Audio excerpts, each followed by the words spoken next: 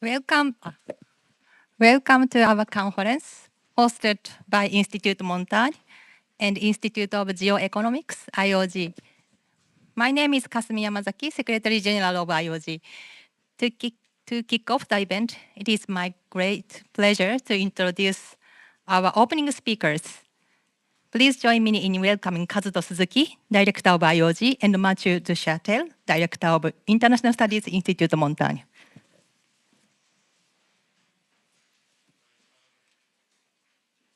Good morning, everyone.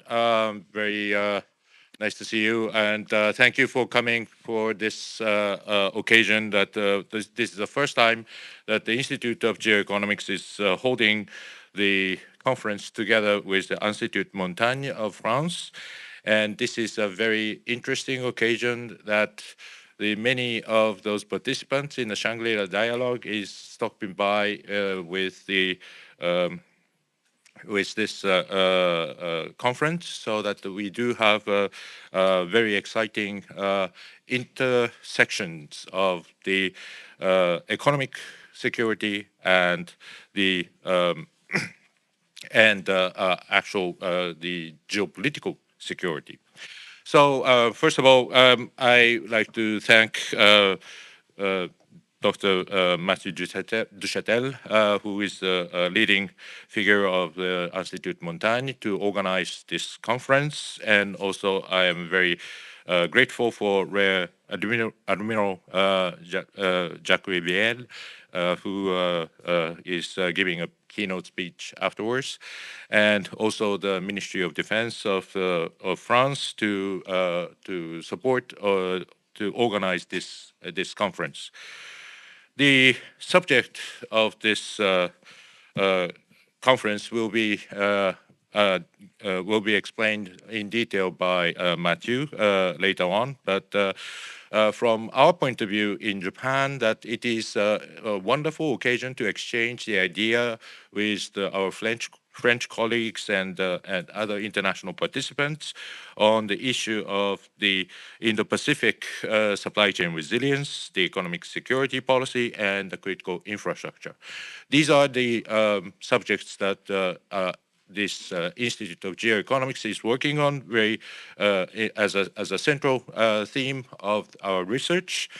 Our institute was established in July 2022, so we are still yet a very young think tank in Japan, but I think we have already established a certain recognition, because I think the importance of the economic security and geoeconomics is increasing more than ever in this region, in Indo-Pacific, as well as in Japan.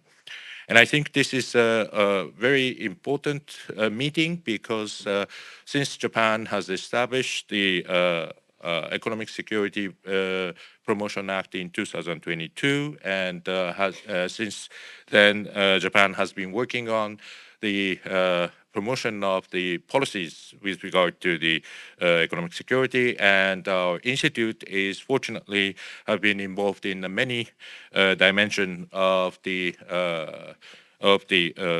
promotion of the resilience of supply chain, and also improving the protection of the critical information and technology. So we have been, so this is the very good occasion to exchange the idea that what is going on in France, and especially from the military point of view, because this is something that we have not been working in Japan, although the Institute of Geoeconomics has already published a report, which is a comparative studies of the defense industry. So question of the defense industry supply chain will also be included in this discussion from our based on our research. Unfortunately, this comparative studies of the defense industry focuses on Japan, US, UK, Australia, South Korea, and Israel. So unfortunately, we haven't have the France in this framework. So it will be nice if we can have more further exchange with our French colleague. So without further ado, I would like to invite Dr. Mathieu Duchatel for his opening remarks. Thank you very much.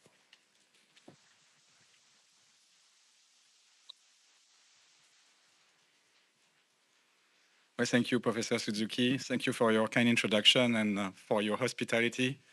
I'm very glad to also deliver a few opening remarks on behalf of my institute, Institut Montaigne.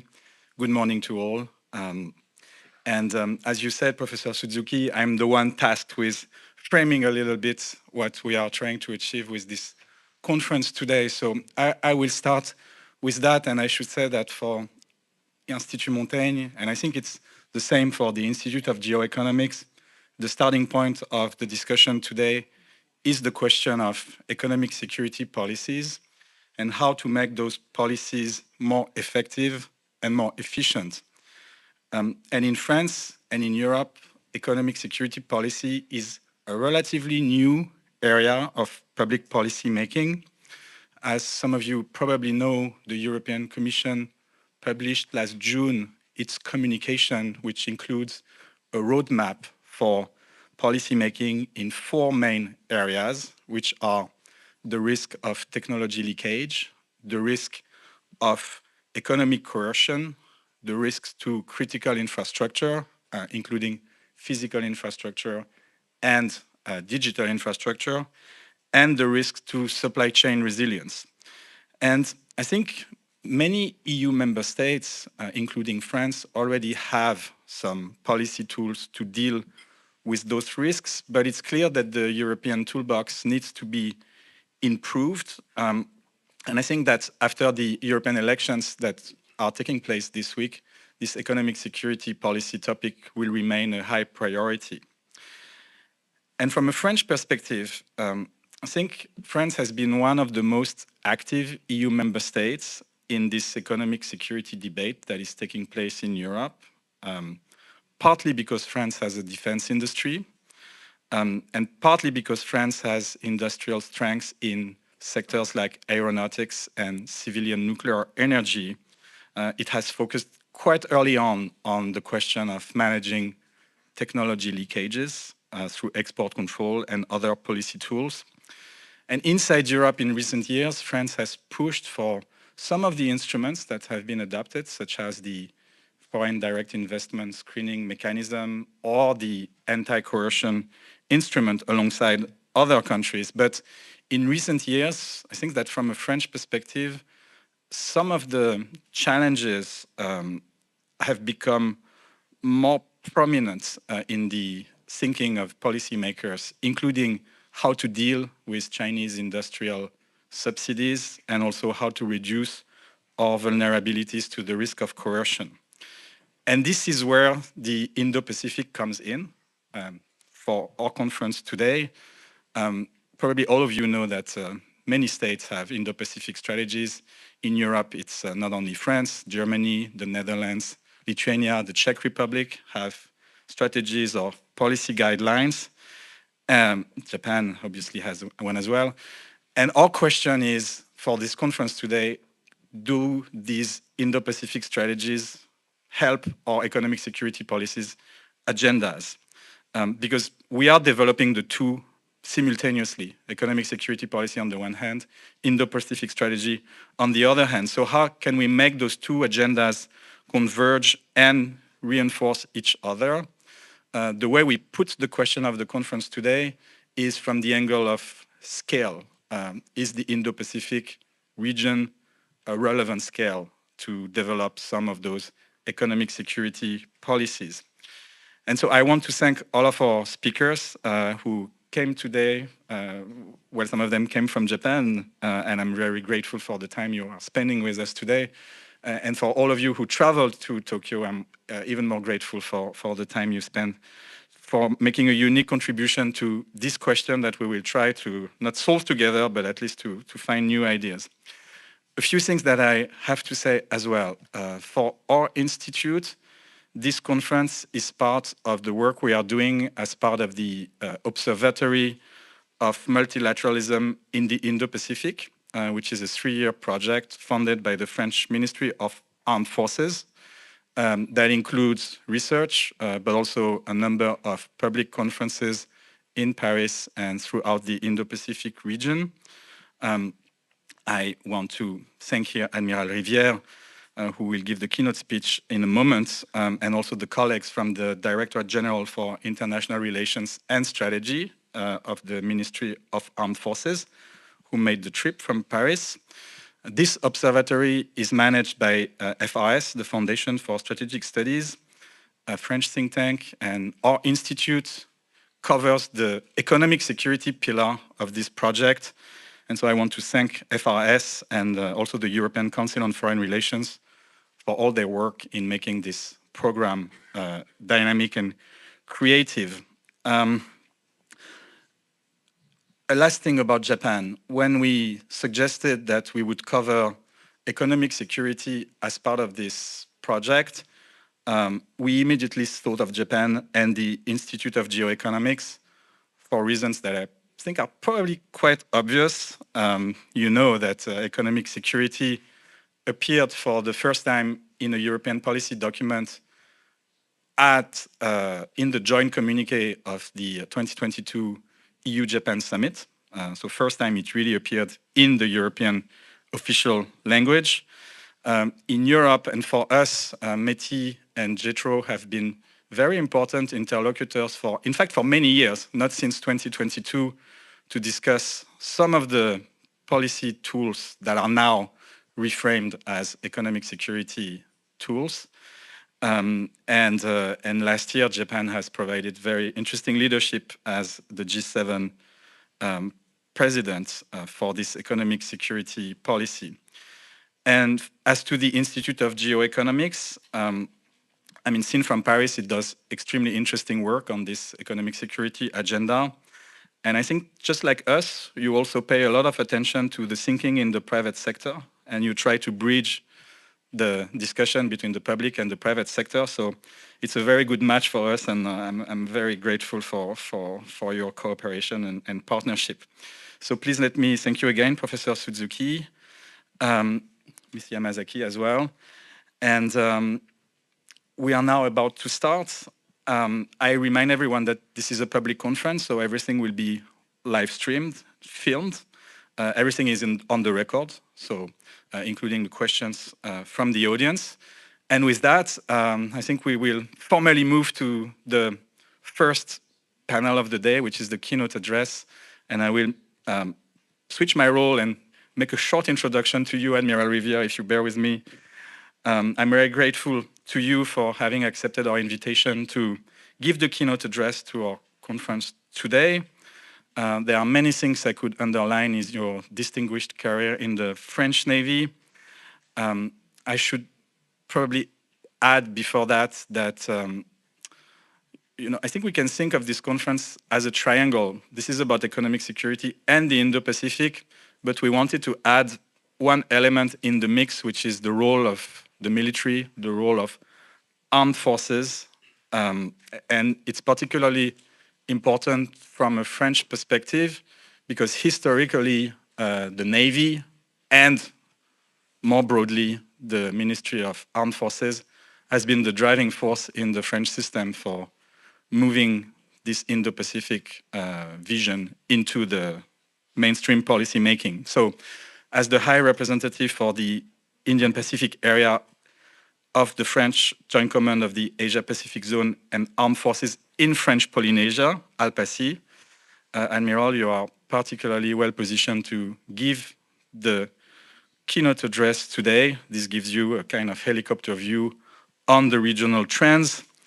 And I don't want to detail your 32 years of service in the French Navy, which include many different positions, but two things that I think are relevant to our topic today. The first is that you have commanded the Combined Task Force 150 in the Arabian Gulf, which is a task force that ensures that commercial shipping can transit the region. I think this is clearly a link between the topic of supply chain resilience and the role of the navies. And second, you have also exerted very important responsibilities when it comes to shipbuilding quality control, which I think is a very interesting topic as well from an economic security angle, because it points to the pillar related to critical infrastructure and the security of critical assets. So this being said, Admiral, please come to the stage and the floor is yours. Thank you very much.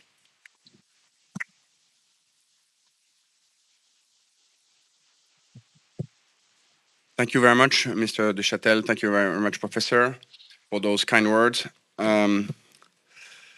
It's a very impressive audience for me. So I'm going to try to speak slowly. Don't hesitate to call me if you think I'm speaking too fast. Dear Professor Suzuki Kazuto-san and your team of the Institute of Geoeconomics, ladies and gentlemen representing the state of Japan, ladies and gentlemen representing the different diplomatic missions in Japan, ladies and gentlemen senators of the French Republic, I think they're not here yet, but they are likely to come, ladies and gentlemen defense attaché in Japan, distinguished panelists, distinguished guests, ladies and gentlemen. Like said Professor Duchâtel, I am the Rear Admiral Jacques Rivière, the High Representative of the French Joint Force Commander in the Asia-Pacific Zone, Rear Admiral Geoffroy Dandinier. It's a rare pleasure to open the third conference of the Observatory of Multilateralism in the Indo-Pacific region. This observatory, which brings together some of the best French researchers on geostrategy, is the fruit of a long-term project led by the Directorate General for International Relations and Strategy. It's super long, I'm going to call it DGRIS now, if you don't mind. The objective of this organization is to foster research on the future of multilateralism in the Indo-Pacific in order to feed into our strategy so we can collectively strengthen multilateral regional institutions. The observatory achieves this through the publication of high-quality documents, such as the one that has led us today conference, written by Mrs. Claire Lemoine and Mr. Mathieu Duchâtel. We also want to build bridges between French and Indo-Pacific researchers, notably through this series of conferences that has taken us from Paris to New Delhi last year, Tokyo today, and Southeast Asia next year. I would like to warmly thank the Institute of Geoeconomics and the International House of Japan for hosting us today and for the quality of this conference and its program. Domo arigato. I must also thank all of you for joining us and providing such a diverse insight on the security challenges that our economic interests are increasingly facing in this region, and on the cooperation we can build to strengthen our resilience and strategic autonomy. I will divide my speech into three parts, very academic. I will first emphasize that economic security is more than ever a part of geostrategy. As geostrategic actors, I will then try to show how the French armed forces are fully engaged to contribute to the protection of the French and partners' economic security. And I will end explaining that this contribution is permanently being adapted to a changing environment before letting the floor to questions.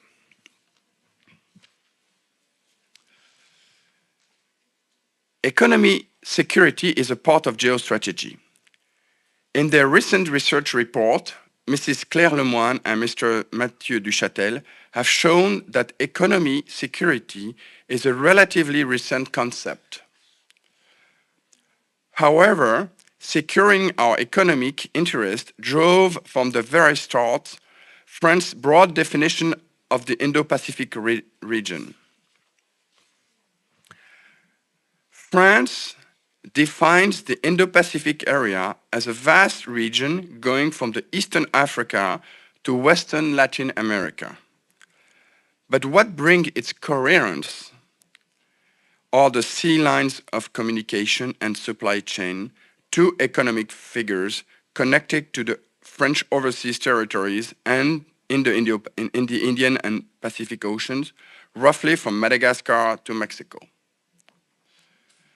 Protecting this economic and trade network is at the forefront of our Indo-Pacific defense engagement. Strengthening our sovereignty and security, as well as that of our related exclusive economic zone, remains a priority that also imply considering the supplying flows and lines of communication that innervates them. And me as an admiral, I fully believe in that. Doing so is today even more important as Europe and the Indo-Pacific area have never been more interdependent. And the threats are there, with increasing foreign interference, information warfare, and hybrid maneuvers. Let me illustrate this idea. The COVID-19 pandemic has highlighted supply chain challenges leading to significant economic losses, inflation, and shortage of critical components and material. For instance, in the semiconductor supply chain, when many factories shut down temporarily due to lockdown measures. The war in Ukraine and sanctions on Russia also impacted deeply not only European security, but also on the EU economy and the entire world economy. Companies and government must contend with a growing number of risks and threats: economic coercion, extraterritorial laws, predation, plundering of data and intellectual property, cyber attack, critical dependencies, including digital ones, which undermine their economic interest. Economy appears as a vector of power and enables the deployment of strong constraints which can weaken strategic sectors, destabilize states, and undermine their sovereignty. All these crises have exposed the vulnerability of our economies to external dependencies. Therefore, we need to jointly strengthen the resilience of our territories and interconnected economies. Economic security has come to the forefront of policies discussions. The good news is that things have already been done. In the case of Russia's aggressions against Ukraine, EU has realized that the high cost of excessive dependency on Russian gas. We are therefore focusing on improving the EU's economic security by reducing this type of excessive dependency. France and the EU have launched a policy toward China's of de-risking. Is a software of the decoupling approach. To ensure Europe's autonomous operating capabilities, we also promote the European strategic autonomy, which must be developed in the complement to NATO. France and the European Union will have to reduce their dependency on China for some critical raw material, including chemical for electric car batteries. France and EU will continue to reduce dependencies and vulnerabilities, including the supply chain, and will diversify where necessary or appropriate.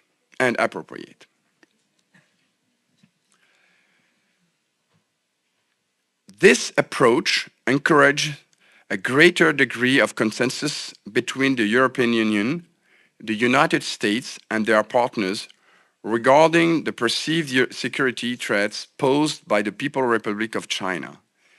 It may also involve establishing new economic partnerships, notably with Asian countries. But this does not mean closing our border. It should lead, on the contrary, to develop our economic ties with many countries in the Indo-Pacific region to de-risk economy and our economy and diversify our supply chain. For instance, during the state's visit to France of Mr. Fumio Kishida-san, the Japanese Prime Minister, last month, major new cooperation were unveiled in strategic areas such as economic security, notably the securing of supply chain for critical minerals, and defense cooperation with the negotiation of a reciprocal access agreement for armed troops, RAA.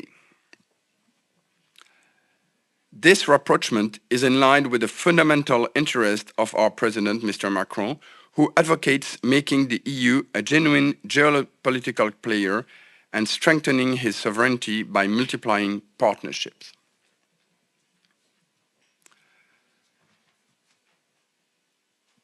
As an admiral working under the French Joint Commander in the Pacific Ocean, I would like now to illustrate how the French Armed Forces and the Ministry of Armed Forces are contributing to this strategy, not only on the defense aspect, but also on the economic security one.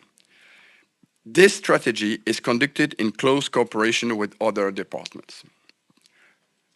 First, how does the ministry contribute? For instance, as actor on the field, having contact with local entities, it contributes to the identification, protection, and awareness of sectors and entities relevant to the economic, industrial, and scientific interests of the nation, among them many defense industries, of course. In particular, the ministry is involved in the foreign direct investment screening when these investments are directed toward companies relating to the defense, industrial, and technological base or linked to the sensitive technologies, among them double-use technologies. The objective is to protect it against unfriendly entities. Just give you, it's not in my text, so just for you. It's very strange when suddenly, in the middle of nowhere, there is a Chinese company that wants to implement a facility near some very defense important place. Just an example. It also supports defense supplier companies and their subcontractors to ensure their economic developments, resilience, and protection. It organizes, pilots, and coordinates actions relating to security and economic intelligence for armament issues within France or European Union. It contributes directly to the financing of industries and industrial sectors. The Defense Innovation Agency provides a framework covering all areas of innovation with a 10 billion euro budget. The ministry is also protecting critical infrastructure like submarine cables. Now let's go to the armed forces. The armed forces are also deeply involved. I mentioned first the Cyber Defense Command placed under the authority of the French Joint Chief of Staff. He is responsible for the protection of information systems placed under his responsibility, for the protection of the ministry's information systems, and the planning and conduct of military cyber defense operations. On the ground, at sea or in the air, the French armed forces ensure a regular and consistent presence in the Indo-Pacific region through numerous deployment of high-value military assets and a standing presence of 7,000 military personnel permanently stationed in the region, in the different French bases, in our territories, or in allied countries. The French armed forces continually demonstrate their capacity to deploy force over long distance to East Asia and South Pacific to defend the major trade routes and critical infrastructure in the Indo-Pacific region. Let me detail these contributions. The standing forces, in particular the French Navy assets, work to ensure the regional maritime safety and contribute to the surveillance of our partners' exclusive economic zones, to protect their resources by fighting against illegal and unrelated fishing, piracy, and by contributing to the preservation of the environment. Additionally, France deploys her most strategic assets in the Indo-Pacific area. Every year, the French aircraft carrier Charles de Gaulle Task Force carries out missions in the Indian Ocean and cooperate with our strategic partners and operate occasionally in the Pacific, like in 2019, and plans a study for a possible deployment in this region in the Pacific for next year. Almost every year, during the cadet French Navy training cruise, Jeanne of Arc, an amphibious task group, including a helicopter carrier embarking an army battle group and a destroyer, is deployed in the region. In 2023, the cadets on board the amphibious helicopter carrier Dixmude have got the chance to do a circumnavigation. They were very lucky. One of the key moments of this deployment was the contribution during their passage to the French territory of New Caledonia to the joint multilateral exercise Southern Cross, or Croix du Sud, organized by the local Joint French Command. This exercise alternates with the exercise Marara, organized by our joint commander in French Polynesia. In parallel, the French Navy deploys annually its surveillance frigate and multi-mission destroyer in the region. I can mention here the deployment of a destroyer in the Red Sea to protect the sea lines of communication and the commercial trade. The Navy is not the only service regularly conducting missions in this region. Like the French Navy, the Air Force has standing forces stationed in the region and regularly deploys forces. The permanent Air Force's assets are contributing to the surveillance of the area, the support of the French and partners' population, and in case of any catastrophic natural event. There is also a strong deployable capability. The mission Pégase of the French Air and Space Force have demonstrated this capacity in the Indo-Pacific region since 2018 at short notice. For the 2023 edition, the air squadron involving Rafale jets and MRTT tankers have been deployed in less than 72 hours. These annual missions are set to continue and intensify. The upcoming Pégase 2024 mission will demonstrate a circumflight along with other partners, European partners, such as the UK, Germany, and Spain. The French Army also develops its interoperability through regular bilateral and multilateral exercise, such as Garuda Warrior, where with Australia, French, and Indonesia, they trained together in Indonesia. All these deployments, Air Force, Navy, and Army, and the associated operational stopovers enables to develop their military cooperation and interoperability with the partners in the area during bilateral and multilateral exercise. I will just demonstrate a few of them. I will just mention a few of them. ARC 21 with Japan, Varuna Garuda with India, RIMPAC, Balikatan, multinational ones. In conclusion of this second chapter of my speech, France is not afraid to deploy its assets to demonstrate its absolute willingness to defend its economic interest in the Indo-Pacific.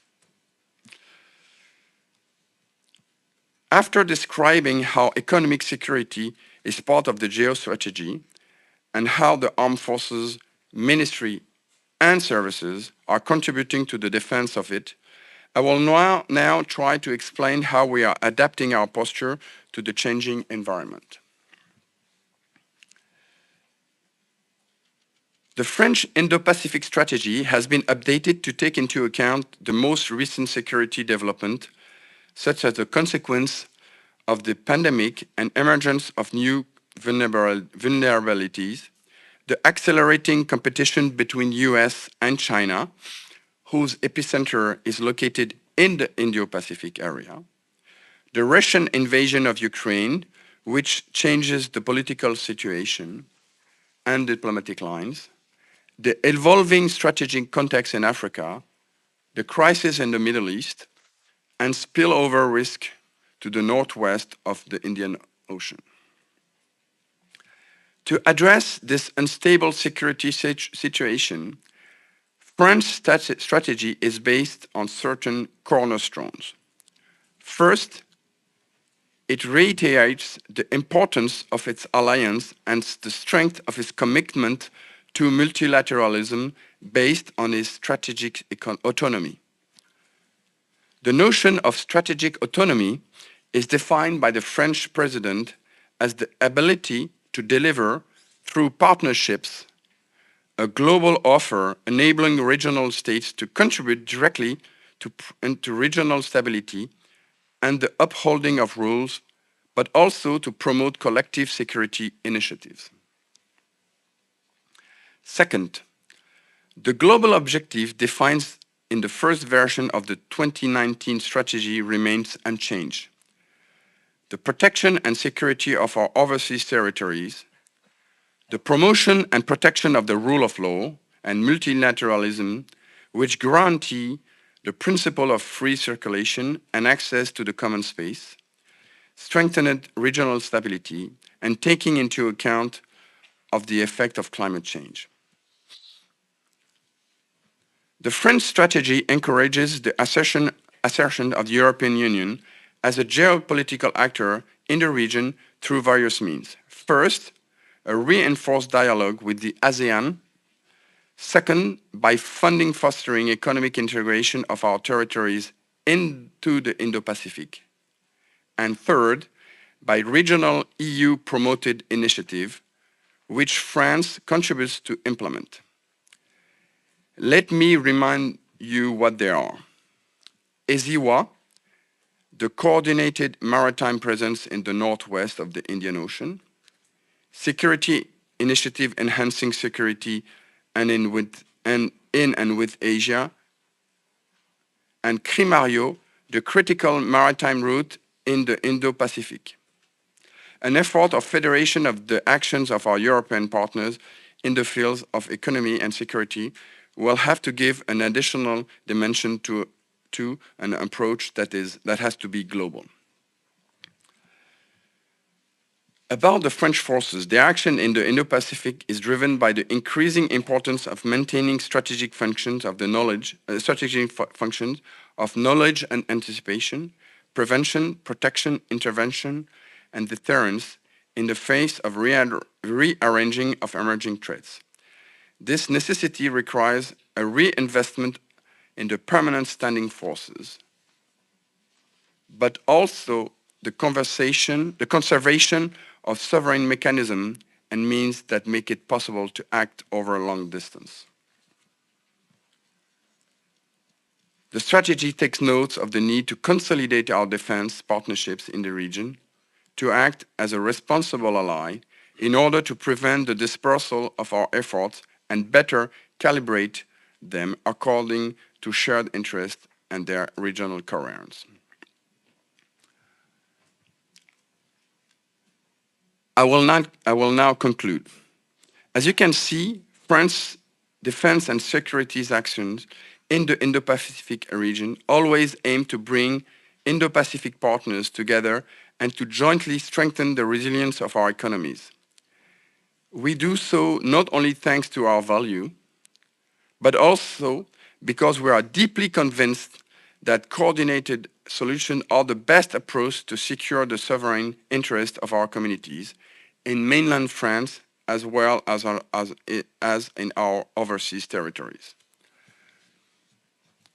I have deeply enjoyed reading Mrs. Claire Lemoine and Mr. Mathieu Duchâtel's research because it brings a clear and comprehensive overview of the challenges we face and of the solution we must set up to strengthen our economic resilience and the one in our Indo-Pacific and the ones of our Indo-Pacific partners. Like them, I believe we can sustain a secure and resilient globalization to serve our economic and trade interests in the region. Defense stakeholders do play their role to reach this goal. The paper will help France, and I'm sure other nations, make their engagement more comprehensive so we can demonstrate again that collective actions are the most appropriate to avoid economic threats. I'm sure that today's conference will also help us to refine our thoughts by confronting perceptions and ideas stemming from the diversity of the Indo-Pacific. Thank you very much. Domo arigato. I'm ready to answer some questions. Thank you very much for your enlightening keynote speech. We now have some time for Q&A session. If you have any questions, please raise your hand and our staff will bring you a microphone. When asking question, please state your name and your organization. Please.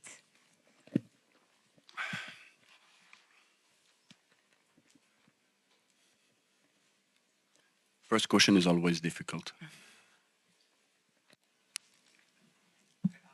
My name is Tsunushito from Toshiba Corporation. My question is,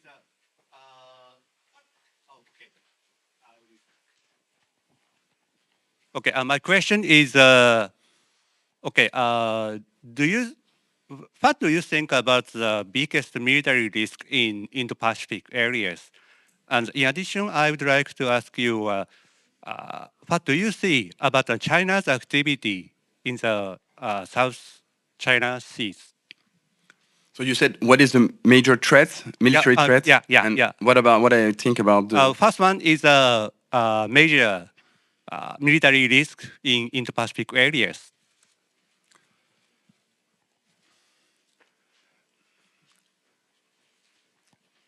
Answering these questions is, there are two ways of responding to your question. If you look at the assets, it's easy. But the assets are just the way to achieve an objective. So for me, the most biggest threat is, of course, you think I will answer you this very big importance of the China armed forces that is increasing. Yes, that's an easy response. But it's not the problem, in fact. The problem is, I think, is the lack of communication, cooperation, dialogue.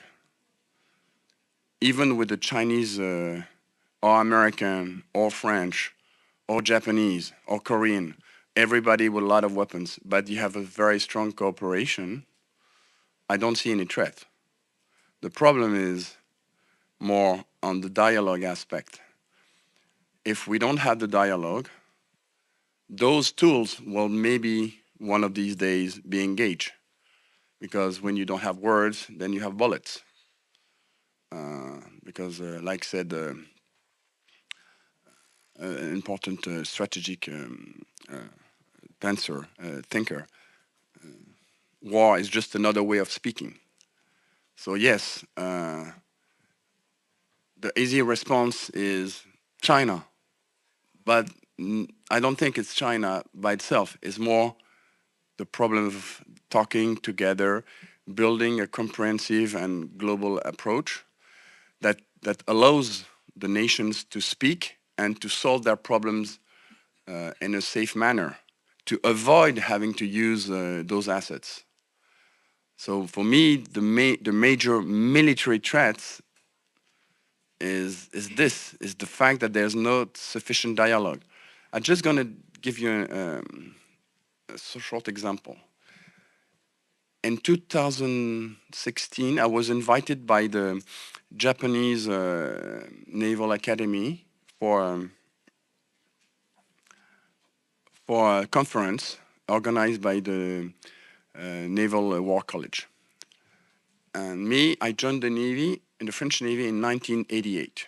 So for those who remember, 1988 was 1 year before 1999.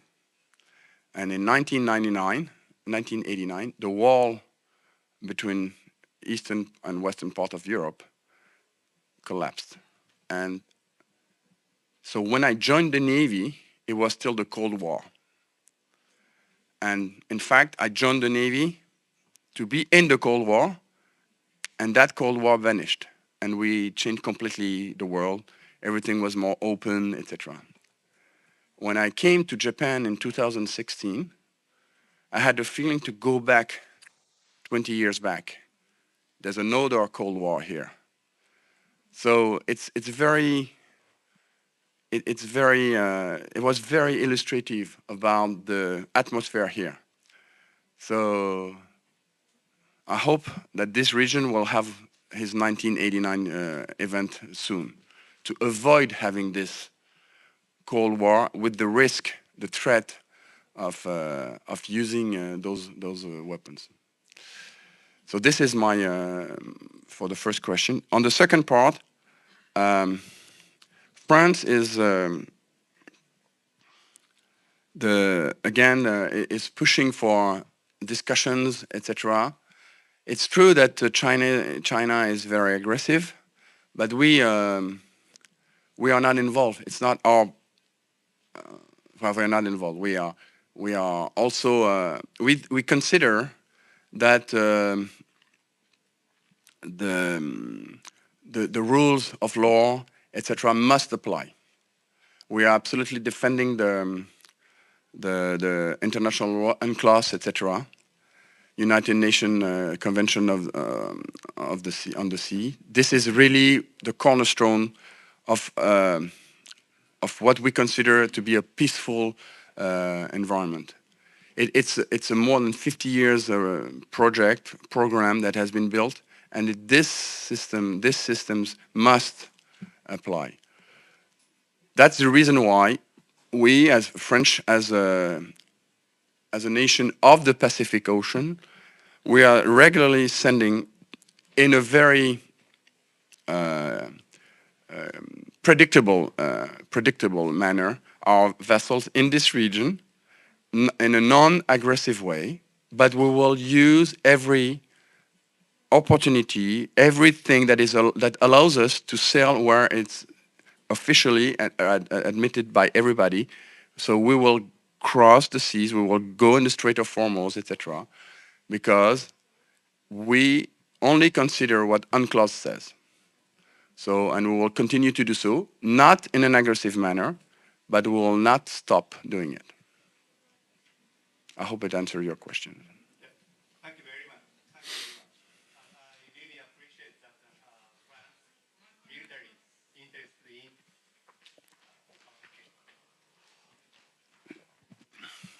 Thank you very much. And by the way, thank you very much for the very good presentation.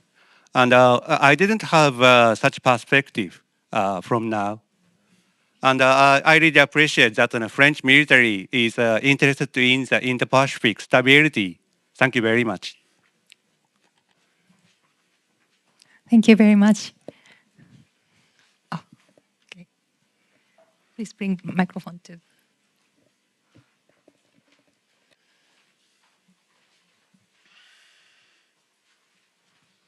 Good morning. Merci beaucoup for your very good presentation. I'm Niina Väisänen, representing Embassy of Finland in Tokyo.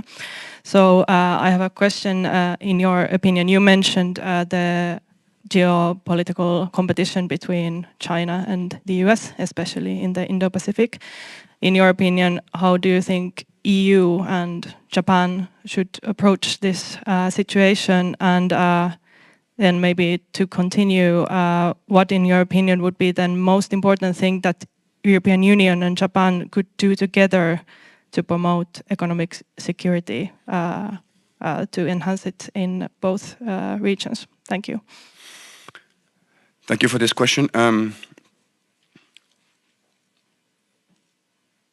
I think, like I said, the political goal that our country is pushing for is to de-risk, is to, the word precise is, I've used it, it's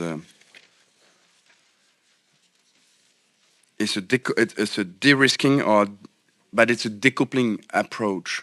But it doesn't mean, to make it practical, we need to reduce we need to reduce how much we are engaged with China, but it doesn't mean that we have to go to zero. I think it's a very bad approach as well.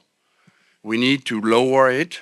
We need to have more, it's like when you invest. You not only invest in stocks or in real estate. You have a little bit in stocks, a little bit in real estate, a little bit in banking, a little bit. So this is the global, because reducing to zero China will be also a very bad idea, in my opinion, because they're going to consider themselves as very aggressive, which will be the case, by the way. So we need to lower so that everybody, we are not in a dangerous zone. It's exactly what happened with Russia, where we in particular Germany, if I'm not wrong, were deeply engaged with Russia on the gas aspect. So we need to diversify the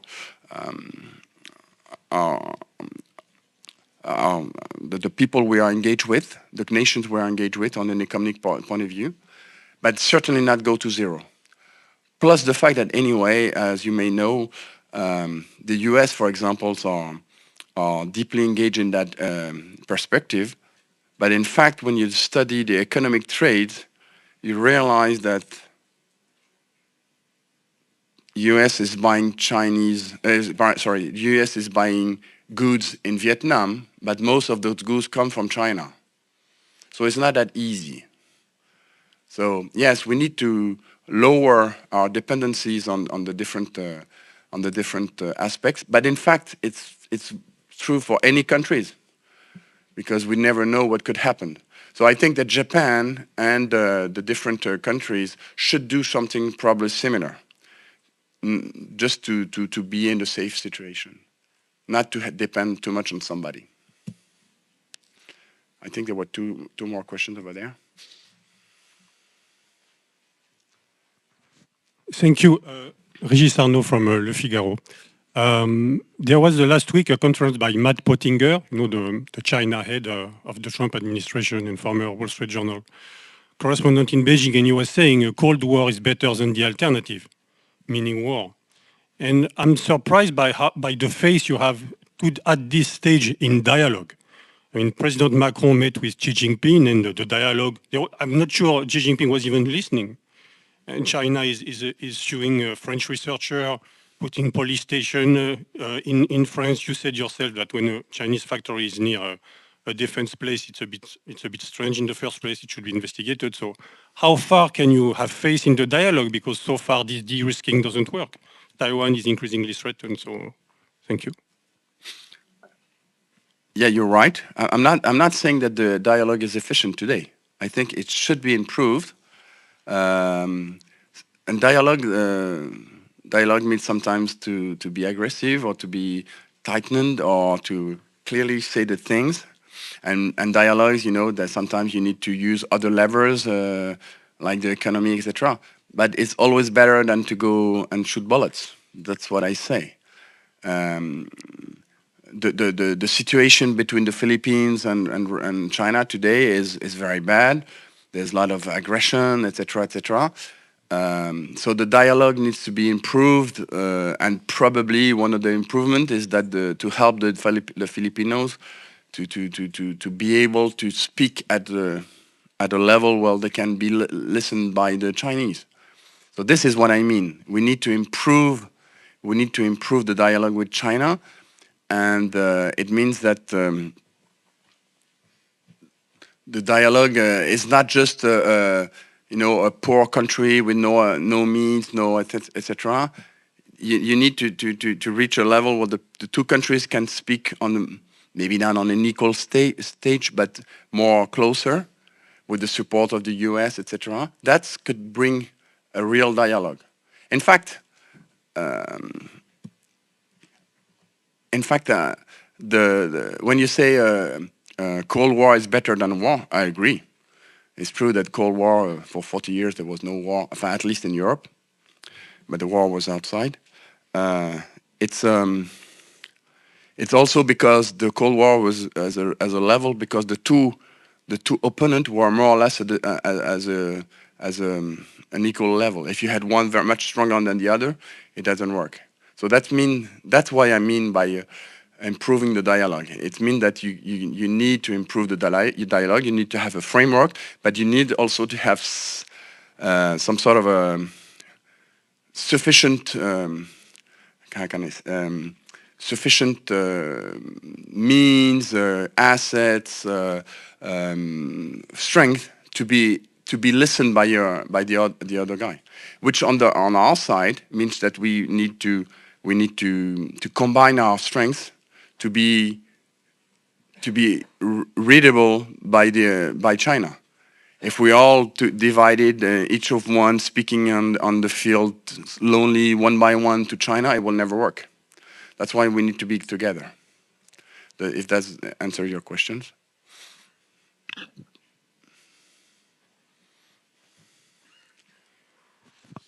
Fabien Giordano, Bolloré Logistique, Supply Chain Management. Thank you for your speech first. It becomes more and more important for private companies to understand geopolitics, and there is often a fine line between influence and interference. Can the armed force help us to understand better when this line is crossed, and help us to better understand what's going on in Asia-Pacific? Is it a trend that we can, as the geopolitics come in the private, can you help us to better understand the situation in APAC?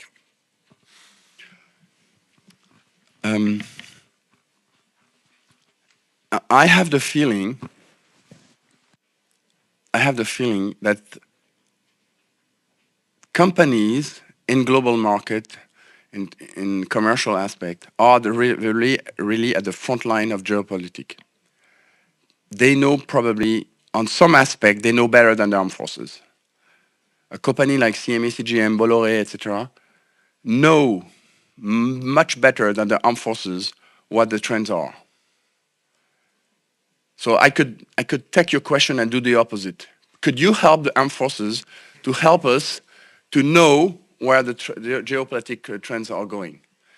Because yes, the armed forces with the diplomats, etc., have a certain point of view where they can discuss with the heads of the different states and understand probably the objective, the wills of the people involved, of the different stakeholders. But the companies, on the opposite, they see really the effectiveness of the trends. It's not the armed forces who knows that China, that the American wills to get rid of China is being bypassed by China by sending goods into Vietnam. It's you who knows that.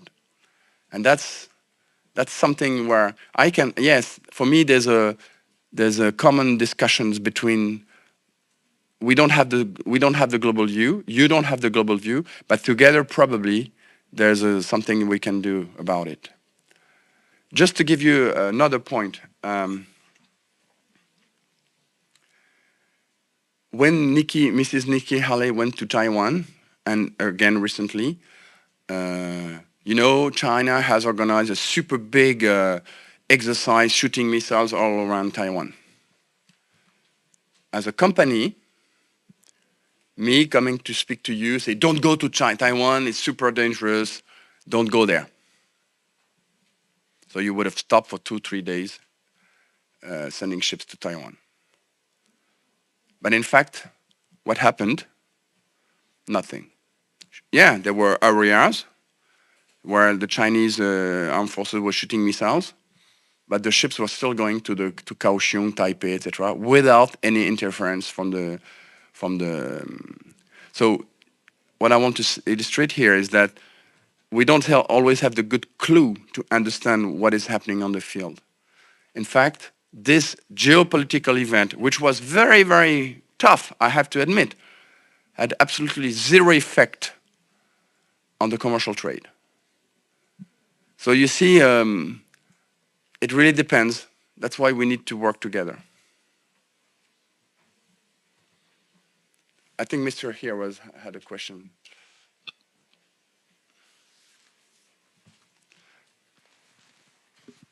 Thank you very much. I'm Tomonori Yoshizaki from Tokyo University Foreign Studies, formerly the National Institute for Defense Studies. And my question is quite simple. Strategic priority. You mentioned a lot about the risk and threat in this region, like the maritime security and the cyber threat, the multi-dimensional threat. And you mentioned also about Charles de Gaulle and the aircraft carriers and maritime connectivity.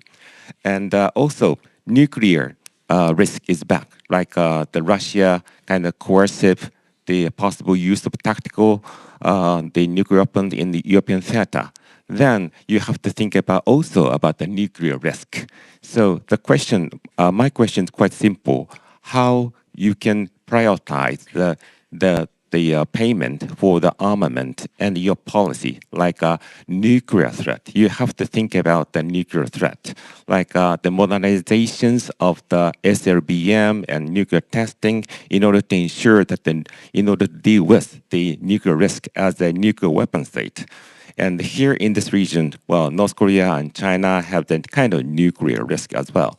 But also, we have to think about the conventional connectivity and, as you mentioned, resilience and also mobility and readiness to respond to whatever the risk you mentioned about the missile testing by China.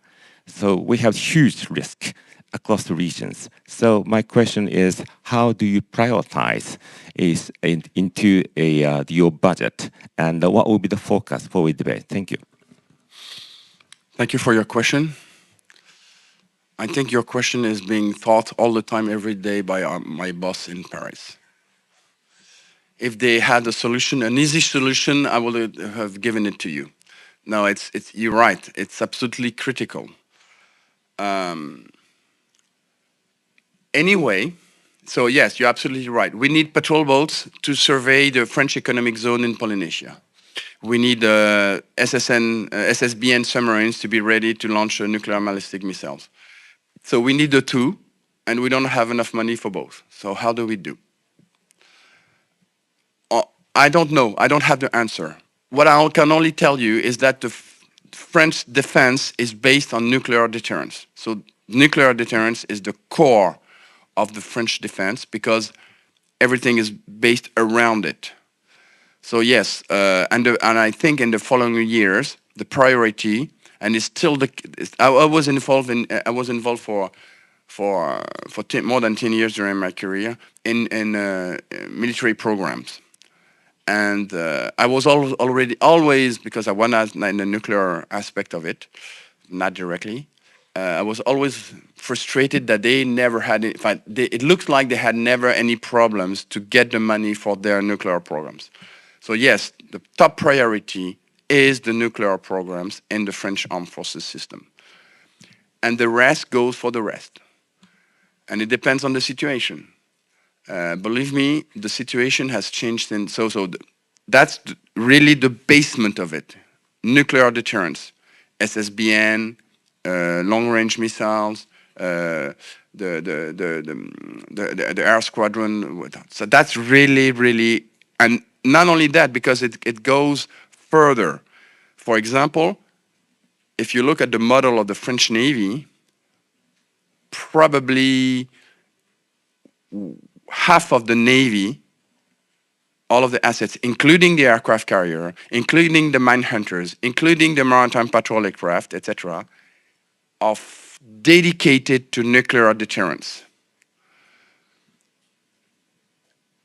But we take the advantage that when you build a maritime patrol aircraft or when you build a mine hunter, it can support nuclear deterrence, but it also can do other stuff.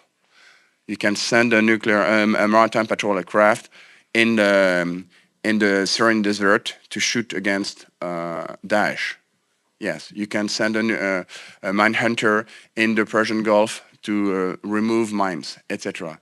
So it's based on the commonality of those two aspects, but really the heart of it is nuclear deterrence.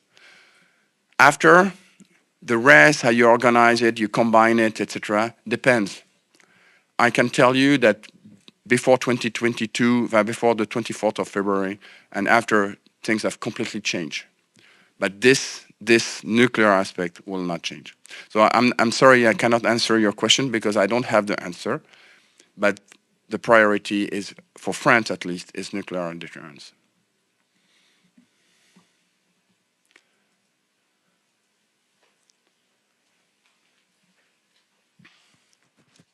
Hello, Yann Rousseau with the French newspaper Les Echos.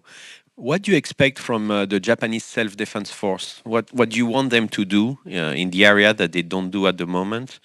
We still don't have the RAA with France. You've been negotiating for 10 years. It takes time. Japanese boats still don't cross the Taiwan Straits. They are still afraid of doing that. They are very reluctant to involve themselves in South China Sea. Still, they are in the center of this area, and they do much less than the French do. What do you expect them to do? Where would you like them to be more in power and more responsible?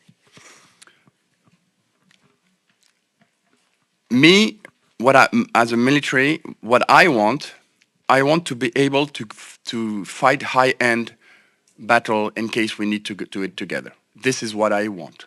I want to have full interoperability so that the day we need to fight war, we are ready together. This is what I want. Why? Because in case we have to do it, we are ready. But also it's a way of, and it illustrates the question it shows that we are stronger together to avoid being in that situation. So this is really what I want. Pushing Japan to go in the foremost strait, pushing Japan to fight against China and South China Sea. I think it's not the French policy. I mean, that's a Japanese problem. I'm certainly not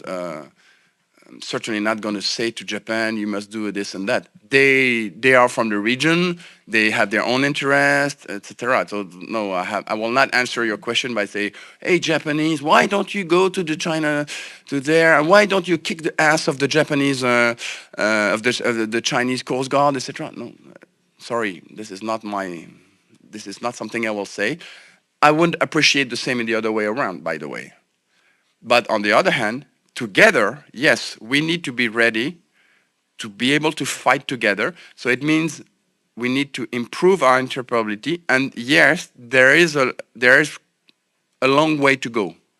It's not there. Even though that recently, I was here last year when I was here with the French destroyer who came here. We have been doing a very high-end training together with the Japanese. Yes, this is what we are building, and this is why one of the reasons we are coming here regularly, to be able to build that interoperability that will help us to deter first, and if needed, to fight together. So this is really what I'd like to, but I will not go further than that.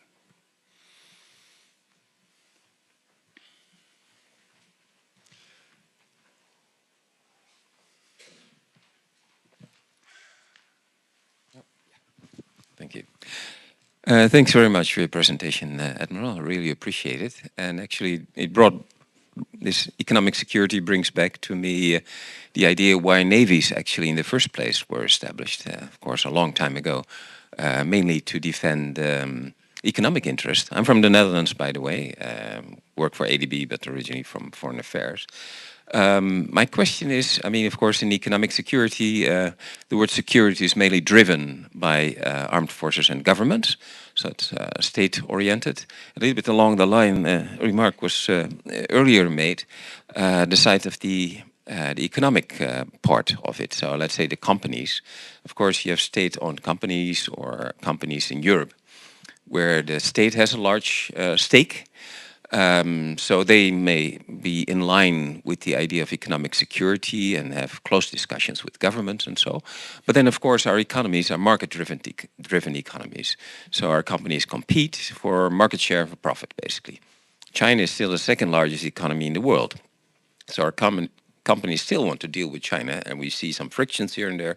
In the Netherlands, we have ASML, I think the largest tech company in terms of capitalization, making these big machines to make chips. So what platform do you see to bring, let's say, the defense and the government side together with the company side, with the enterprises?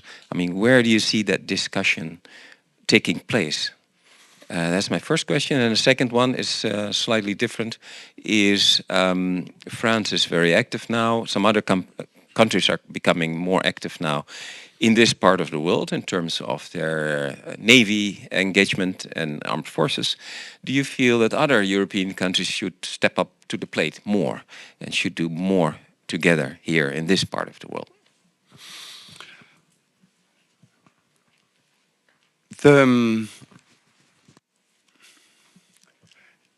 Like you said, companies are oriented on money, on business, on cash, on market, and they must. And China is still a super big market. Again, I'm not saying that we need to go out of China. It's certainly a super bad idea.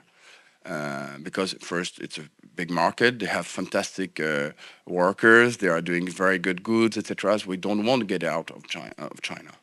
And also, it brings it helps us to be able to speak together. Even though I have just one small. Do you know? Just for your information, question. In 1913, just 1 year before World War I, I don't remember the exact number, but the commercial exchange, the international commercial exchanges within the global GDP, you know when it reached the same level after World War I and World War II?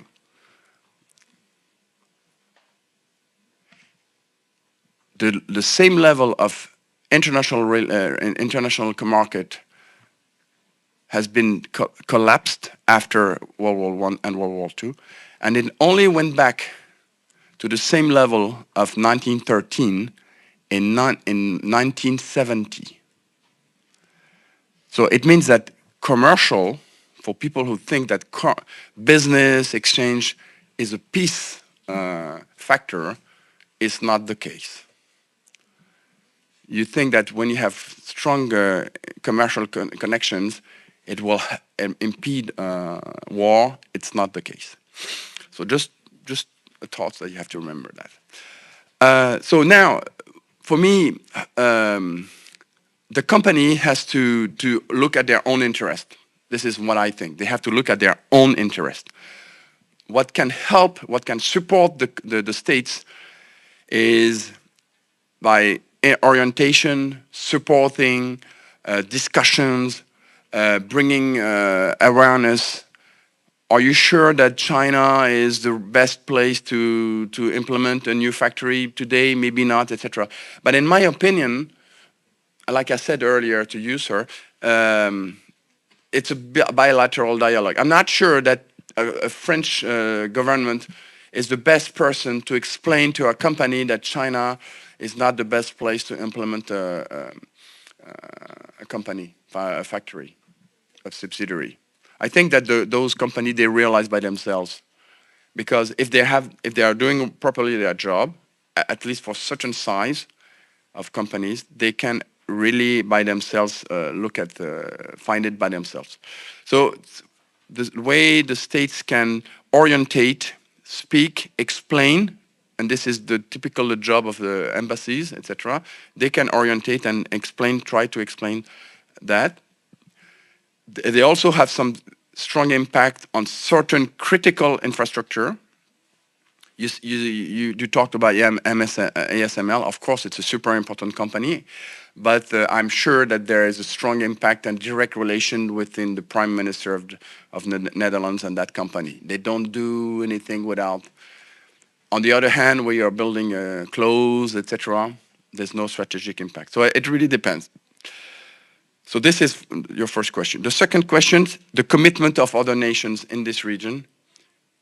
It's exactly what I said earlier. Yes, we need to come here more deeply all together to show our commitment, but we mustn't come here all one by one. It has to be coordinated, etc., and to show that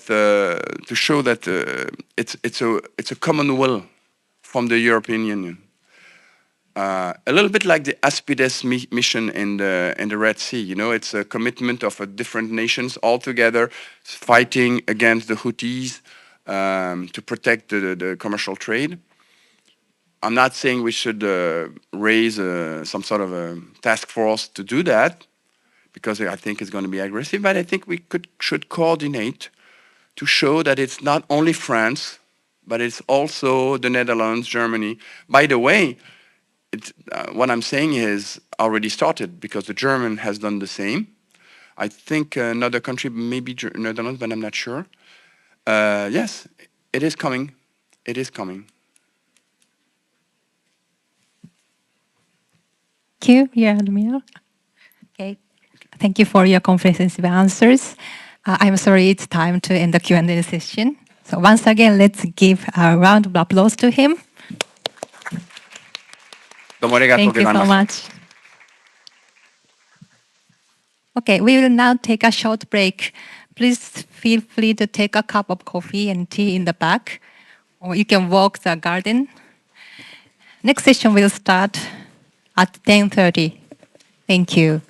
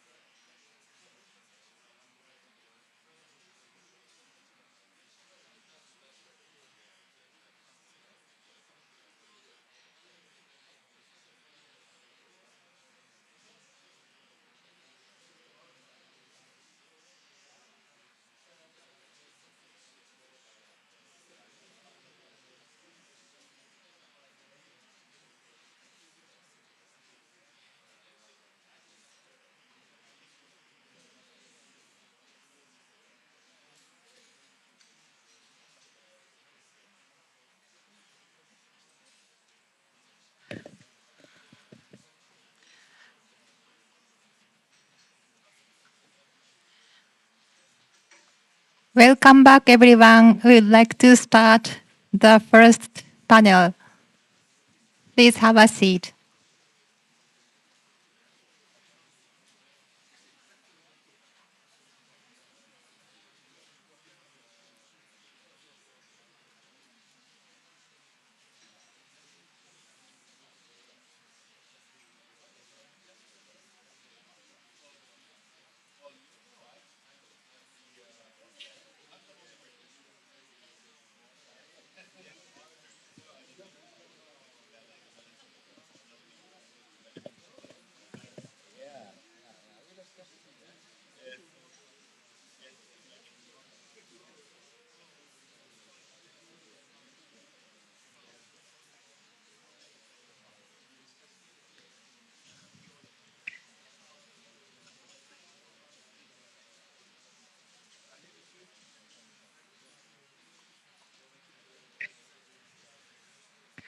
We are now ready to begin our first session of the day.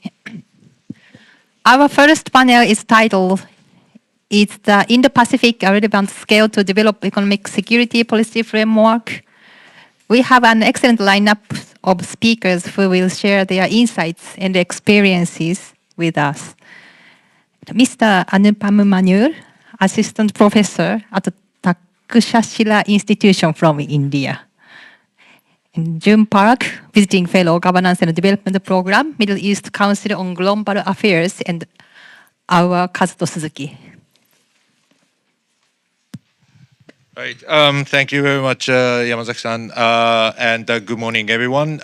Following my opening remarks a few minutes before, I am also welcoming you to come to the first panel of the day.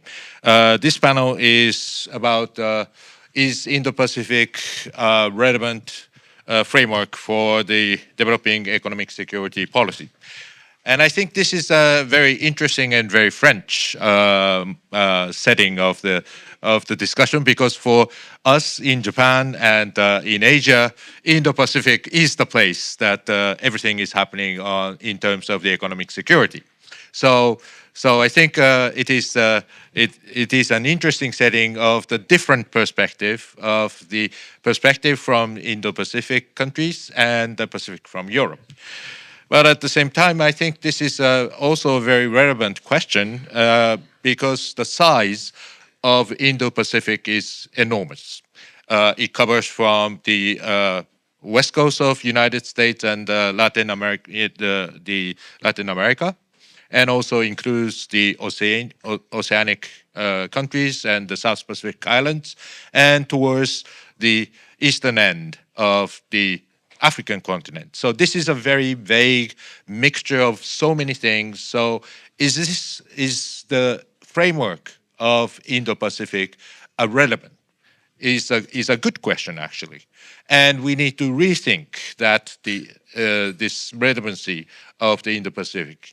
And of course, when we talk about the Indo-Pacific, the center of stage is the relationship between how to establish a relationship with China and how to establish a relationship with the United States. Because these are the number one and number two size, the scale of the economy in terms of GDP. And also there are a lot of issues concerning for not only Japan or Korea or India, but also the whole world, that the relationship or the role of United States and China play in the global supply chain is enormous. So it is also a very relevant question to what extent that Indo-Pacific is important, and to how this Indo-Pacific region is connected. But at the same time, we need to come back to the basics, because sometimes these definition of the economic security in the Indo-Pacific or even in Europe are not always the same. The United States consider the economic security as the security of its own economy. So that means protecting jobs, protecting industry, and protecting its supply chain. So, but on the other hand, the countries like Japan, which is open to the international trade, it cannot be done by protecting the industry and its employment by closing the country. So there are different elements of the and different understanding of what economic security means to your country and to your economy.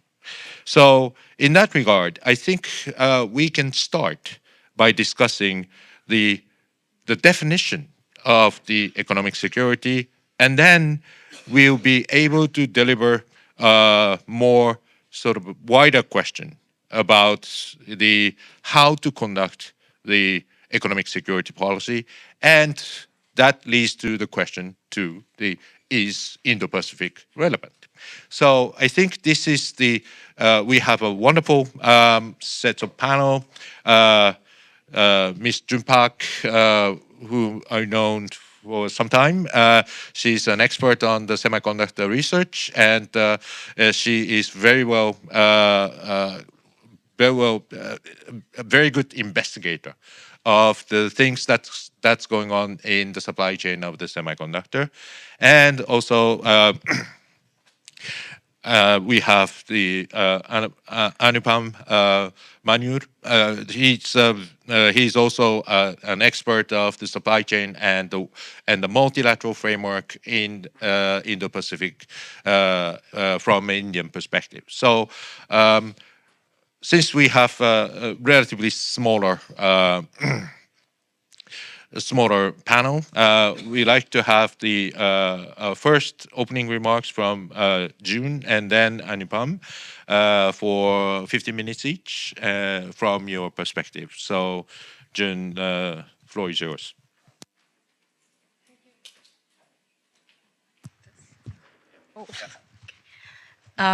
Thank you very much for inviting me to this wonderful panel and event. First of all, I'd like to thank Institut Montaigne, Mathieu Duchâtel and Claire Montaigne, as well as Institute of Geoeconomics in Japan, Suzuki Sensei, for engaging in this dialogue and also to bring people together on this very important topic. Actually, at first, when I was invited, I was a little bit surprised because I'm not Japanese or French. I'm South Korean in Qatar. So yes, my grand merci to Institut Montaigne and also arigatou gozaimasu, sensei. Let me just go first by self-introduction. I'm a political economist. I'm currently based in Doha. I have a little bit of background in international security. I've been in Doha for about a year, and I will be transitioning to Singapore at the end of the summer. Currently, the institute that I'm working for, Middle East Council on Global Affairs, formerly it was the Brookings Doha Center, and it became independent after Brookings closed all the regional centers. So currently, it's a Qatari government funded institution. But I will not speak on behalf of the Qataris, although I do have some insights, having been in Qatar for some time, on energy security, food security, and I myself working on technology policy. So most of the stuff that I would be discussing on would be concerning economic security. I would like to pivot to some of the questions that Suzuki Sensei prepared for us. There were 4 questions. 2 of the questions, I will approach it from my political economist lens. And then I would add some of the assessments coming from the Korean perspective as well, and just me coming as an analyst approaching the French Indo-Pacific agenda. So first of all, there was a question on how to define economic security. And defining economic security is very difficult because it's still a very debatable and nascent concept, to be honest. And there's a degree of difference between how countries actually navigate this issue on how to frame their economic security agendas, how to implement policies that are related to economic security, how to think of economics in the security sense or security matters in economic sense. There is no fixed formula. It's also a double-layered kind of a framework for many countries because there's the high tech that's the higher level. It's actually at the frontier of our trade war, tech war related schemes. But the everyday needs of a country for a supply chain maintenance, that's the maybe the base level. So on these issues, I can probably later share some of the food security and energy security issues from my Qatar experience because they experienced the blockade in 2017. They were closed of all their borders and blocked essentially by their neighbors. And then natural gas aspect because Qatar is a major natural gas producer.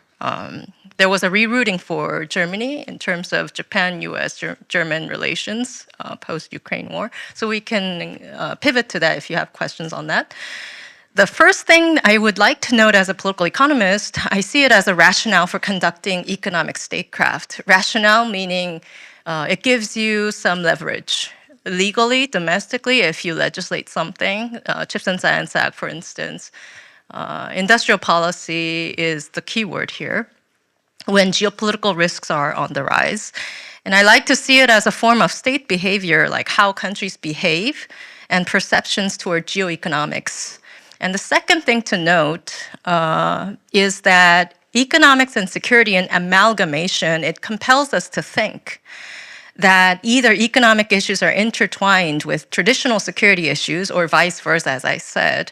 But for a political economist like myself, it's rather a justification of strategic trade against free trade or open trade or industrial policy, complemented with either subsidies or tax benefits, which is really a contrary concept to free enterprise. This is too American, but free enterprise. And there are therefore criticisms even within the US when they reverted back to industrial policy. In other words, economic security to a political economist such as myself is choosing trading partners very carefully for strategic purposes and gearing more towards self-sufficiency than efficiency for consideration of contingency or risk. Risk can be anything. It could be war, it could be climate change, it could be a pandemic. And then the second question that Kasto Sensei gave us, what will be the requirement for conducting economic security? To me, it's standards or regulations or implementation method, which can vary very much across jurisdictions. Such would depend on how much countries have in terms of their capacities. What I mean by capacity here, what do I mean by this?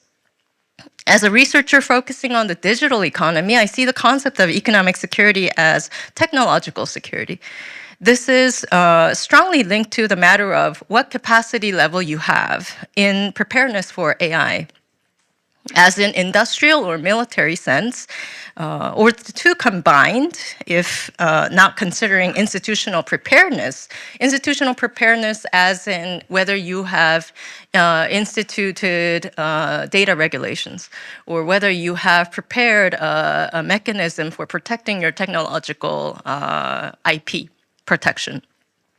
Albeit in different degrees as demonstrated by the countries based on their domestic circumstances. Everybody has a different situation, how much they have in terms of capacity and how much preparedness they have institutionally. So this means that countries that have certain capacity in certain future industries will have differences in going forward. So they can't agree on everything.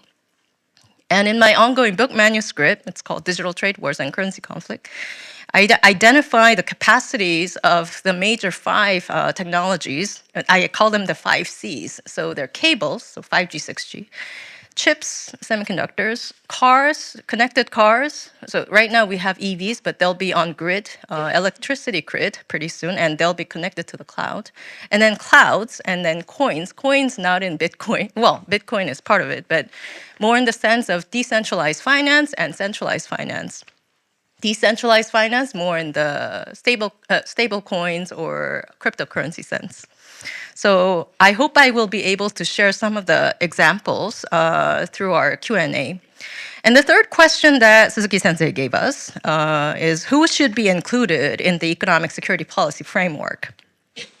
And as a political economist, for the lower layer of economic security, so supply chain for survival, the whole world should be included, actually.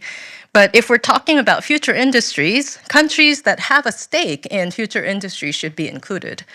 Namely semiconductors, batteries, displays, AI models, big data, algorithms, or undersea cables, space, biotechnologies, and their R&D supply chain competitions. There are only a handful of countries, maybe I can name maybe up to 12 or 13 countries that are in this supply chain. United States, Japan, Germany, France, UK, Switzerland, Netherlands, Canada, Israel, Taiwan, China, Russia, South Korea, Finland. Here, I do not include Singapore or Australia. I'm not downgrading or anything, but I'm talking in the AI sense. And on AI, there are some shifts in the Gulf. So UAE, Saudi Arabia, they're developing their large language models, but the source linkage has been heavily China. So more on this when we can discuss on Q&A. From the Korean perspective, I think that the current administration has had much emphasis on the alliance between Korea and the US, but Korea has taken its own initiatives in both promotion and protection on its technology capacities within its jurisdiction, and you can refer to a publication that Suzuki-sensei and I both authored.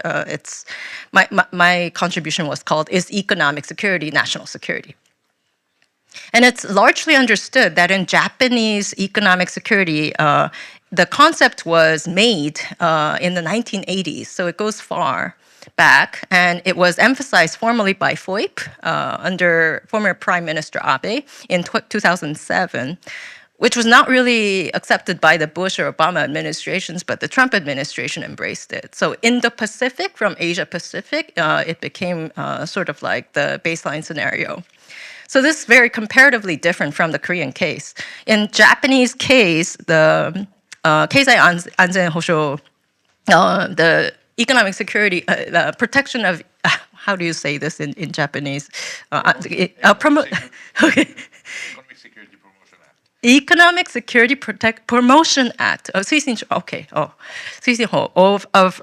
May 2022. I think it shows the focus on certain things that are a little bit different from the Korean sense, because there's an emphasis on strategic materials, stable supply of infrastructure service, support of high-tech development to foster Japan's technological abilities, and the prevention of tech spills. I think prevention of tech spills, that's where the commonality with the Korean perspective comes from, and then reinforce regulations. Lastly, fourth, is Indo-Pacific relevant for such an economic security framework? My answer is a little bit skeptical because I'm a political economist. If it pertains to future industries, say for instance in Korea, IPEF, Indo-Pacific Economic Framework, has been perceived rather than a discussion platform. And not necessarily negotiation per se, because the US does not offer market access at all in this area. I'm being very blunt here. Sorry, it's a public event. My expectation is that countries will choose and navigate on their own. And for this question, I think my answer is catered more towards the feedback on the French Indo-Pacific agenda. I have had the opportunity to brief Director General Monsieur Marc Abençou upon his visit to Korea in 2022 and upon his appointment as ambassador for the Indo-Pacific on October 24, 2022. The French embassy had gathered some experts together and we discussed, and mainly our discussion had to do with the Indo-Pacific in the security sense, military sense. Additional Indo-Pacific related DG visits ensued in Japan and Korea at the time because there was a critical thinking on the second round of export controls that would kick in on semiconductors. So based on my reviews of the two Indo-Pacific agenda reports that the French government had, the concept of the Indo-Pacific seems to be very much geographical rather than technological because it pertains to its the overseas territories. And as the country sees itself stretching from the east coast of Africa to the west coast of the Americas, it may be a refreshing idea to link the future industries to the concept. But because, as mentioned in the draft that I read, Europe's companies have taken on very different reactions as per dealing with geopolitical risk rising from China. And it may be difficult to align the industry interests with government interests. This problem remains in every jurisdiction. It's hard to align industry interests with the government objectives, so political interest. And the draft also mentioned some updates from the EU-US TTC, Trade Technology Council, especially Wassenaar -1. But my hunch is that the chip export controls have already extended to the Gulf. Right now in the Gulf, the BIS has made several visits from January. Thea Kendler has made several visits to Saudi Arabia and the UAE. And right now, based on the export controls of last year, so October 2023, it is clear that country group D4 under missile technology, all the GCC countries are included. And Southeast Asia, Vietnam is also included. So it's more likely that the US will want to wield this license requirement as a unilateral weapon. Not really sort of a international concept, but more as a US capability to rein in on semiconductor technology. So the question that I have is, IPEF, maybe not really linked. So if we look at the digital component in the transatlantic perspective, the EU's battles with US tech firms, this is also a dilemma. Google, Amazon, Apple are at the core of this difficulty because the EU has GDPR, EU AI Act in terms of regulatory measures. And compared to other jurisdictions, the EU's penalties are quite hefty. It's expensive. There is some call for alignment against China's overcapacity on EVs by the US Treasury, and now concrete developments by the EU Commission. So we'll see how this alignment develops. But as someone working on the digital economy, I don't really see the digital pillar of the IPEF as something vital and highly unlikely to be strengthened. This may change under perhaps a Trump administration, which is hard to say at this point. The reason is because last year in October, Catherine Tai, USTR, walked back on the policies on e-commerce at the WTO, on cross-border data flows, prohibition of national requirements for data localization, and reviews of software source code. These were all the lobbying requirements by the tech firms in Silicon Valley to the White House under the Trump administration, but she walked back on them because the Biden administration is currently on a range of antitrust-related cases spearheaded by the Department of Justice. And I believe at the EU it's the same case against Google, Apple, these kinds of companies. How much time do I have left? 2 to 3 minutes. Okay. So I will finalize based on what I have perceived in the Gulf in terms of the extension of the semiconductor export controls. So NVIDIA's chips, NVIDIA's A100, H100 chips, which are now under export controls since last year for AI LLMs, they were included in addition to GCC economies, as I mentioned. And GCC countries are cut at the final node, end node. They are not part of production, they're consumers. And in terms of license requirements, they are facing a situation where they have to choose between the US and China if they want to keep developing their AI systems. GPUs, they are in a la mode right now, but neuromorphic chips will be the next frontier. So we don't know what will happen in terms of NPUs, neuromorphic processing units. However, what we see currently is NPUs are now being designed by tech companies in general, and companies that want to have tailored or customized kind of options, they will go more geared toward, they will be more geared towards NPUs. When the BIS will try to do export controls on these, we do not know. Maybe next year. But we know for sure that this will not be at the center of the discussion in IPEF. IPEF has not mentioned any of these things because BIS does not want to lose leverage in this area. So in the Gulf, what has happened is that the UAE AI company, G42, they developed their algorithms in cooperation with the Chinese. And their CEO is a Chinese who studied in the US, who is now a UAE citizen.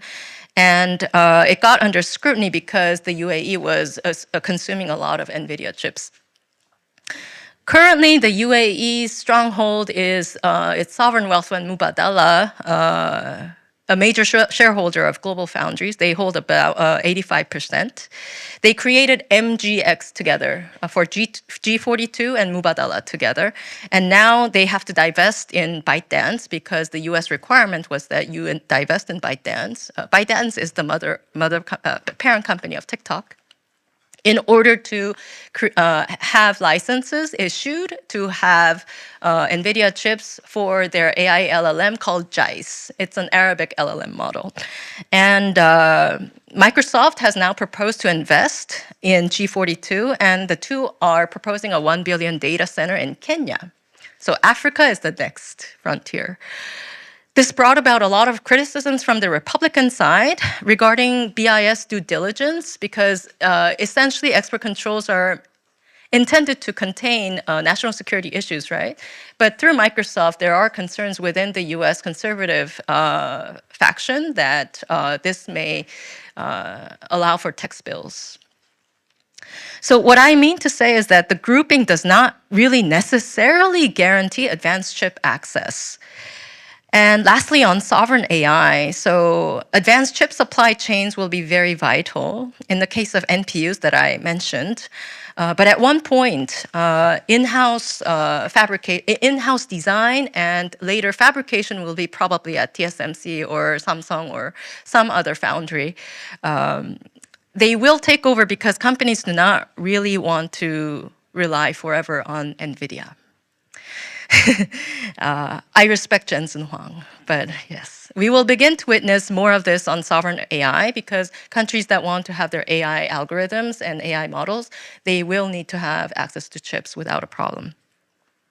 So I will end my comments there. And if there are any questions about the energy security or food security side, in addition to chips, then we can proceed further. Thank you.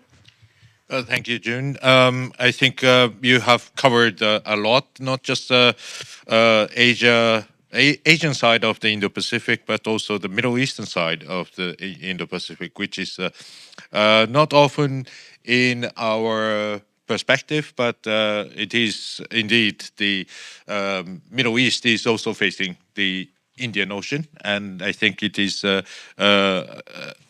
as equivalent as a situation in Asia. Let's now turn to another Indian Ocean facing country, India. So Anupam will speak from the Indian perspective, but I think you are also touching upon the various multilateral frameworks. So Anupam, you have the floor. Hello, and yeah. First, let me begin by thanking Institut Montaigne and the Institute of Geoeconomics for having me here. I'm going to cover, just start off with very broad strokes, which is that, I don't think there is particularly a consensus on what economic security means, and that itself can have repercussions for the way that we conduct economic security. And I'll come to that just later, but I thought by just trying to define this would be useful, right? So, economic security could be just a nation trying to protect its interests, domestic economic interests as well as foreign economic interests, in the face of any kind of adverse situations that might threaten or block these interests. And while I was kind of just looking at this, I found the G7's framing of economic security kind of useful starting point to begin with. So they've, I think, identified about 7 dimensions, and I'm just going to go over that because I think that is a useful framing, and we can see how much of that applies to, well, Indo-Pacific and so on. But I think this is quite a broad framing, which is helpful, right? So they have, the 6 kind of points are building resilient supply chains, building resilient critical infrastructure, responding to non-market policies and practices, addressing economic coercion, countering harmful practices in the digital sphere, and securing critical and emerging technology. So I think these are broad enough to be useful as a starting point to think about economic security. But in a more practical sense, for the Indo-Pacific grouping, and perhaps a lot more for India, I think economic security, we look at just how do you counter and how do you deal with China's rise and China's overwhelming advantage in both the economic sphere as well as non-economic sphere. And all of this kind of talk about economic strategy comes from invariably, I mean, the starting point is China's rise, and therefore, I'm jumping the gun here and answering the final question, is Indo-Pacific a useful construct? Therefore, Indo-Pacific is a useful construct because it is an economic construct without China in it. And so, that's where I'd like to begin with. You can take, multiple examples. We're already, probably going into examples. But if you think about when China blocked imports or stopped importing wine from Australia, or threatened to block exports of rare earths to Japan, or in various ways has employed coercive economic measures against Philippines and South Korea and so on. I think in all of these cases you'd see that the point of contention is obviously China and that using economic coercive measures. So any country that can have such a disproportionate influence on multiple markets and multiple regions simultaneously should be a factor which is worrying to all other states, right? So, and I think this is especially true for India because China is the primary kind of adversary of India in the geopolitical sense. So that's kind of the first part of how do you kind of define economic security. And I think it goes on to the second question on how do you deal with economic security? To begin with, I'd probably start with saying that you have to try and conduct economic security without. I mean, this might seem like an extremely obvious thing to say, but in practice we've seen that it to be lacking, which is that you have to conduct economic security without causing a great deal of harm to yourself, which is to your producers and to your consumers. So banning Chinese products, and I'm saying this especially with the view of many developing economies taking this view that they perceive it to be kind of a binary tactic. You either trade with China or you don't, which is often not a very good kind of framing of the problem. So banning Chinese products or imports or getting into prolonged trade wars, I think, can do a lot more damage than it can do good. So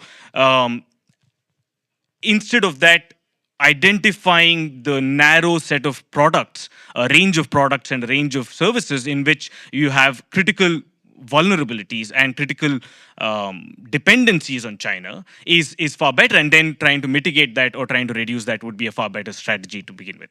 So we have to start by defining what this idea of economic security is, because on both those counts, the two words, economic and security, has a lot of potential to be misused, right? So economic aspect is misused quite often by those people in domestic economies who would want to push for more protectionist policies, people who would want to close trading sections, and this is entirely for domestic interests.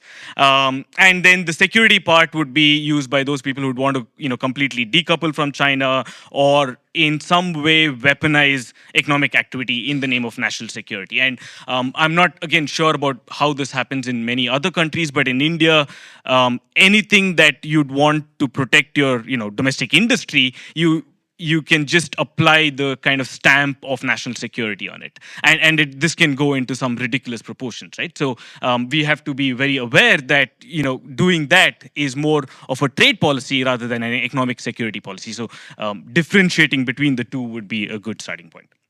And this comes with, obviously, the realization that any form of policy action towards economic security will have economic costs, both internally and externally. So, the move from efficient supply chain to resilient supply chains will have economic costs. It might not be the most, it might not benefit everybody. You sometimes have to take a hit in economic sense, but it might be in order to build resilience, right? So disrupting, this is going into Ms. Park's territory, but disrupting trade in semiconductors and other sensitive technologies will obviously have consequences, on both domestic industry and supply chains, but that is something that you might have to do in order to build resilience.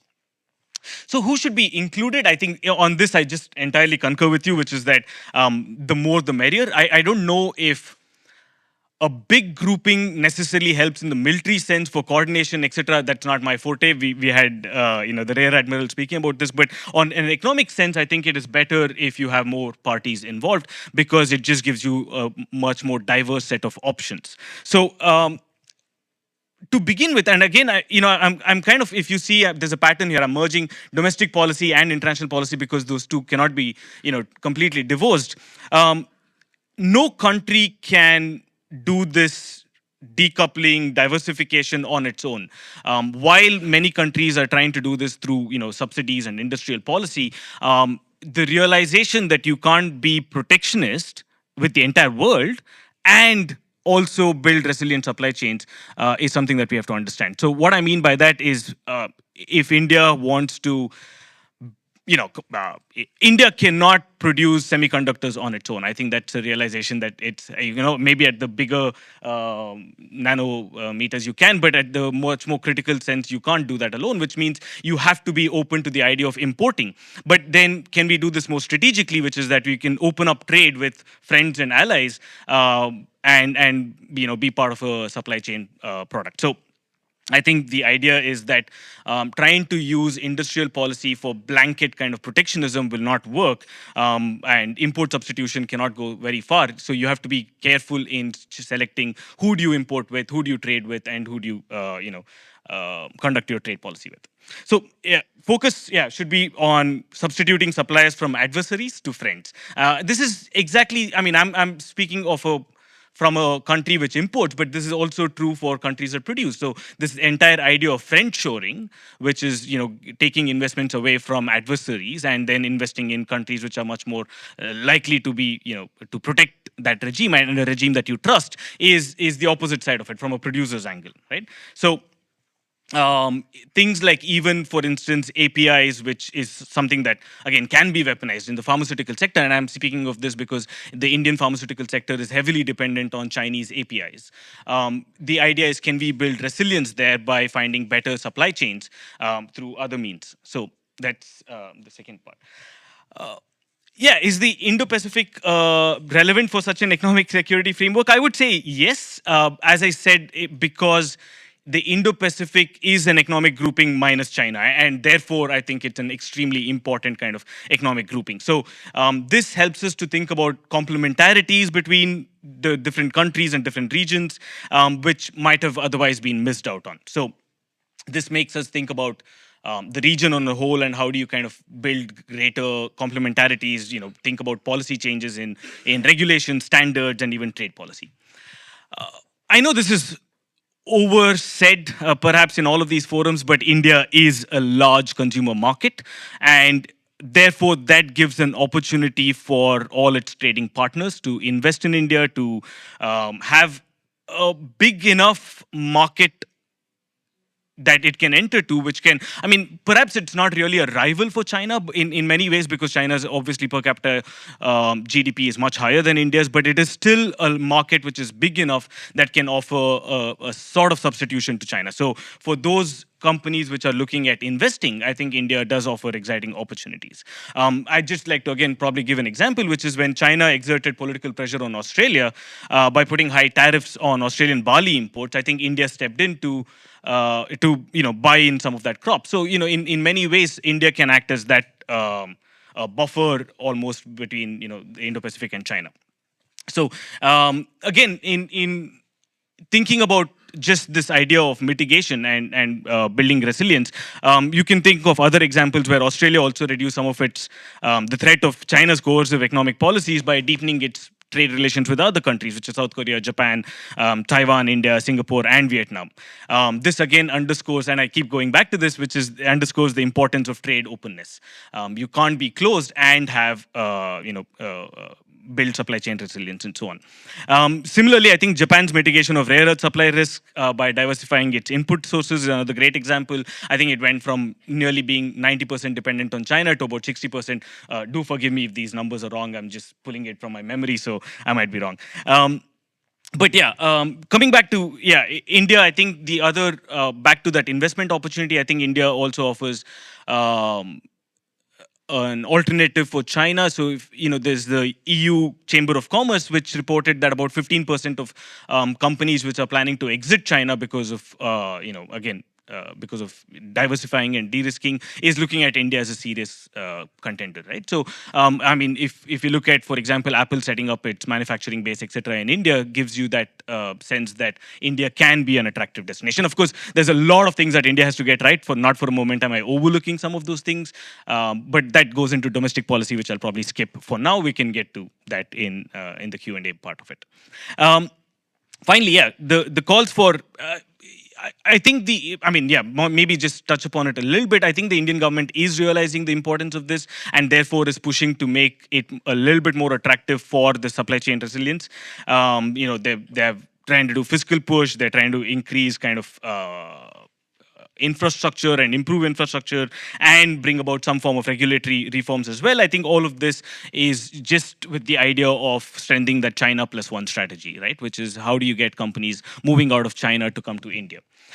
In all of this, I think the US is playing and will continue to play quite a big role because you can't have, I think one of the vulnerabilities of the Indo-Pacific as well is that it is dependent on the US to a large extent.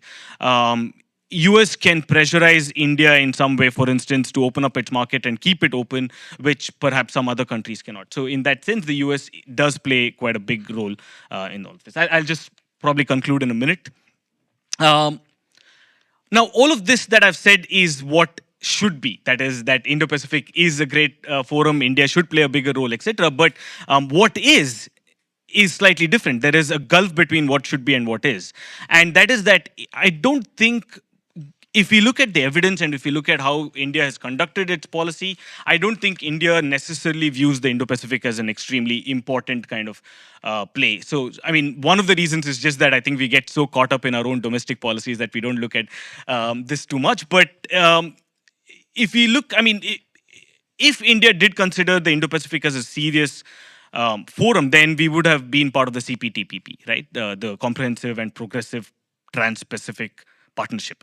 In every single and conceivable way, being part of this, the CPTPP would have made great sense. It gave an economic forum, market access to about 12 countries, 500 million people, 15% of global GDP. In every way, it made sense for India to be part of it. But again, this is where perhaps domestic politics and political economy takes over, which is India is still kind of afraid of opening up its markets completely for trade. So when India did not join the RCEP, the Regional Comprehensive Economic Partnership, it made sense to some extent, perhaps because there's China involved, and India was afraid that we'd get flooded with Chinese goods. But that is not true if you look at the CPTPP, right? So I think there it comes again from a slightly more protectionist kind of bent of mind than otherwise. If you look at the IPF as well, coming to that, and India is probably the only Quad member which is not as enthusiastic about the IPF as the others, especially the trade pillar. So, everybody else is already signed on, and that's pillar number 1. The clean economy and green economy is great, but for me, I mean, and this is a hypothesis I'm throwing out. I'm happy to be completely negated on this front, but strategic trade follows normal trade. I don't think you can have great strategic trade partnerships without having normal trade partnerships. So in that sense, I think all of this talk about economic security should follow from normal economic transactions, right? And that goes into, can I get into IPF or should I wait for the Q&A? Shortly, okay. And here I'm just going to mirror what Ms. Park as well said, that one of the downfalls of IPF and perhaps why India is not part of, and which means, that's the reform that is required, is that IPF is does not offer concrete benefits to its signatories. It is in a way for the United States to push down, its agenda of standard setting and agreements rather than offering market access, technology transfer, or finance. So I think that is the big part. I can get into the individual sections on, even when it comes to the clean economy and green economy, there are definite concrete measures that the United States can offer, for instance, which is to do with, as I said, market access and finance and better trade conditions and trade concessions, but then it only steps up to offering up to standards. So that is not good enough for the IPF to function. So I will end there. Thank you so much. Right. Thank you, Anupam. A very well thought and well articulated discussion. I think both of you has touched upon very interesting points, but I think given the respect to this title of our panel is Indo-Pacific relevant, I think the IPEF is one of the focus, and the both of you have touched upon. There was a relatively positive response from June about the potential of IPEF for the future industry and possible cooperation among the IPEF members. Although India is not part of the IPEF, and there are many aspects which are there are several agreements. For example, the supply chain resilience, etc. But the digital trade, which is considered to be the first pillar and a major portion of the IPEF, was not successful. And since June, you are an expert on the digital trade. How do you see this flip-flop of the US policy? I mean, initially it was the United States which promoted the digital trade, and then it was the United States which shuts the door of the digital trade.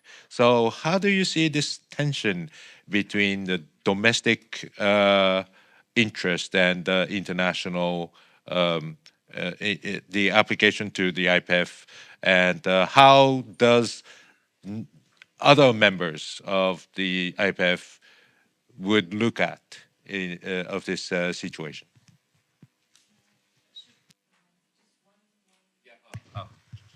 Chair's question, yes.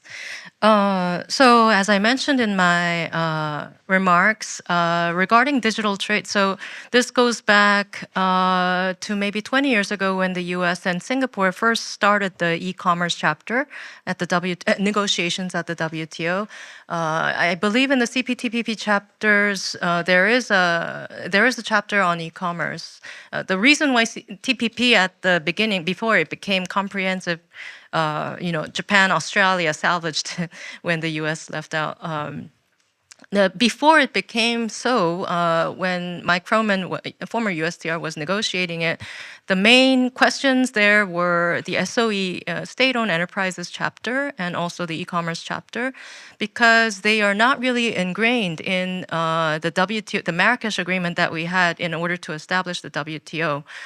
WTO still stands, and I believe that the European counterparts sitting in the audience, they would still uphold the WTO in terms of the rationale and its role as arbitration and everything that comes as an international legal order when it comes to international trade. However, because the DSB, the dispute settlement body, is not really in function, there is skepticism about how this organization can go forward in terms of future industries. And IPEF Digital Pillar was supposed to take on that kind of negotiation, but what USTR Catherine Tai shows by her actions, and she reiterates this at a CFR event, she did in February when she was having this discussion with former USTR Mike Froman. I think the US is still kind of unsure whether to pursue certain strong set of rules within the IPEF because as mentioned, it's not really about market access that the IPEF offers. It's just a venue of discussion. It's where we update our understanding on the digital economy, how countries stand in terms of protecting data but none of these things could be agreed upon at the IPEF. So at the WTO, it's also stalemate. So we don't really have an international means to tackle this issue, aside from maybe DIPA. But DIPA is not really legally binding either.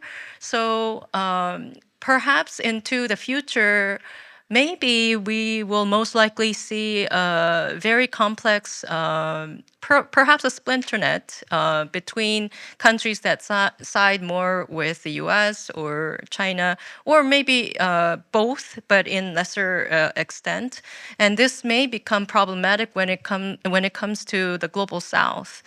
I mentioned mostly in my presentations when it comes to 5G, 6G issues, the Huawei ban has not really been effective. So it has a continuing growth rate, and 5G, 6G equipments, they keep on proliferating in the global South.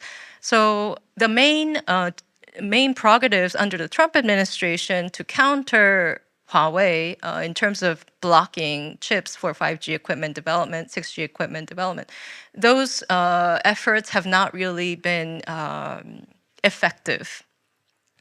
And within the IPEF, the US didn't really pursue such a strong regulatory framing. And at the EU and also at the White House, there is this push against antitrust. So the US doesn't seem to have a clear mindset about how to go forward in terms of digital economic rules. And countries are left to navigate its own, charting its own territories. So we don't really expect anything soon. Right. Thank you very much. Although I have prepared another question to Anupam, but since June has mentioned about the global South, I think I just shift to the other question to Anupam. India claims itself as a leader of the global South, and as June mentioned, that in terms of the the digital infrastructure, the 5G, there's a lot of Chinese investment in the global South countries, and there is a very strong presence of China, and this would be used as a leverage by China to force something or coerce these countries, and which may sort of divide the or to weaken the leadership of India. How does India see this Chinese influence in the global South countries? Right. I think India is very much cognizant of the idea that China has an overwhelming presence in the global South. And it is quite. It's also quite closer to home than one would have liked. India. We were just speaking in the break outside. Chinese presence in what were traditionally considered as India's sphere of influence, which is Nepal, Bhutan, and Sri Lanka, is quite high. I mean, it starts from Chinese debt to some of these nations, and that, again, famously the Hambantota port. I mean, we're going into geopolitics now, not necessarily the thing, but that debt converted into equity, all of that is deeply problematic in India's view. Now, some of it is just India having to navigate through this domestically. I think, in terms of foreign policy, we could have done better, whether it is to do with Bhutan or Nepal. But in the recent kind of Sri Lankan economic crisis, India did play a bigger role in offering, lines of credit to Sri Lanka, where China did not necessarily do so. So in that sense, it is slightly trying to reclaim that. And I think it's just like a tug of war, going back and forth in many of these things. Now, India's influence much further away seems to be less. I mean, in terms of what happens happened in Mauritius and Maldives is also kind of interesting. Again, there's kind of India, China back and forth on some of these cases, whether it's even to do with tourists in Maldives. So I think this keeps happening, and where I think India perhaps, will rely on is the fact that it has allies that it can, rely on. So for both finance and for other things, I think it can call upon, some of these allies to help. Whereas in China, this thing, and one of the interesting kind of trends is also that many countries are now realizing the follies of being overexposed to China, whether it is in terms of infrastructure, even Pakistan, which is again the kind of issue. You'd find that Pakistan internally now is realizing that the CPEC is not as beneficial. And this is happening throughout. So even in I think in Europe as well, it might be happening. Montenegro and what is happening there, and countries are realizing that excessive kind of exposure to China is not especially in terms of debt, is not necessarily a good thing. So. But in other aspects, the problem is that I don't think India necessarily has the extent of obviously the resources that China has to counter it. So India can't offer loans that let's say China can. It doesn't have a foreign exchange currency just as big as China's. It's about 600 billion now, which is quite large, but it's not enough to kind of offer concessional loans and so on. But that is where perhaps again multilateral institutions should come in. So for India, and I cannot stress upon this enough, but for India, a complete rules-based multilateral both trading and organizations help. So whether it's Asian Development Bank, whether it's back to WTO, I think these things matter a lot because India can't do this counter China alone, and it has to rely upon both allies and multilateral trading institutions. Right. Very interesting because I think Sri Lanka is a good example where the China. Because of this Hambantota and other types of Chinese loan has made Sri Lanka into economic chaos, and it is Japan and India jointly rescuing Sri Lankan economy, and I think this is the kind of the Indo-Pacific approach to counter such Chinese influence in these countries. But at the same time, I'm still questioning about the Indians' commitment to the multilateralism because the India has not been a part of the CPTPP, not been a part of IPEF. There are individual reasons for not being participating, but I think being a member of these frameworks means something as the demonstration of the idea or commitment to the idea of the multilateralism, particularly in contrast to the Chinese unilateral approaches to the global South countries. Yeah, I'll quickly respond to that.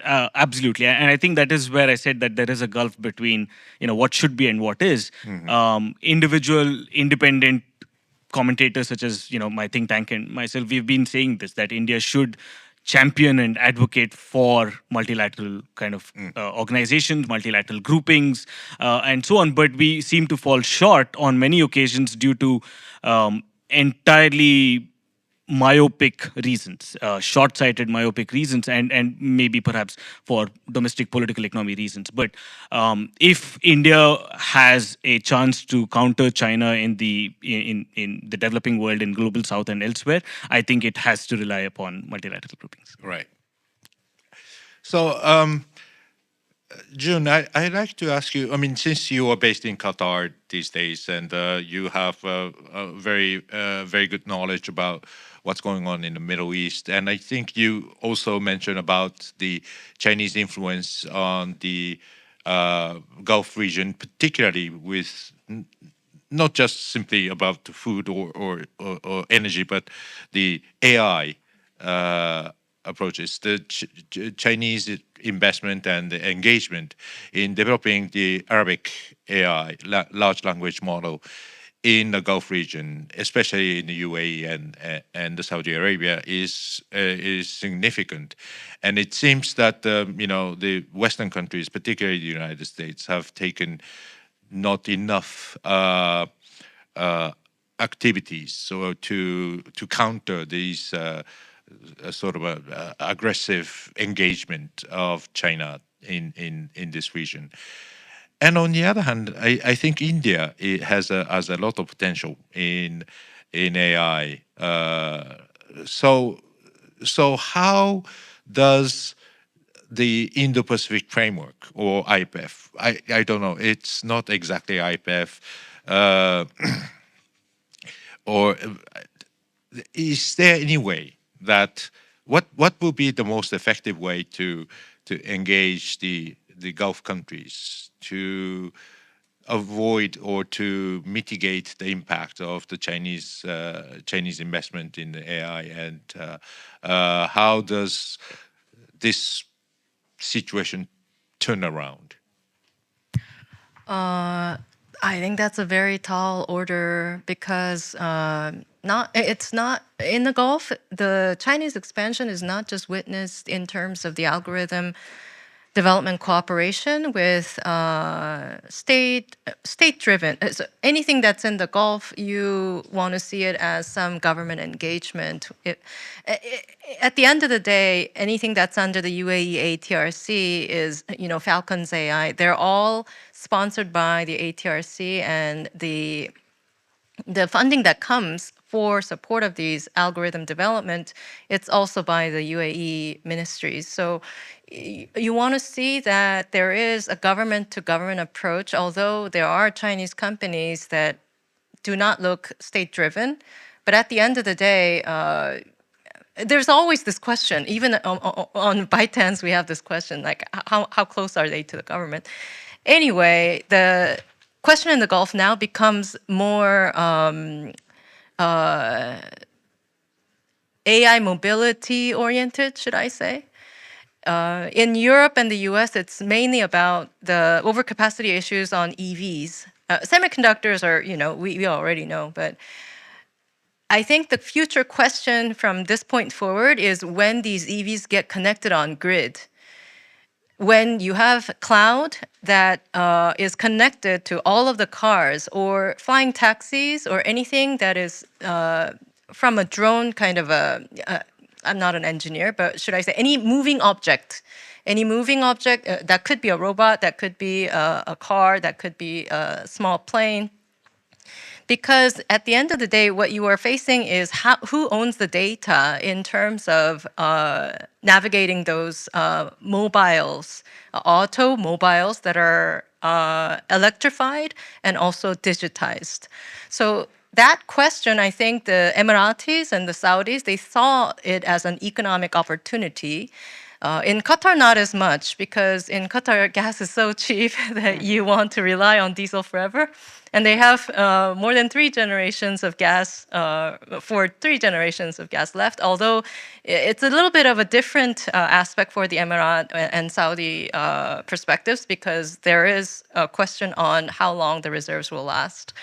So now it's not just AI or semiconductor-related discussion, but more about mobility. So Chinese cars, even though Qatar is not really an EV-friendly market, BYD now has a showroom in Tornado Tower in center of West Bay. And UAE, Saudi, they will have to open up their because it's part of a negotiation with the Chinese, right? And the Saudis are to me, it seems that they are using their leverage with the Chinese to stand against the Americans.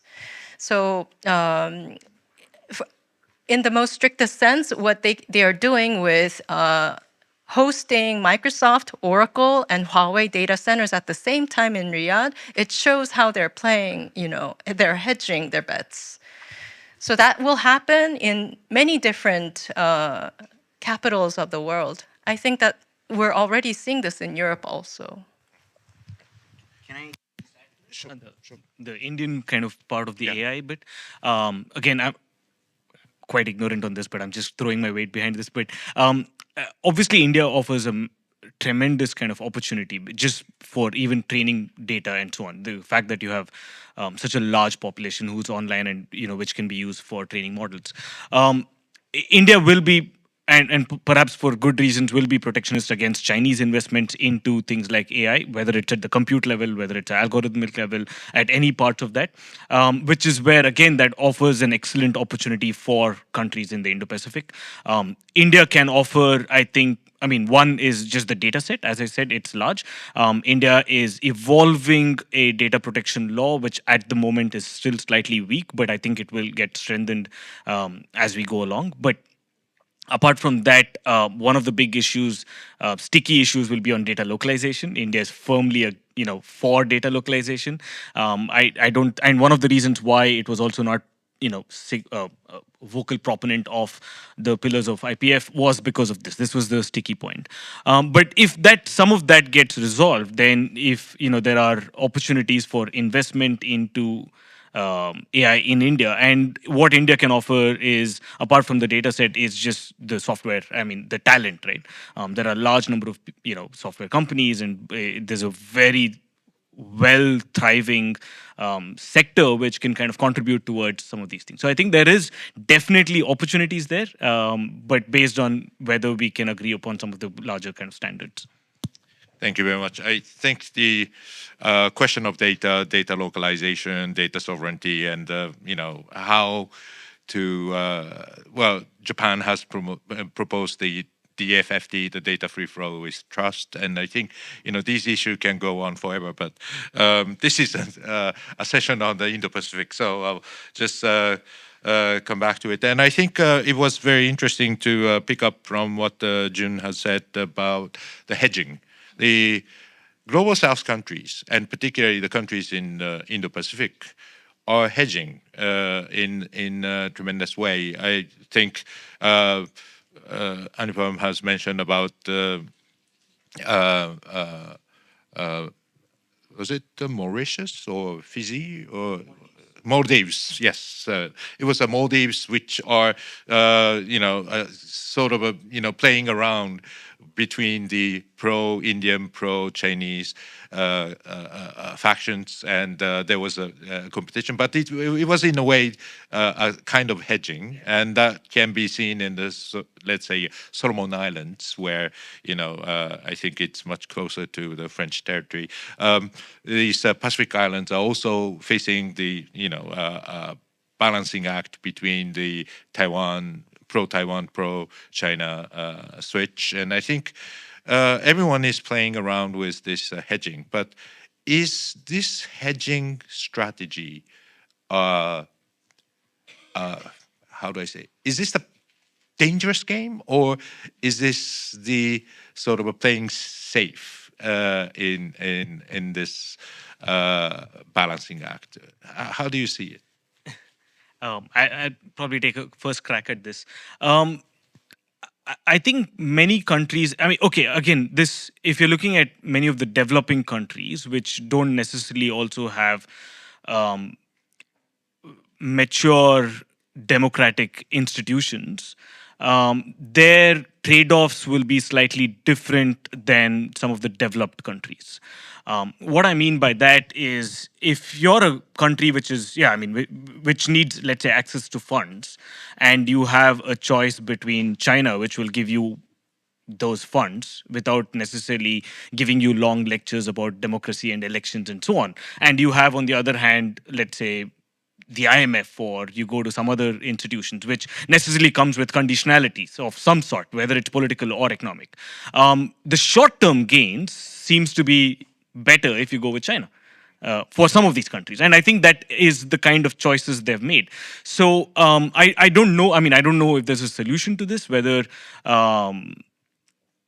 institutional reform of some of the old age multilateral institutions can address some of that. I'm not sure, but yeah. Playing the same game as Chinese do? Yeah, perhaps not. But I know that goes into kind of morally ambivalent kind of territory. But all I mean to say is that we have to be cognizant of the trade-offs that are at play for developing countries, and then be able to match that in some way. If not, I think we'll end up losing out that sphere of influence quite easily. Right. But at the same time, I think this is a similar question to the concept of economic security. So I'm coming back to the first question. I think this economics, if we talk about the economic security, I think both of you have mentioned about different interests of the government on the security side and the companies on the business side have its own interest. And usually the business plays around with the short-term interest and looking for the immediate answer, immediate immediate profit. But at the same time, security is a mid-long-term security risks. So meeting with the security risks, I mean, if you look at from the company's point of view, and countries like Sri Lanka or Pakistan or many other countries that has suffered by relying too much on China and then eventually, facing the economic difficulties. These are the long-term risks. If you depend heavily on China or looking for a short-term immediate benefit, and the politics usually is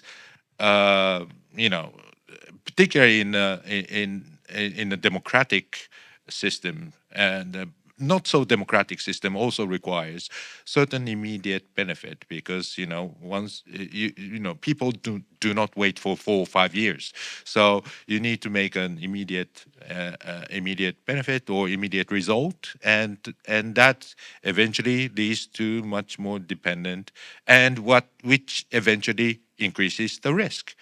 So if you try and find the short-term satisfaction, you may, postpone or, you may accumulate more risks in the future.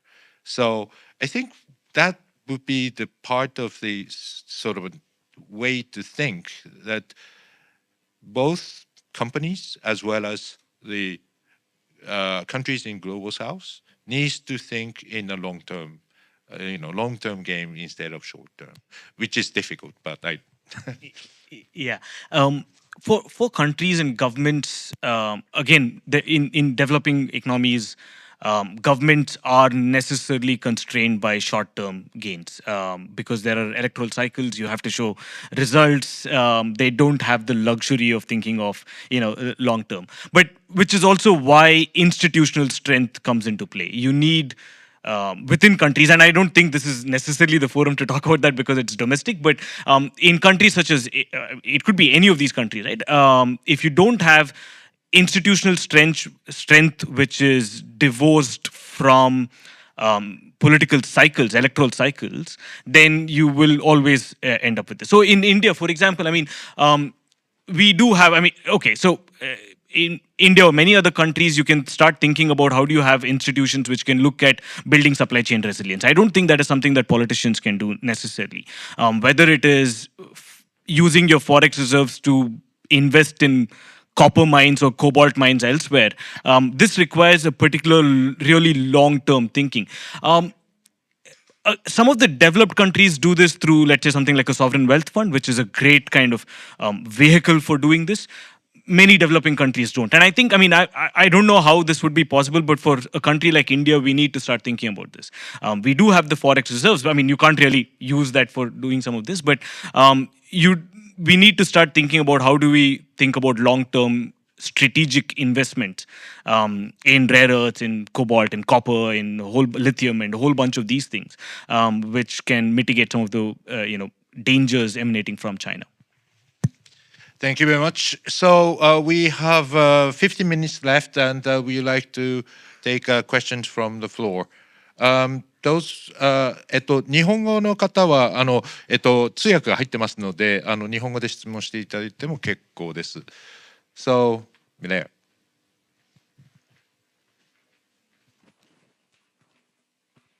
Thank you very much for a great discussion. And I would like the panelists, if they could react to my interpretation of a lot of the discussion here, and that is that I think that the answer of the panel were responded in the positive, that the Indo-Pacific is the relevant geographical area to be thinking about economic security. But then from the thrust of the conversation, I extrapolated that perhaps we don't have good institutional solutions to advance the economic security agenda. And I say this by, let me give you a number of examples. The United States has pursued economic security cooperation with Europe separately from Asia, Indo-Pacific countries. So you have the transatlantic trade and security conversations, and in the Indo-Pacific you have the Quad Working Group on Emerging Technologies, you have bilateral initiatives with Japan and Korea, and then you have the Indo-Pacific Economic Framework, but they don't necessarily overlap, and that may be a problem. When it comes to the Indo-Pacific Economic Framework, the panelists noted many of the problems. I would add two more.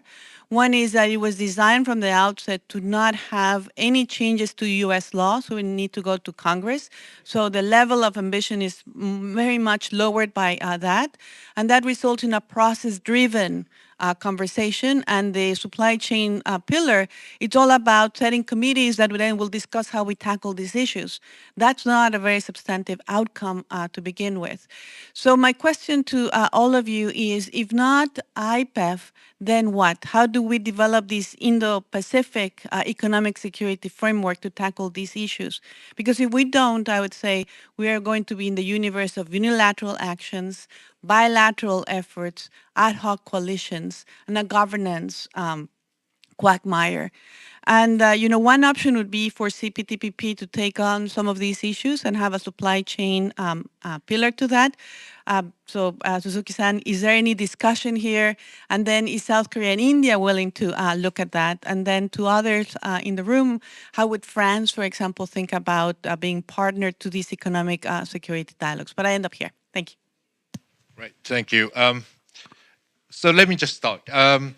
I think the CPTPP has not yet to come to the question of the security of supply chain, but I think there is a certain understanding that the IPEF alone is not fully equipped to promote or to achieve its objectives. So I think there is a current Japanese discussion focuses more on the minilateral, which is less ad hoc, which means that we are going to establish the minilateral with the capable countries. So, for example, AI, the quantum, or these relevant countries which have capabilities needs to be gathered with. So it is more like a sectoral Wassenaar arrangement. And that's the kind of discussion that we are talking about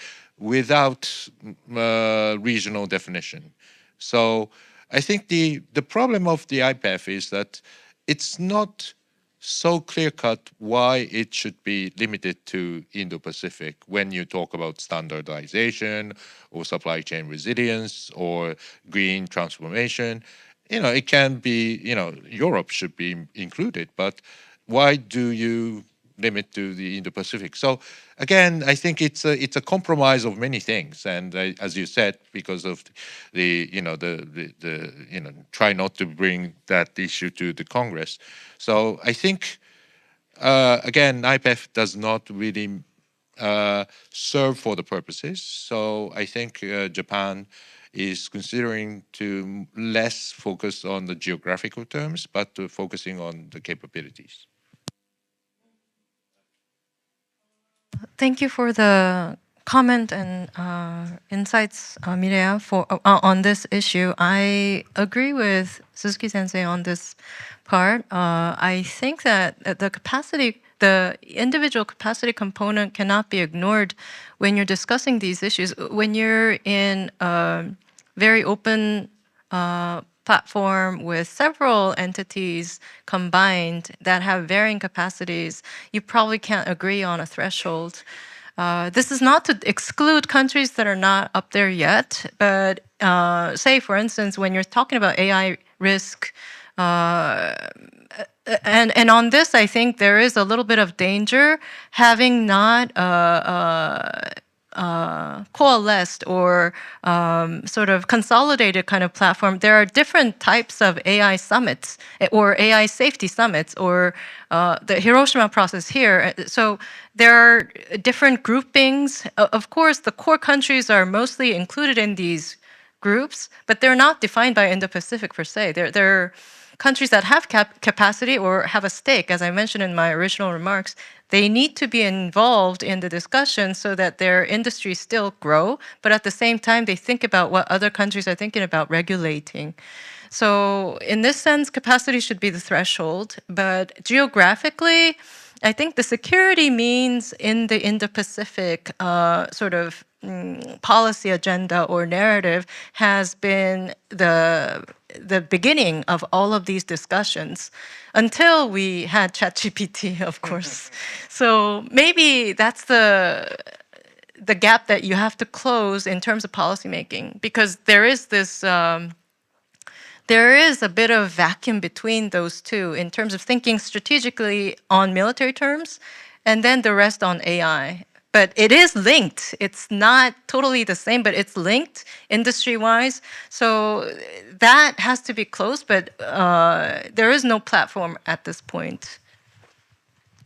Yeah, just very brief comments. I think for India, it does look at the Quad a little bit more seriously than IPF because it's again both the military and this thing. It has a component of strategic aspect to it, strategic economic security aspect to it, but not necessarily a trade component to it. So it's again muddled up. And just when the Quad was getting serious, then you had something like AUKUS coming along, which is again so completely muddled up. So I think there is that entire sphere seems to be quite again muddy. And there's no very clear definitions of who's in what and what is the purpose of many of these things.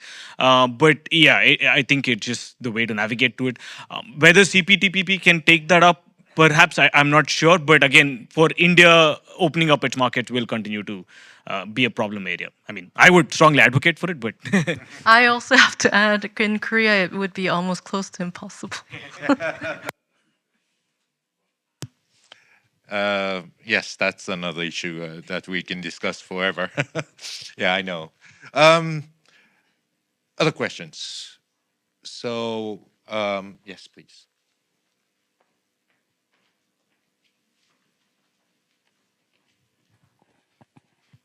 Thank you very much for a very insightful discussion today. My name is Maria Kuroshima. I'm a senior researcher at Keio Research Institute at SFC. I have a question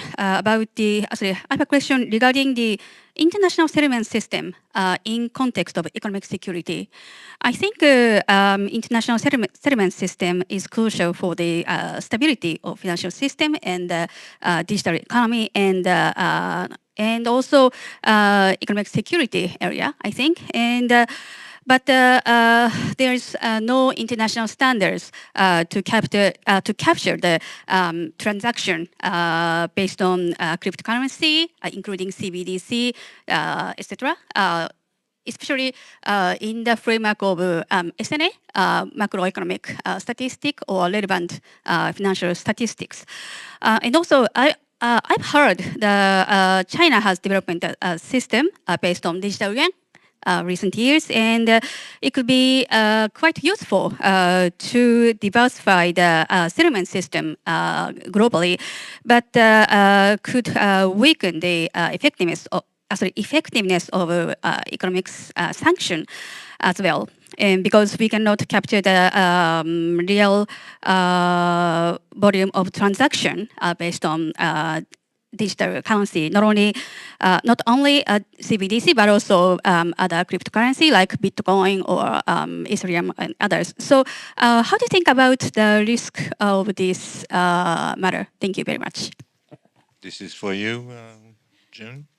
Because I work on digital currencies. Thank you for this question. There is no clear answer to this. I think what you meant by international settlements, mainly the dominant player of SWIFT is probably what you were mentioning, and there's no governing body over SWIFT and CIPS and everything else. And the CBDC discussion that we are having at the Bank for International Settlements, I think it's more still, maybe we could see this as a similar trend. Country groupings for interoperability tests, I believe they're politically decided, but the BIS has never stated why they choose certain groups of countries to test together. And if you look at the recent developments, the Fed, the BOK, Bank of Korea, Bank of Japan, 7 countries, sort of, you could call it like-minded countries, rich countries. They're doing this Project Agora. Agora, I think in Greek, ancient Greek, it means like marketplace or something. They're doing this in order to see whether it is a viable option to do cross-border exchanges and thinking about tokenizing assets beyond just money, tokenizing like, even houses, estates, and stuff like that. And at the BIS, they already tested several times. You would be surprised. Banque de France has tested with Bank of Tunisia like 5 times. CBDCs is not really a faraway question anymore because central banks now want to get a grip on digital currencies. But as you can see, the US has a very, very vibrant crypto market. And the recent SEC move to allow issuance of ETFs in the crypto sense, so like Bitcoin or Ether, that actually means that the US doesn't want to lose leverage in the digital finance either, because White House wants CBDCs. Fed, we don't know. And SEC seems to be giving some sign to more crypto leverage. So now it's a question of how the US will play that game of digital US dollar without issuing it. I don't think the US will go about digital dollar. China is interested, and how it started at the BIS all began with the People's Bank of China, Bank of Thailand, Hong Kong Monetary Authority, and the Central Bank of UAE. The 4 of them tested CBDC, and then it became Project Enbridge. So that is like the baseline scenario, and most central banks, even some countries in the Gulf, they're observing this as observers to Project Enbridge. So we will see a division of central bank-driven sort of transactions without having a central authority. And at the same time, the US will expand its frontier, not just in stable coins, but in crypto. So we will have different avenues of digital transactions without a certain authorized sort of entity. BIS can't be that entity. Right, thank you. So we have one more question to go. Yes, Matthew. Yes, thank you very much. I have a question for you, June. You gave a very original definition of economic security, which I find highly interesting. And you mentioned, the technology security element and getting prepared for AI.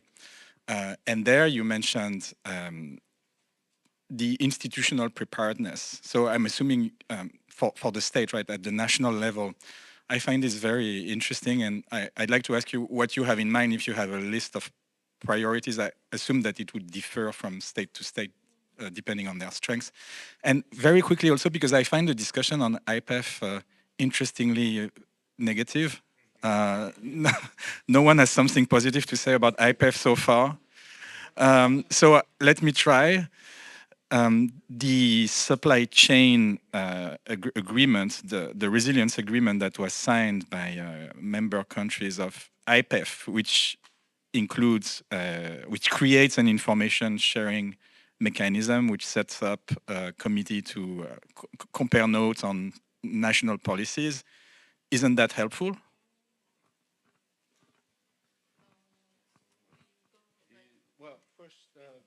Okay, I'll be just very brief on the final point about the IPEF. I think it is helpful. Again, maybe the point of comparison is what could be. I mean, in terms of the potential. So having standards and just even comparing notes between different countries, that's a starting point, and it's a good starting point. But I think the members will always hope for more when they want to sign on. So, and that gets into, invariably for a country like India, will get into things like market access. I mean, that's part of it. So finance, market access, etc. But I think this is a good starting point. Well, I agree. I mean, we have to start from there. And I think the G7 Hiroshima Summit is also talking about the information sharing platform, so on and so forth. So I think when we talk about the multilateral supply chain resilience agreement, that the information sharing, comparing notes is always the starting point. But can we go beyond that? Is not really, I don't think it's really hopeful.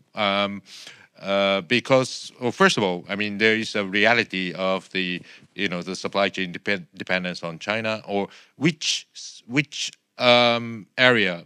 When we talk about small yard, I think it was interesting that we have never spoken small yard hyphens in this panel. But when we try and to limit the items or the the supply chain network of the things that we care about, I mean that already is a very complicated discussion in the IPEF membership, and most of the cases it's the supply chain network goes beyond the IPEF countries. So how do you regulate that? I mean that's another difficulties when we talk about the supply chain resilience. This is the same as the G7. I mean G7 supply chain platform. Yes, we can issue a early warning, but it's not exactly the same as the supply chain resilience. It's just trying to to control the damages or the management of the crisis, but not really the resilience side. So I think again in that regard, I'm not saying it's 100% no, but it's still there's a lot of difficulties ahead in the supply chain resilience in the IPEF framework. So June. Related to the supply chain, related sharing notes and having conversations, I think generally it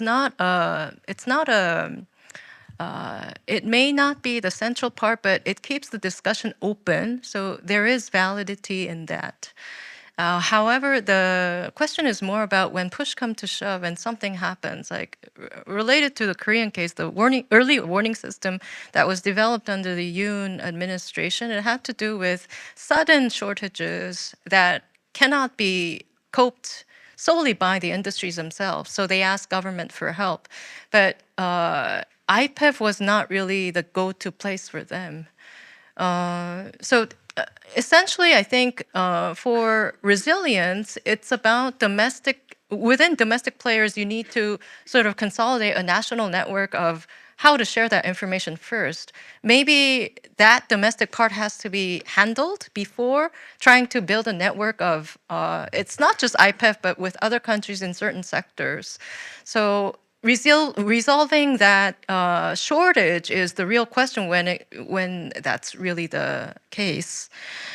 About the institutional preparedness, I mentioned this, and on IPEF, my skepticisms are strongly on the digital pillar part. And I think I've said that enough. So on the institutional preparedness, I have an issue brief that's coming out on AI chips in the Gulf and export controls. And in it, I mainly address for the Gulf states to have their own institutional preparedness, not just about finding their role in the supply chain, because supply chain for chips, because they're at the end node and they don't really understand what export controls actually do for them or impact them. Then the data guidelines, data-related regulations, EU already has GDPR, so there's no question. But some countries, probably within the Indo-Pacific also, they do not have a clear guideline or a regulatory measure domestically as to how they're going to process the data, who's going to control the data, who's going to own the data, and who will oversee the data. So that part is a big question. And without that, you can't even start AI. But in countries that are very centralized political regimes like Gulf states, they're monarchies, so they just do following what they have. Right. So thank you very much for all the questions, and especially thank you very much, June and Anupam, for wonderful discussion. And I think this was a very interesting. Well, starting from the definition and talking about the region, and I think there are lots of discussion or lots of seeds of discussions coming into it, and probably from the next in this afternoon we'll be developing these ideas. But for a moment, we are already 5 minutes late for lunch, so I'd like to stop here. So please join me in thanking these two panelists and all of you who made questions. Thank you very much. Thank you very much. Lunch will be provided in the next room. Please feel free to pick up your lunch boxes and return to the hall. Don't bring your lunch box to the garden. Only drinks are okay in the garden. The second session will start at 2 o'clock. Enjoy your lunch.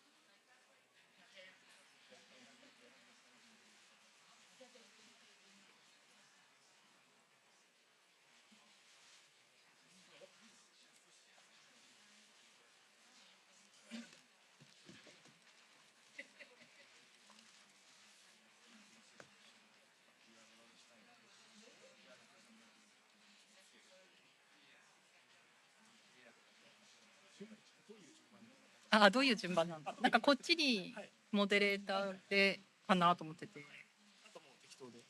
写真のあれか。あ、いや、なんか。そう。じゃあ僕が。こうなのかな。そうなんでしょうね。うん。maybe the order of this photograph. Matthew.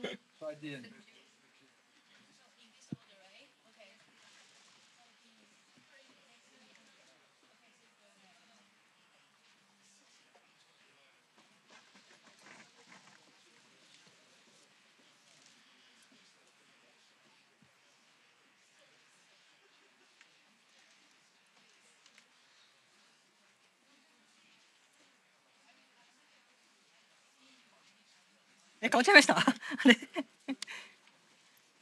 マチューが真ん中。あ、真ん中。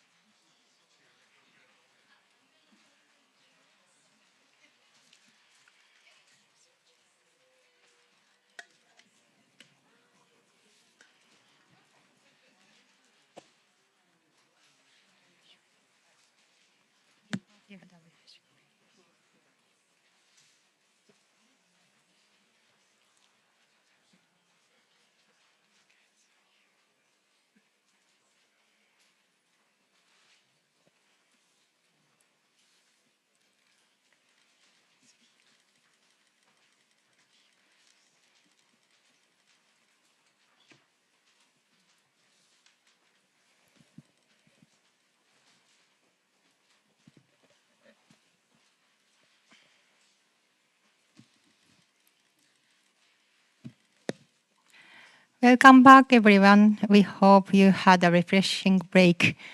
We are now ready to begin our second session. Our second panel is titled Supply Chain Resilience and the Military Risks and Opportunities in the Indo-Pacific. We have wonderful speakers here, Mr. Mathieu Duchatel and Mr. Sunjae Lee, Professor, Jun'an University, Hirohito Ogi, Senior Research Fellow, IOG, Christy Shi, Director, Taiwan ASEAN Studies Center, Taiwan, Mr. Fabien Giordano, Chief Executive Officer, North Asia Below Logistics. Please begin. Thank you very much and welcome back. I hope you had a very pleasant lunch and pleasant stroll in the garden. As discussed this morning during the previous sessions, we try with this conference to look at the Indo-Pacific dimension, potential Indo-Pacific dimension of economic security policies. And we also try to inject a little bit of military and arms industry in this, in our thinking. And that's really the focus of this panel. But the starting point for me would be whenever I have the occasion to ask a policymaker about the Indo-Pacific policy, I ask the question, so what's really, really tangible in your view? Because there's so many issues and so many countries inside the Indo-Pacific. And I think the best answer I ever had was from a diplomat from Finland who said, it's very easy for me, it's the narrative of diversification. That's very tangible. And with all my stakeholders in Finland, I can push forward this narrative of diversification, and they are convinced. And actually, that was one of the key points made by Admiral Rivière this morning, that diversification is extremely important. And that's maybe the starting point for this panel on supply chain resilience. In the Indo-Pacific, we have an excellent group of 4 speakers. we've asked them 3 questions from which they can pick, actually, from their initial presentations. The first one is how much diversification or friendshoring is actually already going on in your country as a response to supply chain risks. The second is whether the arms industry is actually diversifying its network of suppliers to address those risks. And the third one is whether the military is an actor of supply chain resilience. So we'll start with these 3 questions. And let me first turn to you, Professor Lee, for your initial remarks. Yeah, thank you, Matthew, for your kind. You can go to the podium if you prefer, as you like. Yeah, yes, yeah.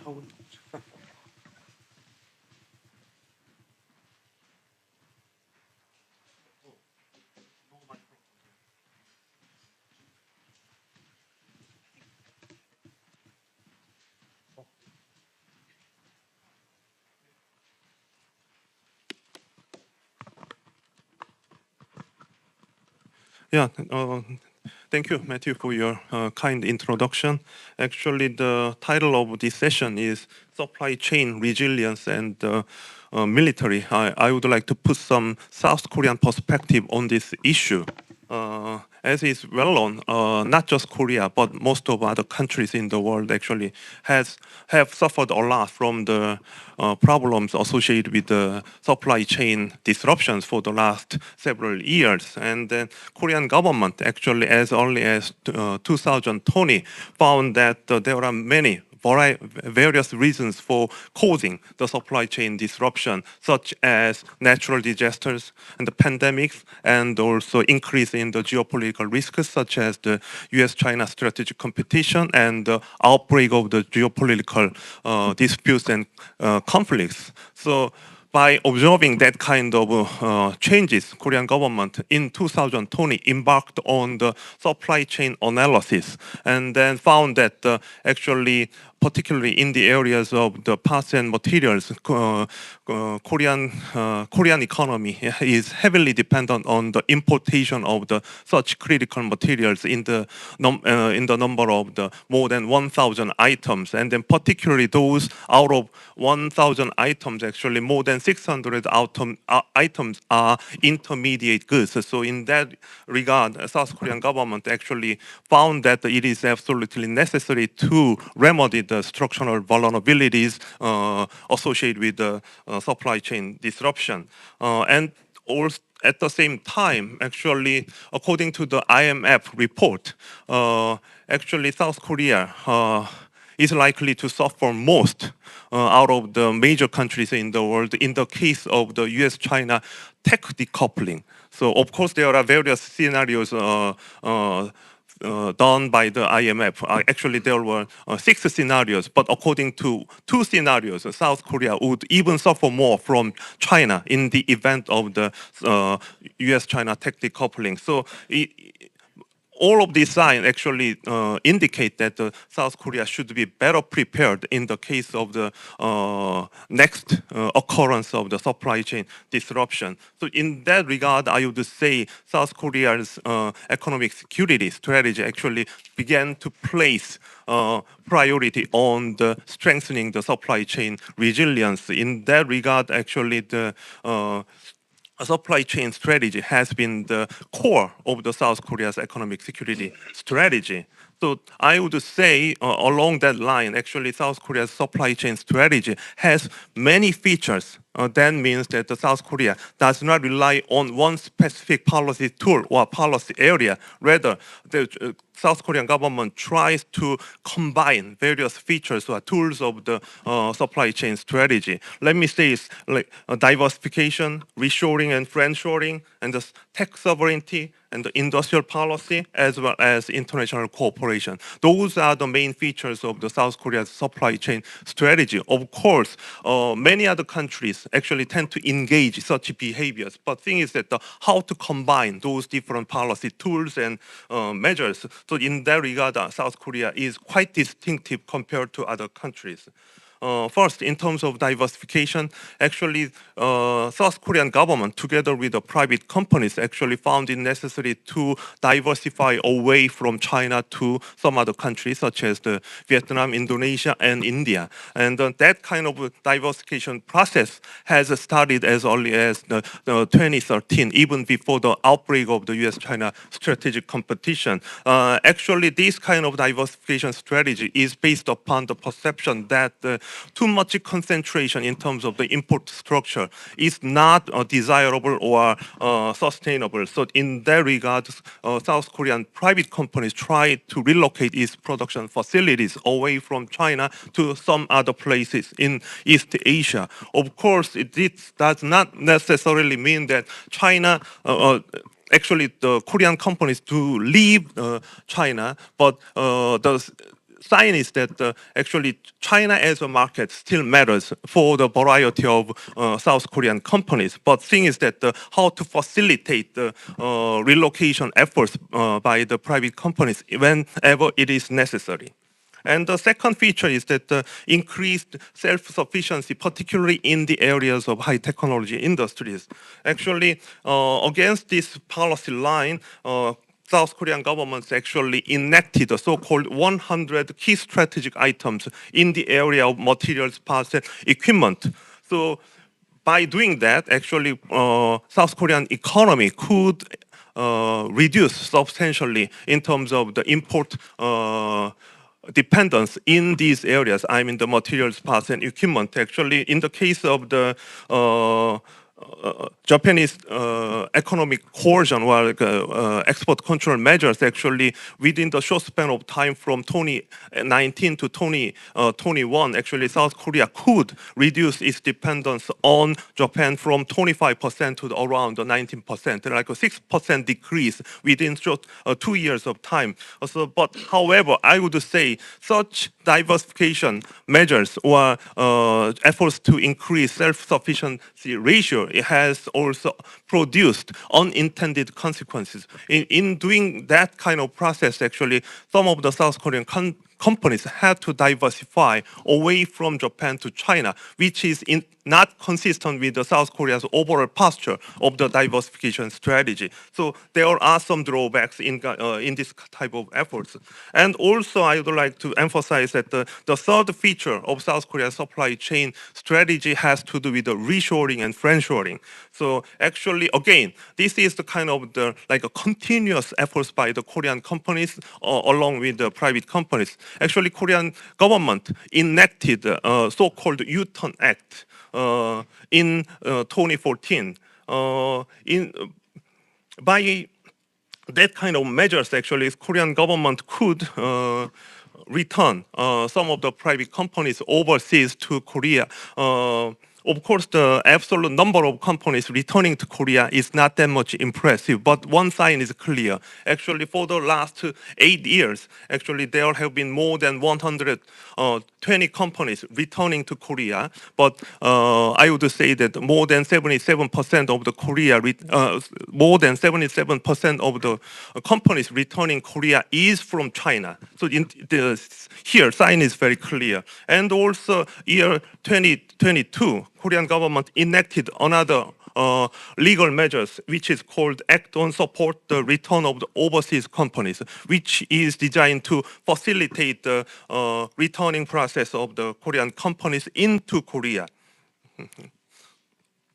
And another measure adopted by the Korean government is that the friendshoring, as in the case of the South Korean governments and the private companies' efforts to align with the Biden administration's reshoring policy. Actually, some of the leading companies in Korea, such as Samsung Electronics as well as the SK Hynix, actually made a huge investment in the territory of the United States, particularly in the areas of the semiconductor industry. But at the same time, South Korean government announced May of last year that it would create the world's largest semiconductor cluster in the Yongin city, which that can be interpreted by the Korean government's efforts to attract foreign companies, not just Korean companies, to the Korean Peninsula. So according to this plan, actually South Korean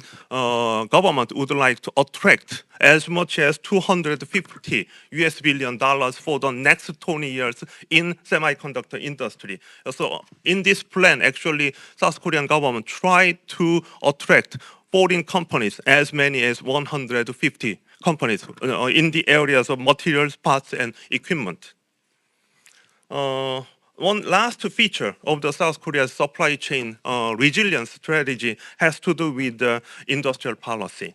Actually, according to these policy measures, the Ministry of Science and ICT, as well as Ministry of Industry, Trade, and Energy, actually adopted many policy measures, such as the 10 national essential strategic technologies in 2021, and another 12 national essential strategic technologies in 2022, and also in 2023, another measure was adopted by the Korean government, which is called National Critical Technology Act. And last year, in April, Korean MICT adopted a measure related to the super gap R&D strategies. Those are the measures to strengthen the supply chain resilience in the case of the South Korea. And the last component of the supply chain resilience strategy has to do with the strengthening and expanding international cooperation, particularly with the United States, and also put it into the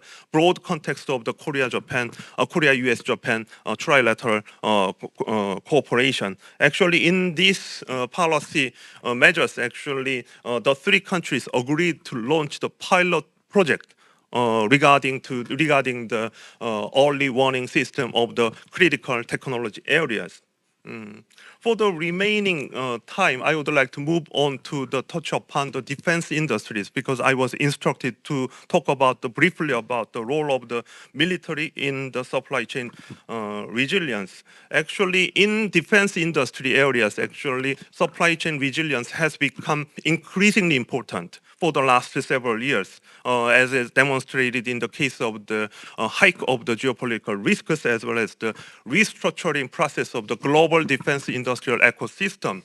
At the same time, it is against this backdrop that the defense industry in South Korea has emerged as one of the most promising export industries. So in that regard, South Korean government tried to incorporate supply chain resilience strategy into the broader context of the boosting the competitiveness of the defense industry, because South Korea was regarded as one of the few countries in the world that it has a robust production base, as well as some autonomous development capabilities. And also, in terms of the supply chain resilience in the defense industry, actually, South Korean government found that there are some structural vulnerabilities in this area as well. One is that import dependence. Actually, in terms of the critical materials, actually, Korean government found that about 79% of critical materials, actually, South Korea is dependent on foreign countries. So that is the kind of very weak spot in terms of the enhancing supply chain resilience in the Korean defense industry. At the same time, usually, as you know, the defense industry export takes the form of the offset trade. That means actually supply chain or distance of supply chain has become longer and longer from the perspective of the South Korean defense industry. So it's going to be very important to how to manage those long and distant supply chain in the South Korean defense industry. That's going to be a kind of a very pressing and long-term challenges facing the South Korean defense industry. At the same time, South Korean government tried to approach this issue from the perspective of the defense industrial ecosystem to provide a variety of policy support, such as the facilitate the export approval processes, and also provide the export financing, and also provide the policy loans to the defense industries in Korea. And one last point in this regard is that the South Korean government also places high priority on strengthening international cooperation in these areas, particularly South Korea's Defense Acquisition Program Administration, which is called DAPA, actually strike MOUs with foreign countries, as many as 49 MOUs with foreign countries. At the same time, South Korea's Ministry of National Defense tried to strengthen the cooperation with the United States, building on the existing cooperation, such as the security of supply arrangement with the United States, and also South Korean Ministry of National Defense tried to strengthen the cooperation with the United States in the areas of cybersecurity in order to meet the demands from the United States to the integrated defense posture between the two countries. At the same time, from the perspective of the defense industries in Korea, they tend to think that it is about time to tap into the restructuring process of the U.S. Defense industrial ecosystem, because as you look into the second or third tier or suppliers of the defense industries, actually they have a very weak presence after going through the outbreak of the spread of the COVID-19. So in that regard, South Korean government tries to institutionalize cooperation with the United States by striking various kinds of agreements, such as the reciprocal defense procurement agreement, which is equivalent to the FTA in the economic and trade areas. So that kind of arrangement could facilitate the bilateral cooperation between South Korea and the United States. Yeah, let me stop there. Thank you.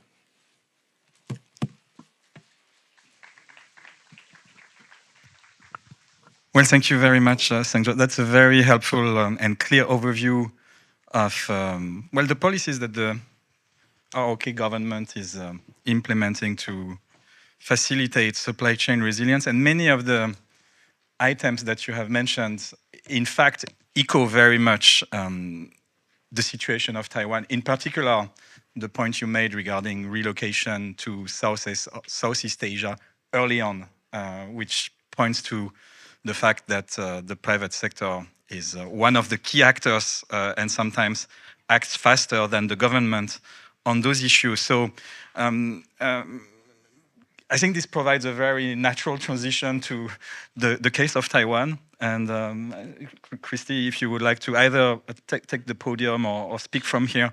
I actually thought I invited you to the podium because I saw a PowerPoint presentation, but that was an illusion, actually. But yes, if you want to do it from the podium, it's perfect.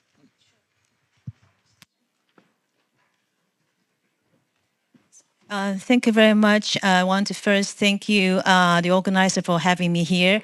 And I choose to respond to Matthew's second question, talking about the diversification and also supply chain resilience, all this effort and policies Taiwan has made in the past years. However, before, I do have prepared some slides for you just to give you some, because we like to use a lot of data, figures, so I think this is clearer for you. Before I turn to this page, I just want to respond to issues in previous panel. Taiwan so far, we do not have a national level economic security strategy per se, but we do have piece by piece policies and legislation over the past decades. I think we don't have that kind of holistic approach or holistic strategy addressing economic issue, security issue, is because, for example, the military threat or the economic coercion from China has been there for the past 3 years. And therefore, over the past 3 years, we do see increasing engagement cross the Taiwan Strait for trade, for investment, and also for people-to-people exchange. But even until now, after we were admitted to the WTO, the World Trade Organization, for 20 years, we still maintain a special regime against China. And therefore, China is not not free to invest in Taiwan, and Taiwanese companies are not free, totally free to invest in China. And also we have all kinds of regulations and restrictions dealing with cross-Taiwan exchange issue. I think that's the reason that we maintain even very close economic partner to China. We still maintain certain kind of economic resilience and economic security. So I want to address this map because this shows you over the past 10, 12 years that Taiwan has already shifted away from China. So starting, you can see from this map that back in 2010, the share of China as Taiwan's and overall outbound investment went to the peak, which is about 85%. That means every 85 US dollars we invested overseas, every 100 US dollars we invest overseas, $85 went to China, while only $50 went to the rest of the world. However, Taiwanese company did realize that kind of risk of over concentration as well as over dependence in Chinese market. And therefore, even before the US-China trade war, Taiwanese company has already shifted away from China to diversify or to de-risking their investment dependence on China over the past years. So the Admiral this morning addressed it so right that Taiwanese company or companies in any other countries always know better the market as well as the geopolitical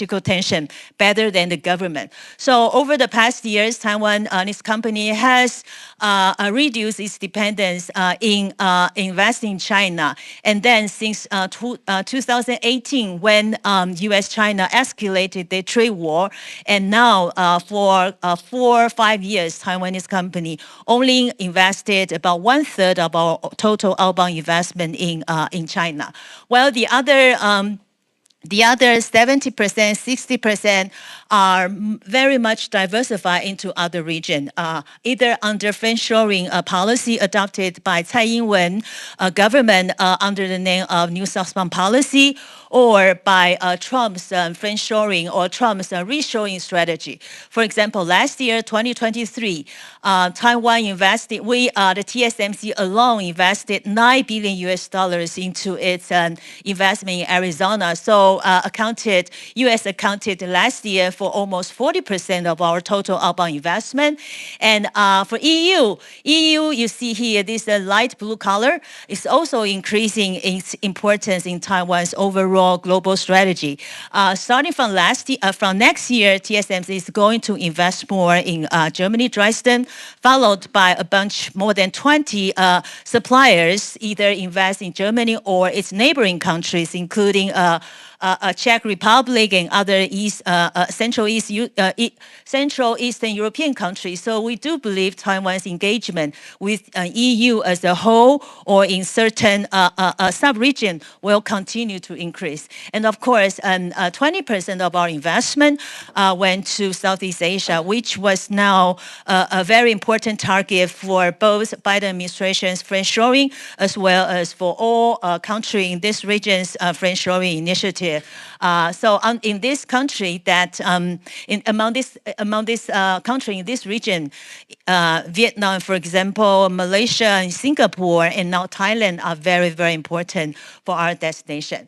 So you can see from this map that yes, we do benefit from this geopolitical tension and also the U.S.-China rivalry by Taiwanese company gradually decreasing its dependence on China. However, there are also extra costs. For example, Taiwan has to invest a lot more in other countries. So it was like China +1 10 years ago, and right now it's more like a China +1, +1, +1. And so Taiwanese company have to invest more. So it's okay for large company because they always have to respond to the request of their clients. For example, Apple company, Amazon company to invest more in non-China area. But when it comes to smaller and medium-sized company, it's not affordable to them. And therefore, Taiwanese company alone have to bear a lot of extra costs. And also because right now, they are moving from somewhere they are very much familiar with, China, and gradually moving to countries or places that they are less familiar with. Cambodia, for example, Bangladesh, for example, and right now they are also facing a lot more risk, and also they need time to get acquaintance to their operations in this region. So this is China plus one. From China, focus of our investment to China plus one, and this one means complementary operation to main operations in China. And then to China plus one plus one plus one, we call it China plus N. And Taiwan plus one. Taiwan plus one is something very different. I'll explain that later. So we now say it's China plus. For Taiwanese strategy, it's China plus the world. And the second thing is about the semiconductor supply chain issue, which right now emerged as one very important area for Taiwan to cooperate with other like-minded country, and also for Taiwan right now to begin its strategy to de-risking or to diversify its investment. Unfortunately, this time it's a diversification of its supply chain in Taiwan to other parts of the world. So this just are the data that Taiwan's ecosystem. We understand that Taiwan is strong because it has a complete ecosystem located in Taiwan, starting from IC design to wafer manufacturing, fabrication to assembly, packaging, and testing. So right now, a lot of countries only focus in fabrication. Unfortunately, that is only part of the eco-supply chain. So for TSMC or for UMC to succeed in Japan, to succeed in the United States or even in Europe, you need to have chip making operation plus, for example, testing and packaging. I think that right now is a very important a critical part that all these like-minded countries have to increase their investing so that they can create a cluster or an ecosystem in their country. And then for this one, it's a map of Taiwan's chips manufacturing facility.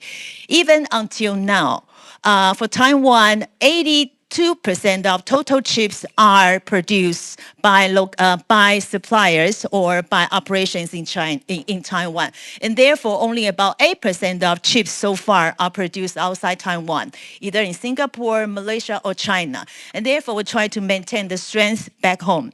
And TSMC right now is responding to all these requests for supply chain resilience to invest in the U.S., in Japan, and also very soon to Germany, and other companies, including UNC, and another company which is called PSMC. PSMC is the world's fourth largest chip maker, are now going to invest in Singapore, even in India. So we do see this diversification of Taiwan-based or Taiwan-centered supply chain on semiconductor now more diversified into different parts of the world, which is pretty much okay because we still in Taiwan maintain the most advanced technology and also the most advanced manufacturing of chips and most of the operations back home. However, having all this diversified operations in all these countries, we do have hope that we can work with all these like-minded country and company to make sure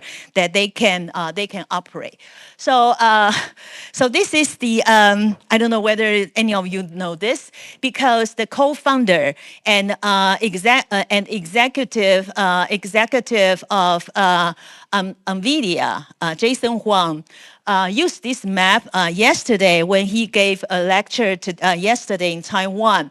So they said this is the secret index of all these potential companies for stock market. So I do believe a lot of them do see their stock price increase this morning.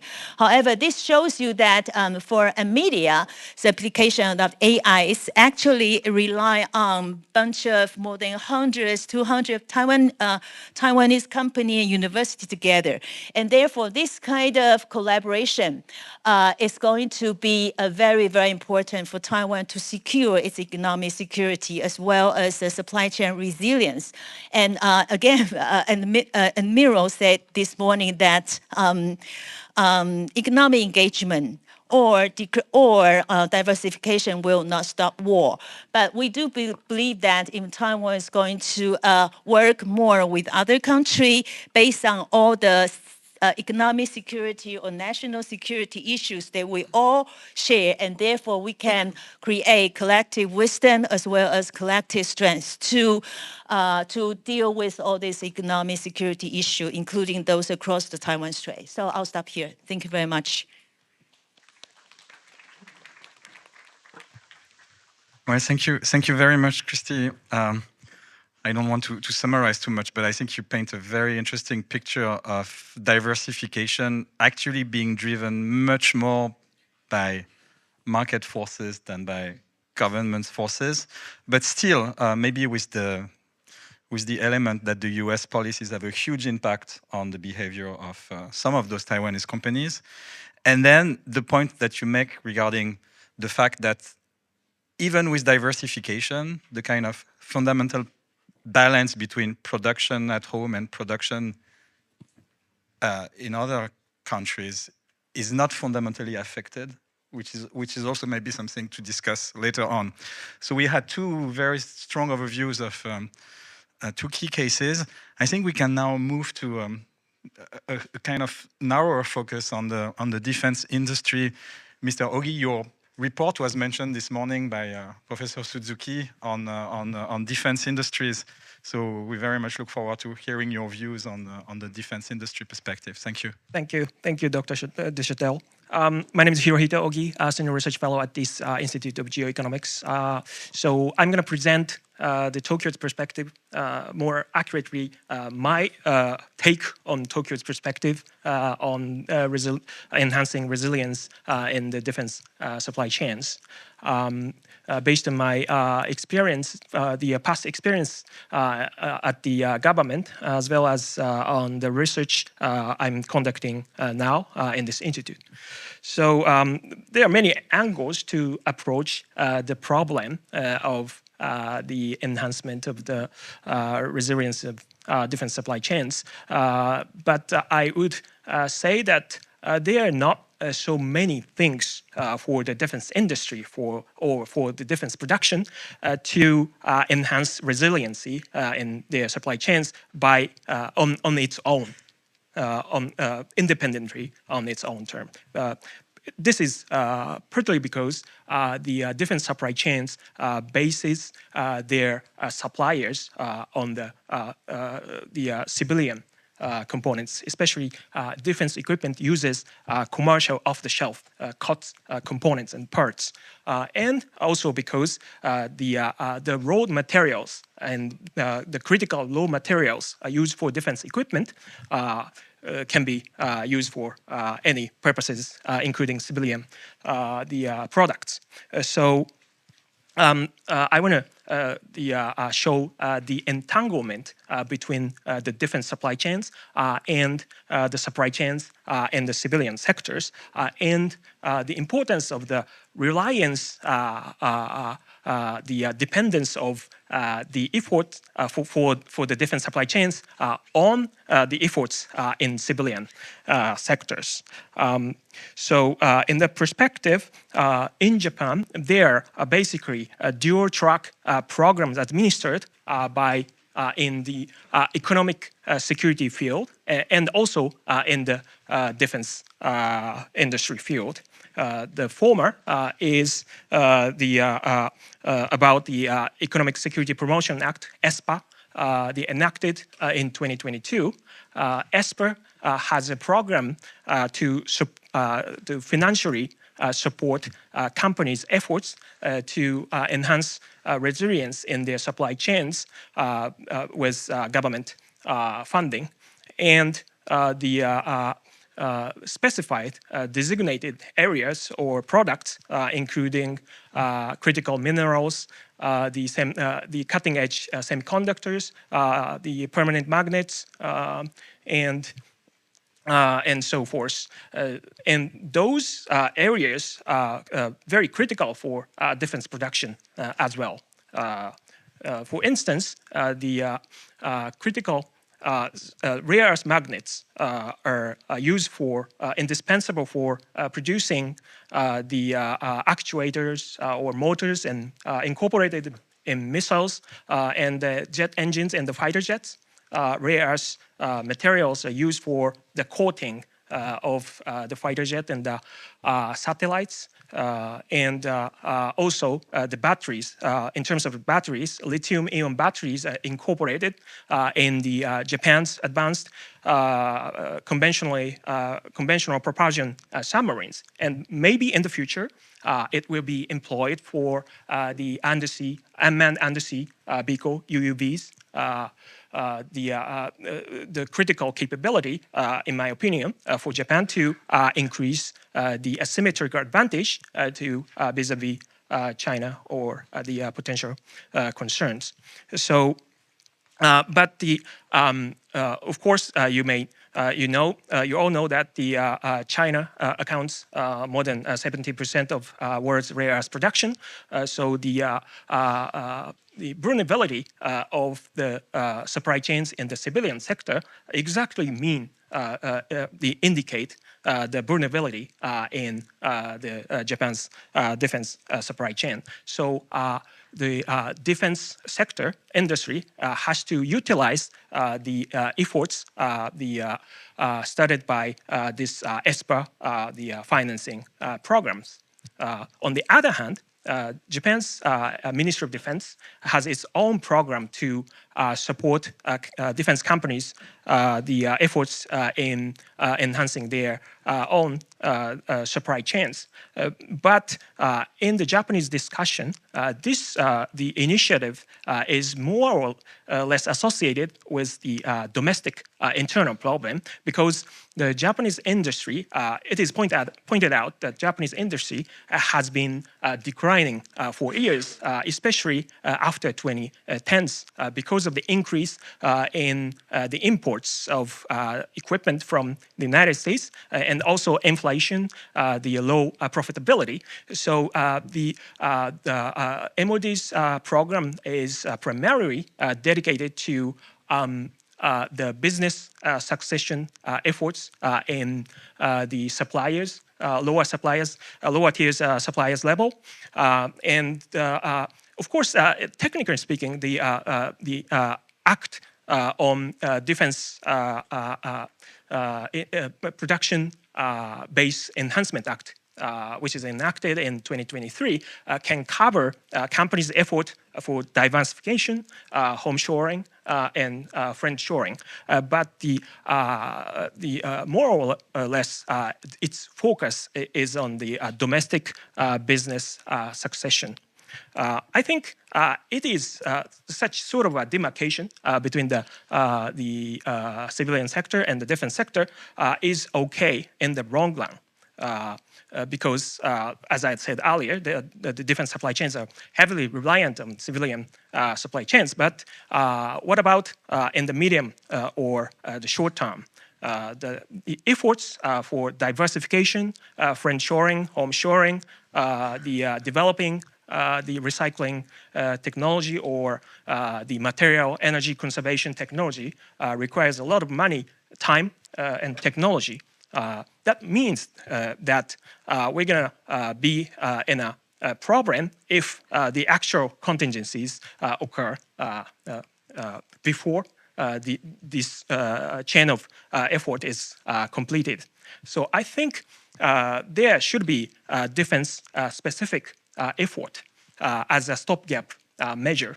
And one of the options would be, in my opinion, is stockpiling inventories for critical materials or long lead components. We should take into consideration that there is a clear trade-off between redundancy and economic sustainability of the defense industry, or the investment in the current capacity or current inventory and investment in future advanced technologies. So if we put too much focus on the former, it may sacrifice the efforts in the latter. So to strike this balance is a very important point, and the stockpiling selectively the critical materials, minerals, and long-lead components would be one solution. And I don't think the current Japanese government is initiating such sort of policy option, because the Defense Production-Based Enhancement Act in 2023 does not have a provision to allow the government, the self-defense forces, to stockpile inventory. And this provision exists in the ESPA in 2022. And such sort of effort could be conducted by the government-related organizations like JOGMEC, Organization for the Energy and Mineral Security, but those inventory would be used for civilian sectors. So there would be competing demands before the or during contingency between the civilian production and defense production. But that does not mean that the self-defense forces or the Ministry of Defense cannot do this option, because it can just simply procure materials, like procuring finished products like fighter jets and battleships. So I think such sort of a stopgap measure could be one option for the Japanese defense industry to enhance its supply chain resiliency. And I would finish by pointing out one more point. But having said that, I think the main characteristics of the Japanese defense industry or Japanese defense production is that there are many the indigenous prime contractors in Japan, like Mitsubishi Heavy Industry, Kawasaki Heavy Industry. But at the supplier levels, we are pretty much reliant on US components, especially the mega suppliers by the US companies. And January this year, the US DoD published a report about the National Defense Industrial Strategy. And that strategy indicates that there a huge vulnerability about the over-reliance on Chinese sources. And that indicates that we also have the problem.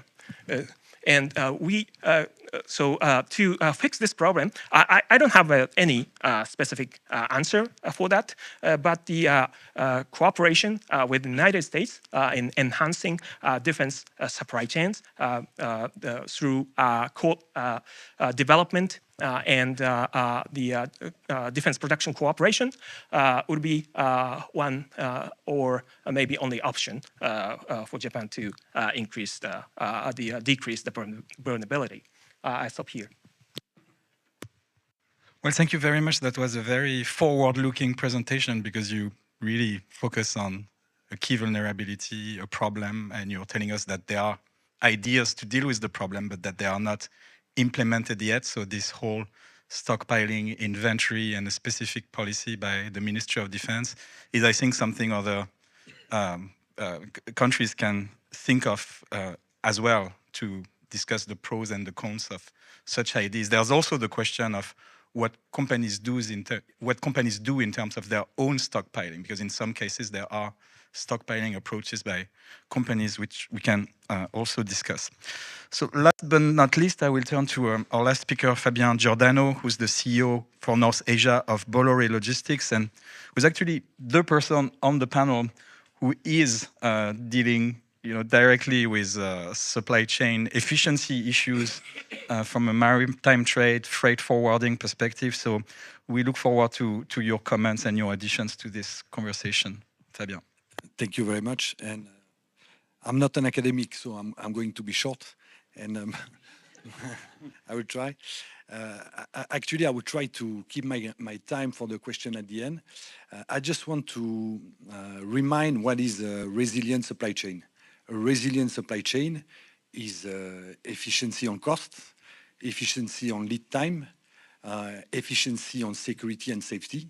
And this, in our industry, a lot have been done to protect infrastructure, data, and people. And today, for example, if I take cyber, it becomes very important in the logistic industry.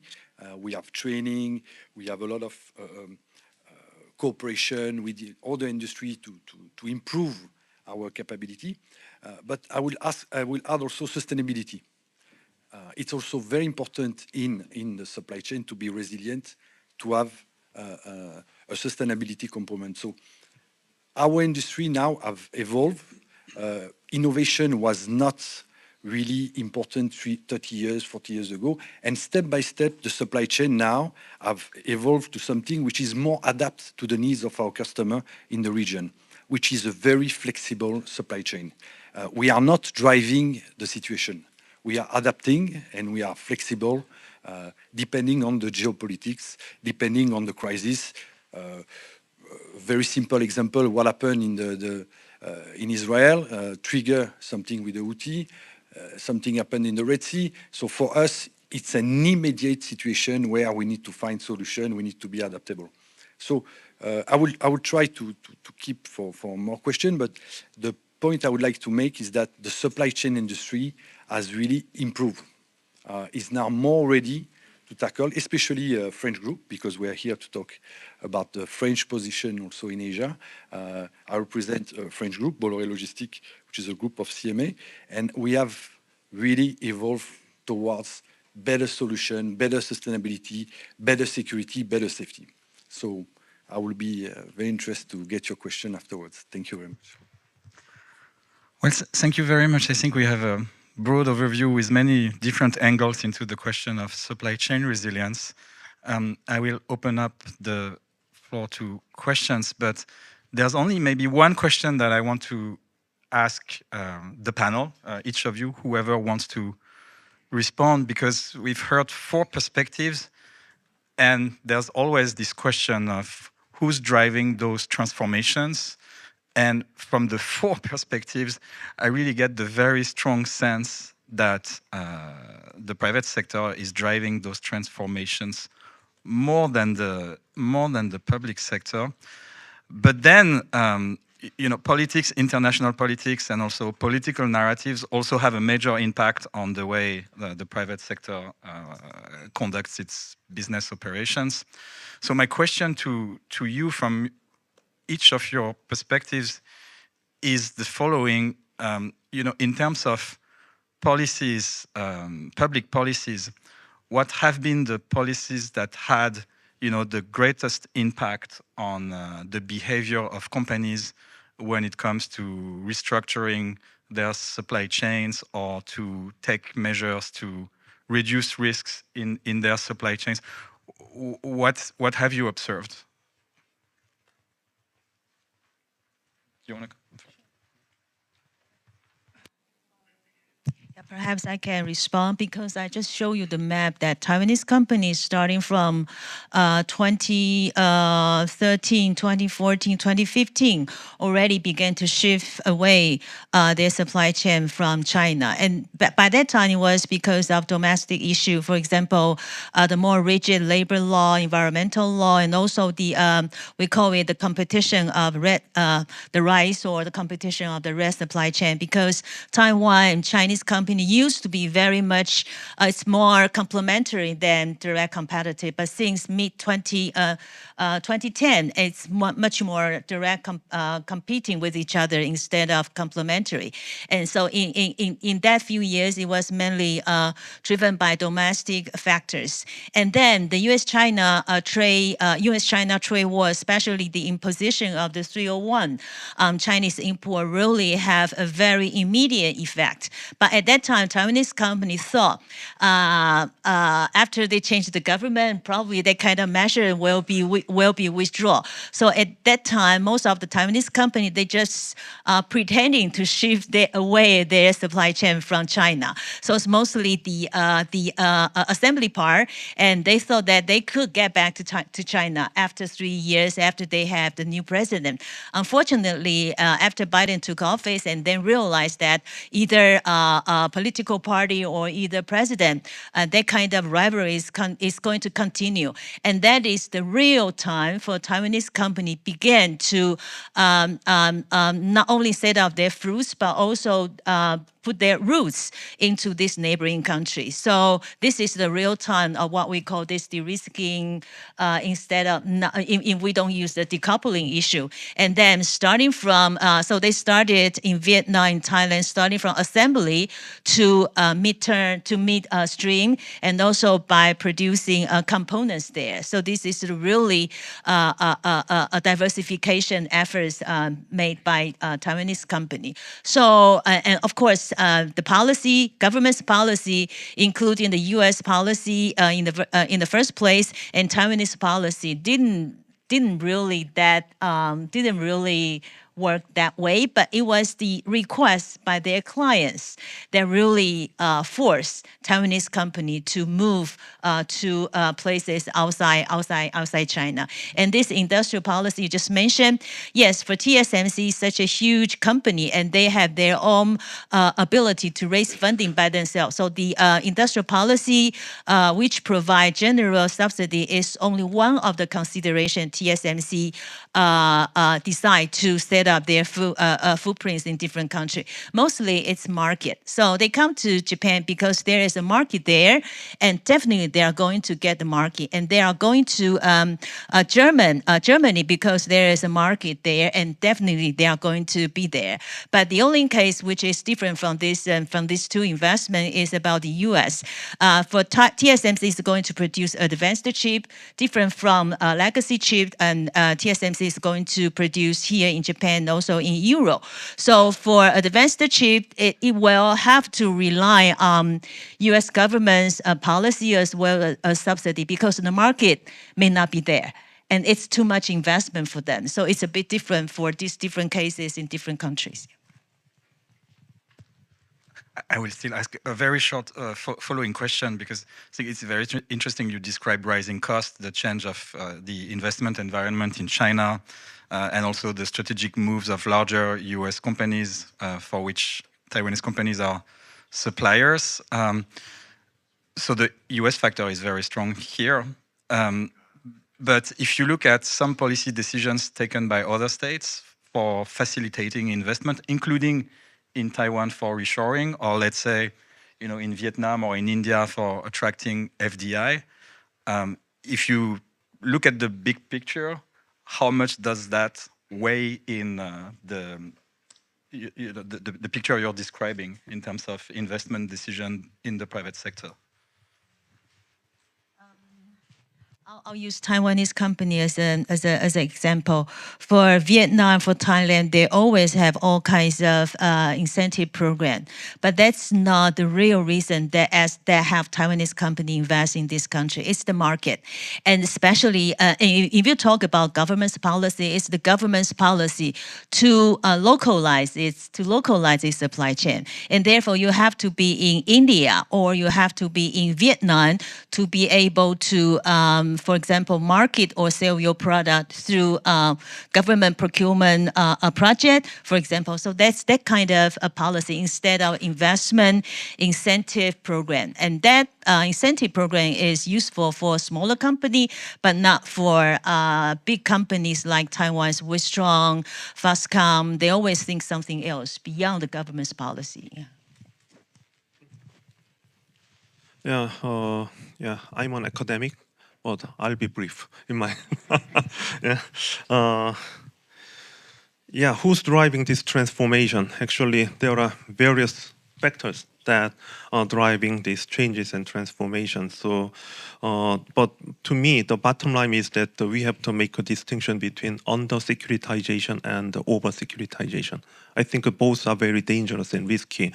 But given that this is the age of the geopolitical uncertainties as well as risks, every country and the private companies have to be better prepared in terms of how to deal with geopolitical risks. In that regard, under-securitization might be too risky without enough paying attention to the impact of the geopolitical uncertainties. And at the same time, I would say the over-securitization is equally or even more dangerous in this age. But in that regard, I would say we don't have to securitize everything, because of course what we see these days is that the relocation of the production facilities and the restructuring of the global supply chains. At the same time, geopolitical risks are not the only factor that driving these changes. In that regard, we have to take a kind of more sophisticated and refined approach to this issue. So having said that, I would like to talk about the case of South Korea. Actually, for the last 8 to 9 years, South Korean companies doing business in the foreign countries, trying to diversify away from China to some other countries in Southeast Asia. Actually, during the same period, more than 25,000 overseas subsidiaries actually relocated their production facilities away from China to somewhere else in Southeast Asia. In that regard, I would say the private companies took the lead.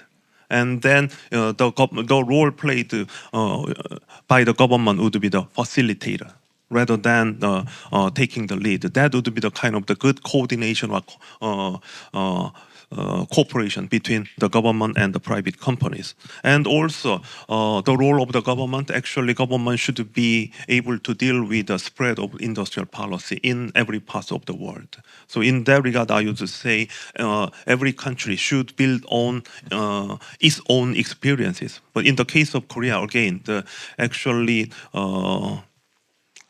several years ago, like Samsung Electronics and SK Hynix made a huge investment in China, in building the most advanced semiconductor production facilities. Actually, suppose that if we can rely on the counterfactual, if Korean government and the private companies could cooperate or collaborate more closely, that kind of decision might be different at the time. So in that regard, we have to build on its own experience. Also at the same time, in the case of Korea again, actually South Korean government has been very cautious in providing subsidies to the high-tech companies in Korea, unlike other countries like such as US, Japan, and Germany and India. In that regard, actually, I think that has to do with the previous track record of the success or failure of the provision of subsidies in the context of South Korean industrial policy. So having said that, the South Korean government actually thus far is much more interested in providing other types of support to the private companies, such as the relaxation of regulation. In my presentation, I pointed out that the Korean government is very much interested in creating the world's largest semiconductor cluster in Yongin area, which is very close to Seoul. Actually, in the past, that area was heavily regulated by the government policy for the sake of the balanced growth between Seoul and other areas. Now Korean government is eager to relax those kind of regulations. So the point I'm trying to make is that yes, government should make like industrial policy at the same time based on its own experience of the previous past. Actually, they have to use or rely on different types of policy measures.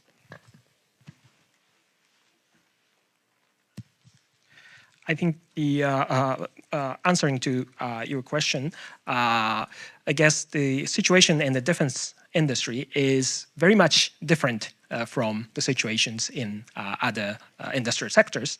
In the defense industry, I dare to say that the procurements are the industry policy. Because unlike the other industries, government, military are the sole customer of their products. So, of course, the civilian sector industry is a primary driving force of these sort of initiatives. But the important thing, at least in the Japanese case, the important thing was that the government's signaling effect over the defense industry. For years, in the domestic political discussions, the defense production has been somewhat associated with the bad businesses. Because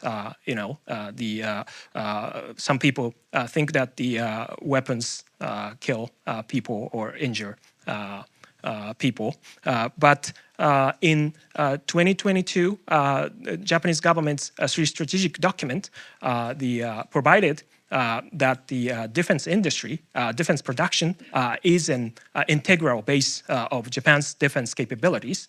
So this sort of signaling toward the industry, I think, changed the discourse in Japan, and it gave the incentive on the industry toward industry to seek businesses not only in Japan but also the overseas.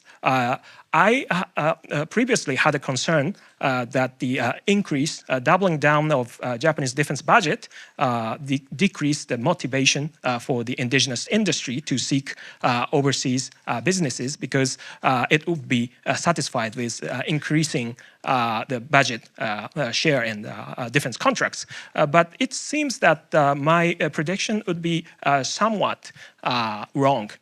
Because there are many ongoing projects or foreseeable projects about the international defense production cooperation, primarily with the United States, including the missile defense cooperation of the GPI, Glide Phase Interceptors, and also the doing the maintenance works for U.S. Navy's ships in Japan. So I think the strong political signaling toward the Japanese defense industry would have an impact more than just providing money.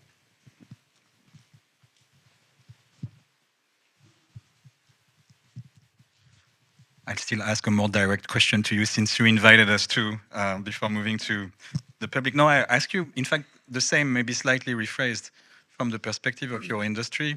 Has there been any public policy decision that had a major impact on the way you conduct your activities? Or is it more geopolitical risks that drive the whole? Not that I remember, but the interesting part, I'd like to rebound on this as well, is when you mention about FDI. And I think I said that during lunch as well. I think that promoting FDI, for example, in Japan, will help to have more security, especially in this industry, because by having more foreign direct investment from friendly country, will facilitate the business in Japan for foreign company, and will help also Japanese company to invest more in innovation and in security as well. So one of the key to develop more security in the area in the logistic industry is to have more FDI in Japan. And this is beyond the yen momentum. There is currently a yen momentum, which is attractive, but I think that Japan has evolved in a certain direction where investing in Japan is now very interesting for foreign company. We share common values. We have similar way of doing business. It's not always easy to do business in Japan, but we have very strong relationship in terms of company and business culture. So by facilitating FDI, I think that this is a key to help to develop security, economical security with Japan and France. Thank you. Excellent, thank you. Oh, you want to add something? Yes. I think I can add something on Taiwan government's policy.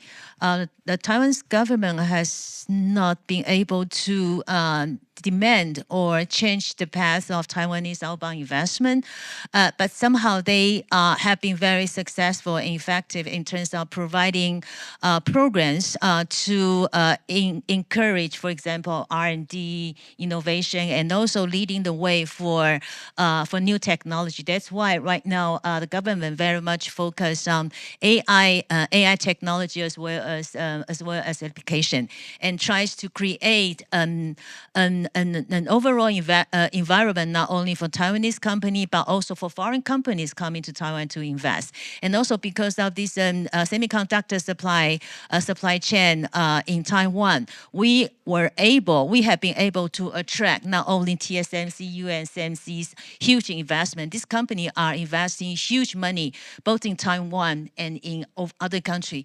We were also able to attract huge investment, for example, by ASML from Netherlands, from French Liquid, the company. So all these large European, American, also Japanese companies are coming to Taiwan to make investment, to facilitate and to be a part of Taiwan's overall supply chain. So I think that is something not only encourage Taiwan, but also shows that all these companies consider Taiwan still a very good place for long-term investment, which is very, very encouraging for Taiwan. Yeah. I'm going to take the questions from the floor, if there are any.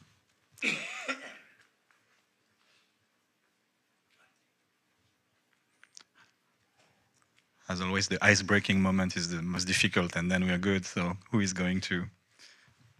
Yes, sir. You will get a microphone from behind.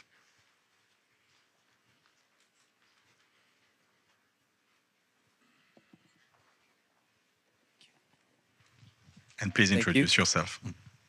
Thank you for the very interesting conversation. I'm John Ueki, a student of International Relations at ICU, International Christian University. My question is kind of a broad question about shipbuilding capabilities comparatively between China, America, Korea, and Japan. So as far as I know, Chinese shipbuilding capability is very immense, especially in terms of its military sector. I think that Korea and Japan combined have roughly the equal amount of shipbuilding capability that China has. And so my question is largely about how can America and its allies try to catch up with China in terms of shipbuilding, especially considering the supply chain resilience issues that were mentioned. What are the challenges that would be expected in the pursuit of this goal? Thank you. Who wants to take that question? Do you want? Yeah, that's a good and a very difficult question to answer because we all have our own capabilities and their physical material limitations on that. I think it's quite difficult for Japan, even in combination with US or Korean capabilities to materially compete with China in terms of military shipbuilding. So instead of competing with tonnage or the number of battleships, I think the only option for Japan is to invest in the advanced technologies and the investing in the technology which could have the multiplying effects to the offset the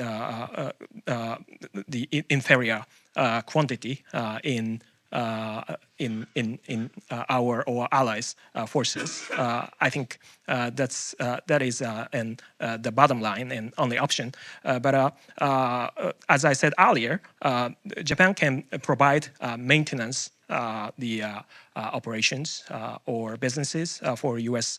neighbor ships. That will bring about, of course, the business opportunities for the Japanese company, but also it will increase the readiness of U.S. navies and the U.S. forces. That would function as a deterrent. I think one by one, we should focus on the specific cooperation projects.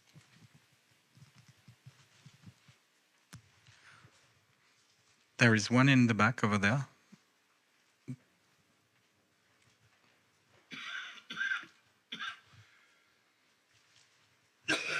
Valérie? You asked for the, oh no, I thought you asked for the, okay, it was just a sign of, a greeting sign. I see. Yes.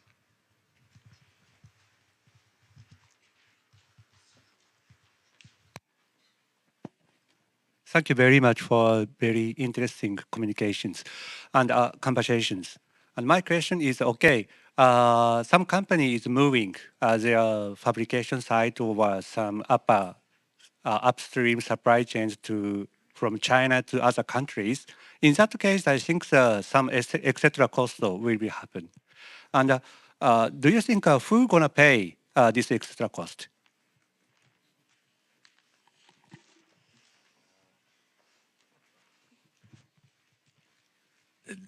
This is a difficult one.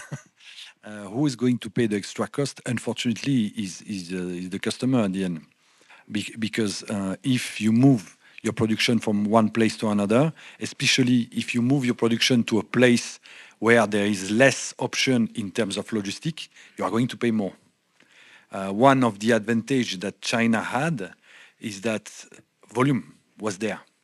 By having a lot of volume, you have a lot of players, you have economy of scale, so the freight, the price can be low. Once you reduce the volume, naturally the price increase. So I may say that to come back to a remark this morning from the Admiral, completely stopping to work with China is a mistake. Is a mistake because you are going to end up with only Chinese provider doing logistics in China at a cost that nobody will control. So it's not a good solution. We have to continue to work, de-risking, of course, finding new solution.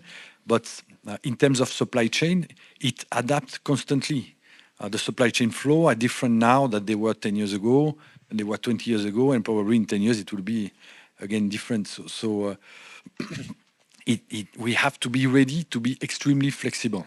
That's the key. I don't know if I answered to your question. Yeah.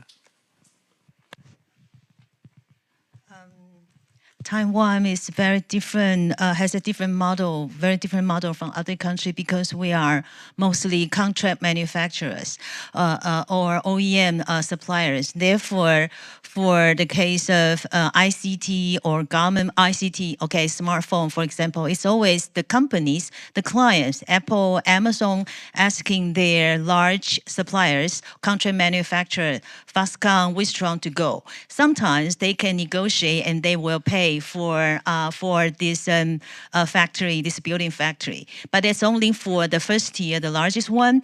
And it's always that the large contract manufacturer have to go. And then they will bring the second tier or the third tier smaller suppliers. But Apple will not pay for the second tier or the third tier. And also, for example, Wistron will not pay for them. And therefore, it's subject to these smaller suppliers whether they are going to follow suit. If they don't go, they will lose the market. They will lose the order. If they don't go, but if they go, they have to pay the cost and also they have to share the risk. So that's for the case of ICT smartphone assembly, for example. And for semiconductor, the U.S. CHIPS Act only provides subsidy for fabrication and also advanced testing and packaging. That does not include key suppliers from TSMC.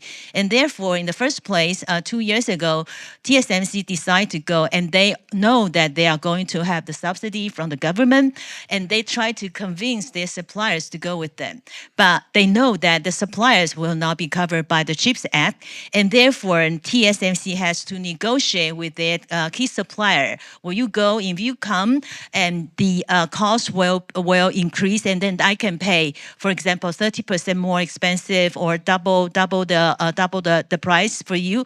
But I'll give you only the that for 2 years, and then you are on your own. And that's why that TSMC move, and it's not bring a lot of very key important suppliers with them. And therefore for EU, and they try to be more flexible in terms of the European version of CHIPS Act, try to cover not only for fabrication but also for key suppliers. And therefore my understanding is right now key suppliers going with TSMC may have the opportunity to get subsidy under the European CHIPS Act. So I think a country, so the government trying to adjust their measures so they can encourage the whole cluster instead of the TSMC or UMC alone. So that's the case. It's different for semiconductor and also for example, smartphone assembly. That's the case also for Taiwan, which is very unique from other countries. Yeah, as I said earlier, there are various reasons driving the transformation of the supply chains. Actually, some argue that labor costs in China have increased for the last several years. In that regard, you have to relocate your production facilities for the sake of the reduction of labor cost, right? But at the same time, if you do for the sake of the economic security, well, I think it is inevitable to some extent. You have to sacrifice the efficiency, right? But because the emphasis now here is on how to reduce the structural vulnerabilities. So, right, that's a kind of matter of choice, whether you have to remedy the structural vulnerabilities or you have to maximize the efficiency. But if we associate the restructuring of supply chains, the structural vulnerabilities may be the priority of the government policy. At the same time, so loss of efficiency is inevitable, and then I would say that at first, companies have to absorb such increase in costs, and then as Fabian said, some of the costs will be passed down to the consumers. At the same time, actually, many governments try to provide subsidies, as Christy mentioned, right? So in that regard, I think private companies have to shop around who's gonna pay you more, right, in terms of subsidies. So that's the thing you have to expect in this age of economic security. Okay. Yes, June, please.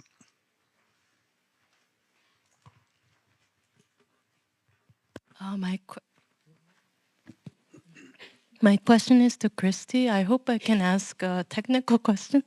In your slides for the US, TSMC is scheduled to do 3 nanos and not 2 nanos. The information I have in my brain is 2 nanos by 2 nanos.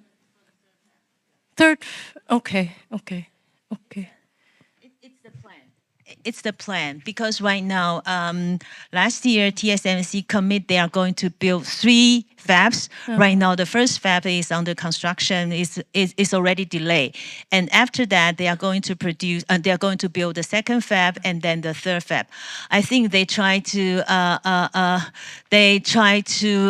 make Biden administration happy by saying that they are going to have more advanced chip, because previously 3 years ago it was only about 5 nanometers, right? And right now they try to produce even more advanced chips there. Yeah. But it's only in the plan. Because Samsung has to do the same thing if TSMC does 2 nanos, that's why I asked. And the other thing is, are there any plans to do advanced packaging from the Taiwan side in the US? And is the subsidy, EU subsidy, really cleared for TSMC for Dresden? TSMC and Samsung are, according to the news, they are already granted subsidy, and then I think TSMC got a bit smaller than they expect, but it's okay. The EU is German, the government, because last year the constitutional court of Germany saying that the German government trying to use the certain fund, climate fund, to subsidize TSMC is against its constitution. And then TSMC and also Taiwanese government were convinced by German government that they are going to they're going to bring the fund, not from the fund they mentioned earlier, but from other source. So they said they are going to give the fund, but so far it's not yet finalized, not yet granted. Yeah. Yes, the European process is that the state aid by a national government needs to be approved by the Commission, and I think that's where we are.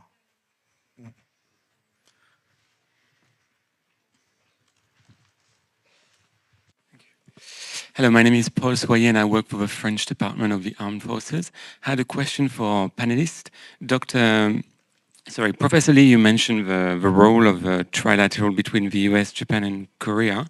But globally, I was wondering, for each of your different governments, what do you think are the most efficient military agreements of cooperation in order to protect the supply chain in the defense sector? Is it bilateral, minilateral, multilateral? What has been the most efficient in your different for your governments? I'm not going to answer that, but I want to add one question that is really echoing Paul's question on the defense side. If we try to get the arms industry discussion to converge with the supply chain resilience discussion, I was wondering if you look, for example, at major weapon system projects, such as the UK, Japan, Italy fighter jet program. I mean, this is very structuring for the defense industry of 3 countries. Is it meaningful, in your opinion, to look at those major cooperation projects as from the angle of supply chain resilience, or is it just a side effect or a collateral effect that is not of major strategic significance? Because there are obviously effects in terms of restructuring the supply chain. So I add this question to Paul's question, but do you want to answer first, Professor Lee? Yeah, thank you for your question. In the area of the defense industry, definitely, without doubt, the cooperation with the United States would take the central priority from the perspective of South Korea. Actually, of course, both countries have maintained a robust military alliance for the last 70 years. But in addition, actually, both countries have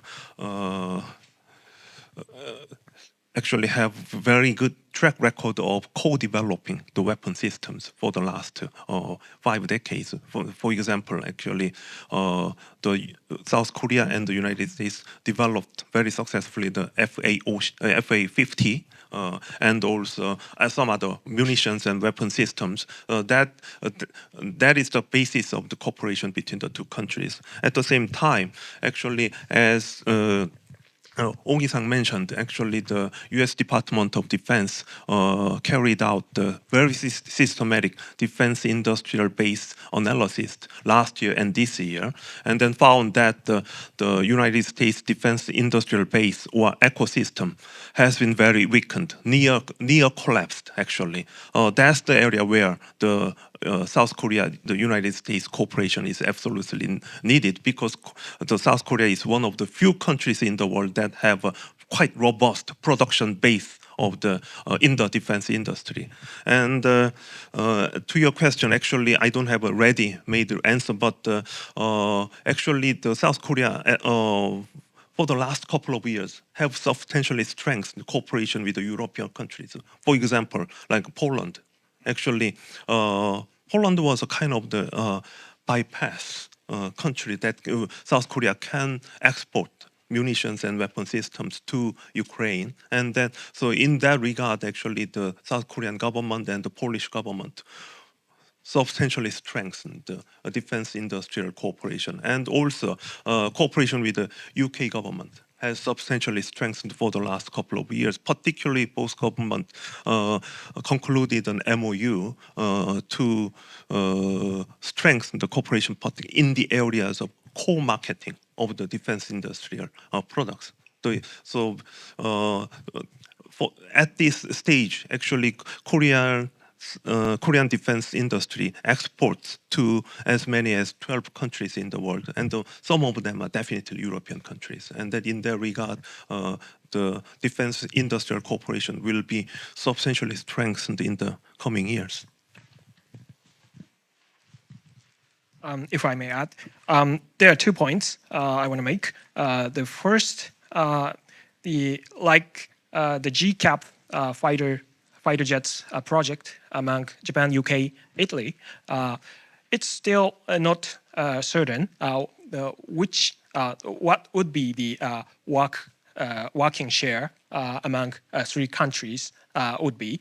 But if the 3 countries they agreed to have some sort of the integration roles among 3 countries. That means that every country can assemble the final product of fighter jets in their own countries. I think that would increase the resilience during the contingencies or before the contingencies. When the demands for those fighter jets would rapidly increase. But of course, the redundant roles would may raise the production cost. So again, there should be a balance between the total cost management and having some sort of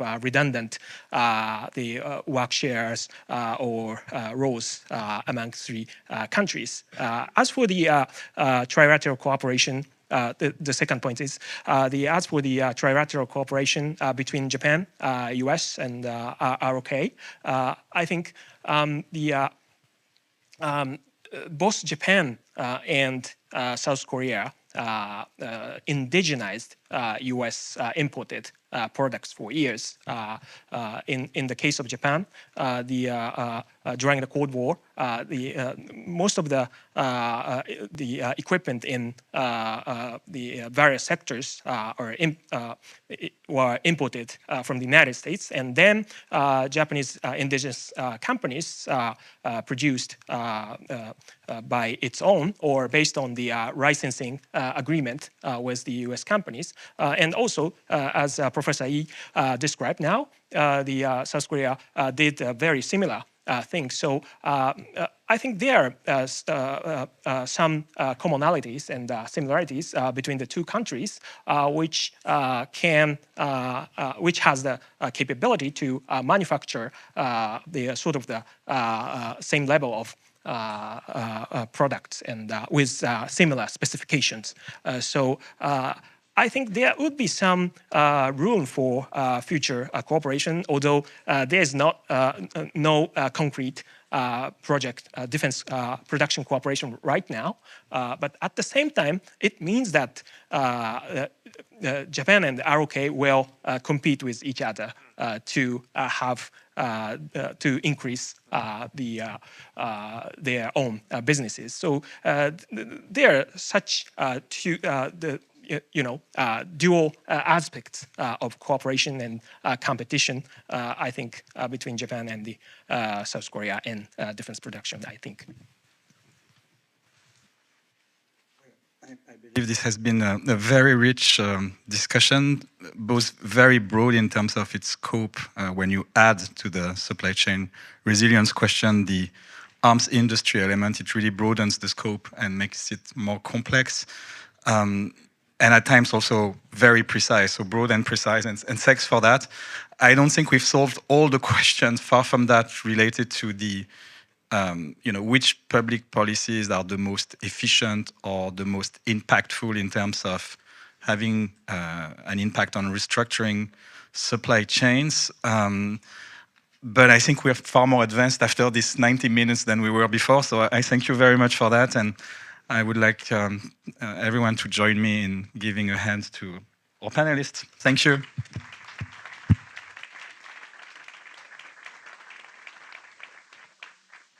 Thank you for your insightful discussions. Next session will start at 4 o'clock. Look forward to seeing you again. Thank you.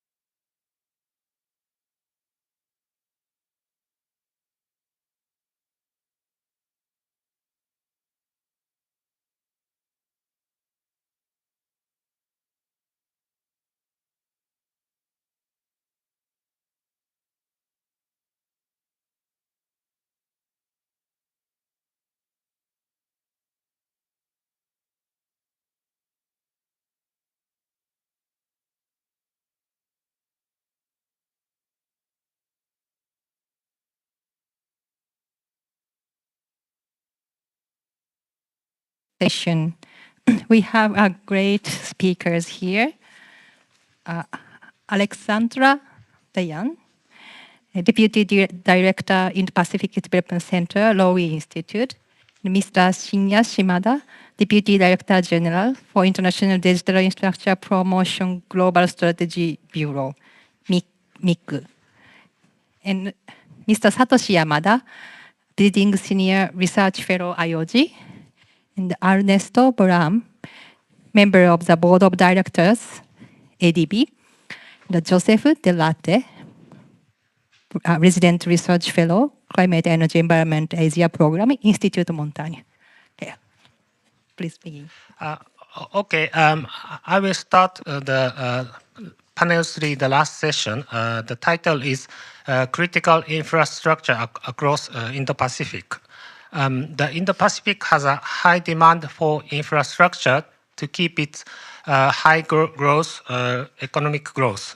In terms of economic security, a secure critical infrastructure is becoming much more important due to the current geo-economical situation. What has been achieved so far and what are the challenges? This panel will look at several sectors and cases. The sectors are 5G, subsea cable, climate and energy. And for today's topic, we have 4 distinguished guests, as introduced now. So I will start with 10 minutes for each panelist. And from the economic security point of view, I would like the panelists to explain about the Indo-Pacific critical infrastructure policy from each background, like Japan, Australia, ADB, France, Europe. So first, I would like to ask Mr. Shimada to explain about the Japan's case. Thank you. Thank you, Yamada-san. Good afternoon. Bonjour, monsieur et madame. Konnichiwa. My name is Shinya Shimada. I'm from the Ministry of Internal Affairs and Communications. I'm in charge of establishing the digital infrastructure deployment policy and strategy within the government. Let me first thank you for inviting me here today. I'm very, very appreciate this opportunity to extend the view about the economic security. This is a very new policy area for me. So my opening statement is consists of the 3 parts. First of the government of Japan's perspective against the global environment, and second is economic security, and third one is the international cooperation made by the Japan's other like-minded countries. So, so as you know, the intensifying the competition among the hegemonic powers has set a tone to the international environment, and the change in status quo by force and the economic coercion by the major powers is a change the world totally, and this kind of the trend have destabilized our global economy. So the global market economy has been the center of the world's affairs, and we long time recognize the security and the economy is a separate issues. But now, under the concept of the economic security, the both of the economy and security is now considered as mutually linked. So the world is now, why we believe the world is now facing the division. So we need to maintain and strengthen the free and open international order based on the free rules of law. And Japan, together with like-minded countries, is expected to promote a free and open Indo-Pacific initiative. So you know there POIP initiative to bridge, so to play a role as a bridge to bridge the gap between the North and South, and to solve the religious conflict, and so on. And we realize we have to play a role and to take a responsibility to occupy a responsible position in this international community. In this context, in the digital field, so digital field is that is covered by my Ministry of Internal Affairs Communications, MIC, is not just one of the industrial area, but also the foundation of the social development and the economic growth to the world.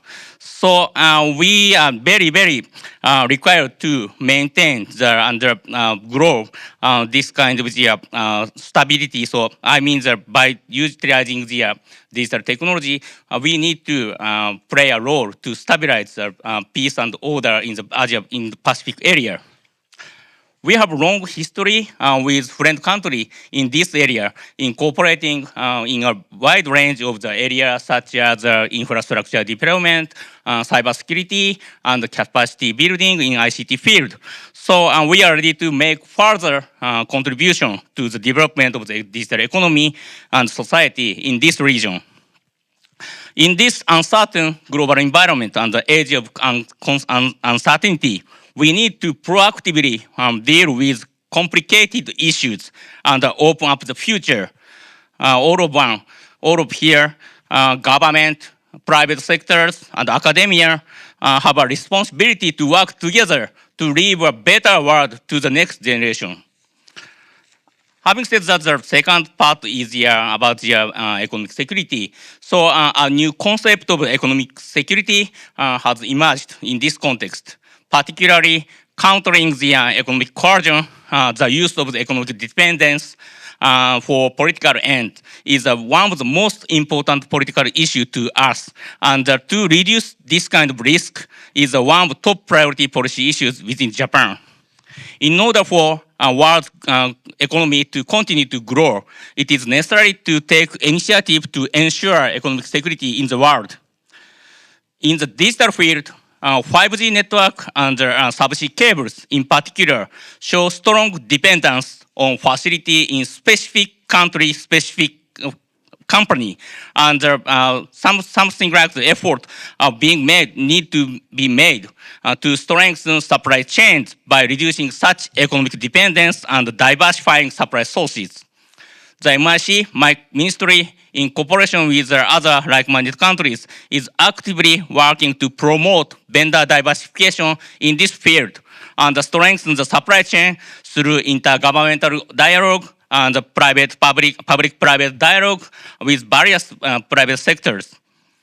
Specifically, we are now rapidly promoting the formation of the agreement between among the like-minded countries by utilizing the many fora like Quad and G7, and we had a top-level bilateral agreement with at the US-Japan Summit meeting last April, and we had also have so many cooperative agreements with the ASEAN member states. So our ties among the like-minded countries are now stronger than ever. So through this effort, we aim to contribute to ensuring global stability and prosperity and economic security in this region. So finally, I want to mention about our current initiative about the cooperative activity in Pacific region. Japan has a long, as I mentioned, Japan has a long history of cooperating in this area. So as a result of the so you know there's so many friend countries think that Japan is a very time-consuming and very too slow to make a decision. But after decision made, we always keep my promise, me keep my word. So we have already building up some trust with my friend country in the Pacific region. So Japan is recognized as a country that is expected to make more contribution in this uncertainty era. So Asia Pacific countries historically and geographically so Japan's closest partner. So we are very make importance on the cooperative with this region's countries. In particular, our relation with the ASEAN member states has been deepened because last year we marked the 50th anniversary of ASEAN-Japan Friendship of Cooperation, and we had the issuance of the joint vision statement. And Japan's role is to strengthen cooperation in new areas such as the digital field and ensure economic security and promote human resource development. So my ministry, MRC, has been working on some 5G network collaboration in Philippines, Cambodia, and Palau in Pacific Islands. And we also have cyber security training in Bangkok for the ASEAN member states for a long time, maybe since 2018. And we also launching now for this kind of cyber training center in Pacific Islands this year. And so we recognize this kind of activity to strengthen the resilience and connectivity of each country in this region is a very important issue. We will continue to, let me conclude my opening statement. We will continue to contribute to enhance the connectivity, economic security, and sustainable development and prosperity in the Pacific region. Thank you very much. Shimada-san, thank you very much. I will ask questions in the next round. So first, I will go through all the panelists. So next is Mr. Alexandre Dayant, Deputy Director from Lowy Institute, Australia. So could you please speak? Thank you. Yes. Good afternoon, everyone. My name is Alexander Dayant. I work in a foreign policy think tank called the Lowy Institute, based in Sydney. I'm Australian, but I'm also French, which is probably why I got invited to this meeting. Look, and at the Institute, I work on analyzing development issues in the Indo-Pacific. And so today, what I'd like to talk about is actually the Pacific. I found out that very often when we talk about the Indo-Pacific, we talk about the Indo, but not so much about the Pacific. And so I also would like to talk about the Pacific because this is a region in which the actions of Australia in the strategic infrastructure landscape can actually, in a way, they're a good illustration of what potential initiative could be taken by the EU, by France, by Japan in the region. So I'm going to divide my presentation in two parts. The first one is that I'm going to talk about the state of infrastructure financing in the Pacific. And the second part, I'll talk about the strategy that Australia applies to safeguard strategic infrastructures in the region. So first about the state of the infrastructure financing in the Pacific. Well, rough estimates argue that the Pacific needs around $3 billion a year in infrastructure financing for critical roads, for ports and telecommunication infrastructure. And this is equivalent to around 10% of the regional GDP, regional output. And so in emerging Asia, infrastructure development is about supporting economic growth, and we heard about it today. Right? It's about also decarbonization. But in the Pacific, it's much more about providing basic infrastructure, basic services, and reducing vulnerability, notably vulnerability linked to climate change. And so we are talking about strategic infrastructure and the issue of sovereignty related to those. But this is not necessarily the main concern in the Pacific. I mean, what Pacific country really needs is roads to transport goods. They need a power station to get access to electricity, or ports to reorganize their fishing industry. And they all need those infrastructure are actually resilient to climate change. This is a big concern for them. And so while Pacific countries are actually very aware of the geopolitical competition that is happening in the region, they're also very strongly non-aligned. In the region, you often hear the sentence, friends to all, enemies to none, which is a strategic choice of Pacific countries to engage positively with all external powers and obtain the best development and security deals possible, irrespective of these powers' competing geopolitical interests. And so the issue of risk of critical infrastructure per se isn't really front and center of policymakers in the region. What they care about really first and foremost is the delivery of those physical infrastructure. So who's financing those? the reality is that much of the financing burden falls on the shoulders of the public sector. But the economies of the Pacific are often too small, actually, to generate enough government revenues to finance large infrastructure projects, especially now after the pandemic, and those economies are still struggling with the consequences of the border closures, and they're recovering very slowly. So therefore, a solution for them is what we call international development finance. In any given year, you have 50 or between 50 to 60 development partners involved in the Pacific, involved in financing large infrastructure projects in the region. And so I need to do a bit of product placement here. This is part of my research. At the Law Institute, we developed this tool. It's called the Pacific Aid Map, that basically tracks development finance from the international community to the Pacific. And so you can select any specific donors. So we have a list of 63 different donors of France, Australia, the EU, Japan, and so forth, the ADB. And you can look for what's happening in any of the 14 independent Pacific Island countries. So this actually excludes the French territories of New Caledonia, French Polynesia, and Wallis and Futuna. You can look for project by sectors. So we have 12 different sectors, but also the infrastructure sector, which is an important one. And so what you can do is that every time you select a country, you can really dive down to the country level. And so you see exactly where all those projects are actually located in the country that you're analyzing. So we've collected information on more than 20,000 projects in the Pacific from 2008 to today. And another thing that you can do with this specific aid map, and you can do many things, but one thing that you can do is that you compare the footprint of specific donors. So for instance, in this case, you can compare Australia with China, which is what everybody does in Australia. And so yeah, it gives you high-level information on the footprint of those development partners, looking at how much they spend in governance project, in the infrastructure sector, and you can really dive down to the project level, to the transaction level, actually. And so what does this tell us, really? So the first thing to note is that infrastructure financing in the Pacific is still quite competitive. On the left graph, you can see the evolution of infrastructure funding made by specific donors in the region over the years.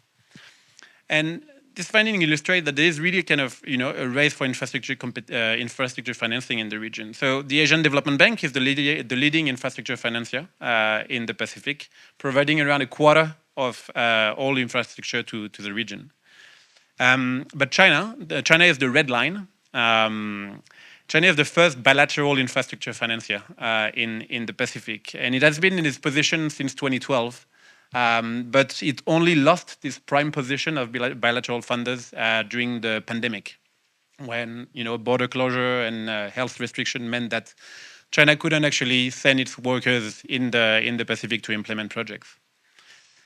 But also what you can see with the red line is that there's been a reduction of infrastructure funding starting in 2016 and going and decreasing since. And this for us it reflects a few things. The first one is that this is a reflection of China's economic slowdown. There are probably less appetite to spend money abroad than domestically.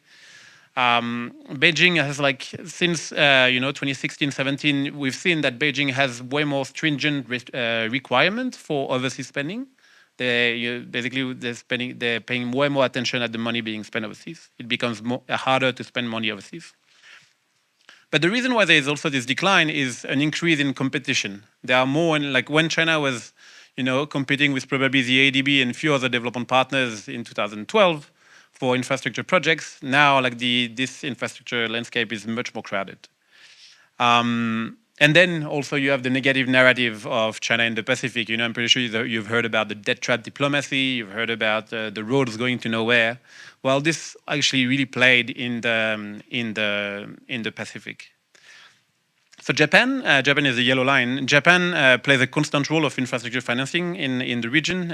Actually, in the region, Japan is known as the quiet achiever, which is a bit unfair, I think, because Japan does actually finance a huge amount of infrastructure. It's just it doesn't really talk about it. So that's maybe something to note for the Japanese in the room. A bit more publicity would be good. Australia allocates around 10% of its budget on infrastructure financing, but actually this is about to change. And what's interesting also is to look at the green line, Team Europe.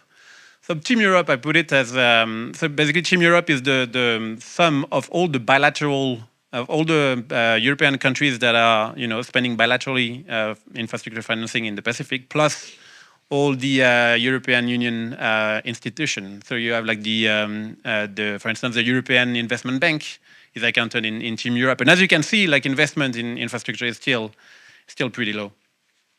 And when you look at the type of sectors where development partners are financing invested in, well, you see that China is the largest investor in telecommunication projects in the region, with large investment in Samoa. So in Samoa, they have refinanced like the whole national broadband network. And in PNG, a significant project is the submarine cable, the domestic submarine cable, actually financed by Exim Bank and implemented by Huawei. In transport, China has a significant role, but the ADB as well. Both are financing large highways across the region. And the EU again plays a large role in water and sanitation, but really like the infrastructure, like the overall infrastructure financing of the EU is quite small.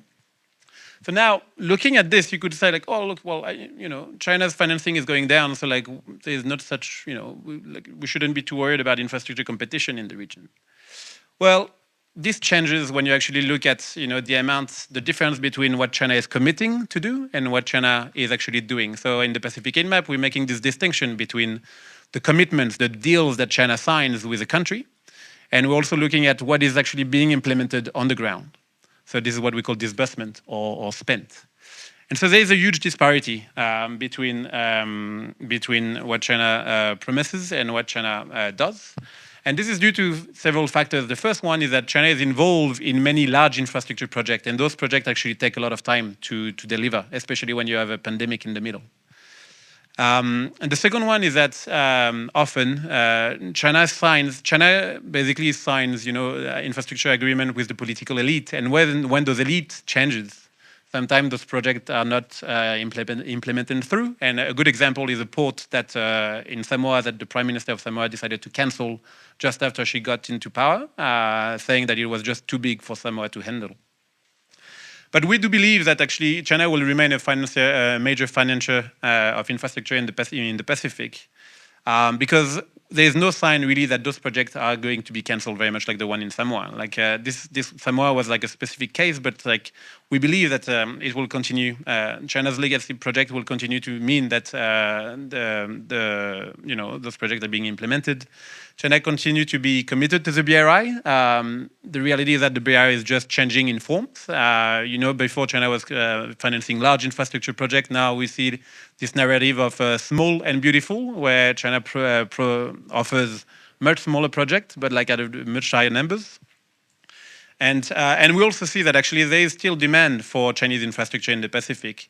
If anything, we found that in 2019, two Pacific Island countries switched diplomatic allegiance from recognizing Taiwan to recognizing China. So those were the Solomon Islands and Kiribati. And what we found is that in those two countries, what China does is that it takes on the project that Taiwan didn't finish, but it also increases its financing to those countries. So now, final slide. I know I'm running a bit late. Final slide. So what? No, not that final slide. The other one. Yes, thank you very much. So how does Australia, contribute to strengthening the critical infrastructure development in the Pacific? Well, when I arrived in Australia in 2016, it was interesting to see that, to me, Australia was playing whack-a-mole. Basically, when China was investing somewhere, China was like saying, no, we can invest in this in better ways. They were providing grants and much more financing in a reactive way, not so much in a proactive way. The Coral Sea Cable, this is notably a good example, where basically there were the Coral Sea Cables connecting Papua New Guinea with Solomon Islands and then Australia. And so China initially Australia offered to financing in a loan.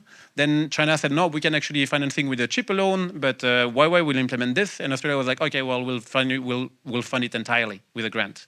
And so this is this kind of guacamole strategy that actually defined Australia before 2018.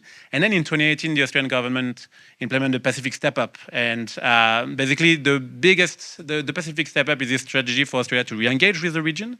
The biggest thing that came up of the Pacific Step Up is financing facility for the Pacific, a big bank for big projects in the region. And so what it means is that Australia now is like massively increasing its commitment in infrastructure.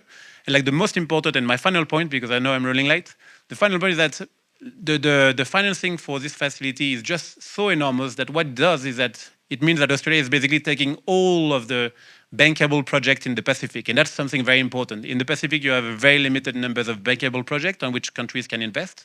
And through this AFFP, through this financing facility, Australia is taking most of them. Thank you very much. Thank you very much. So next, I go to Mr. Ernesto Bram, member of the Board of Directors, Alternative Executive Director of Asian Development Bank. So 10 minutes, floor is yours.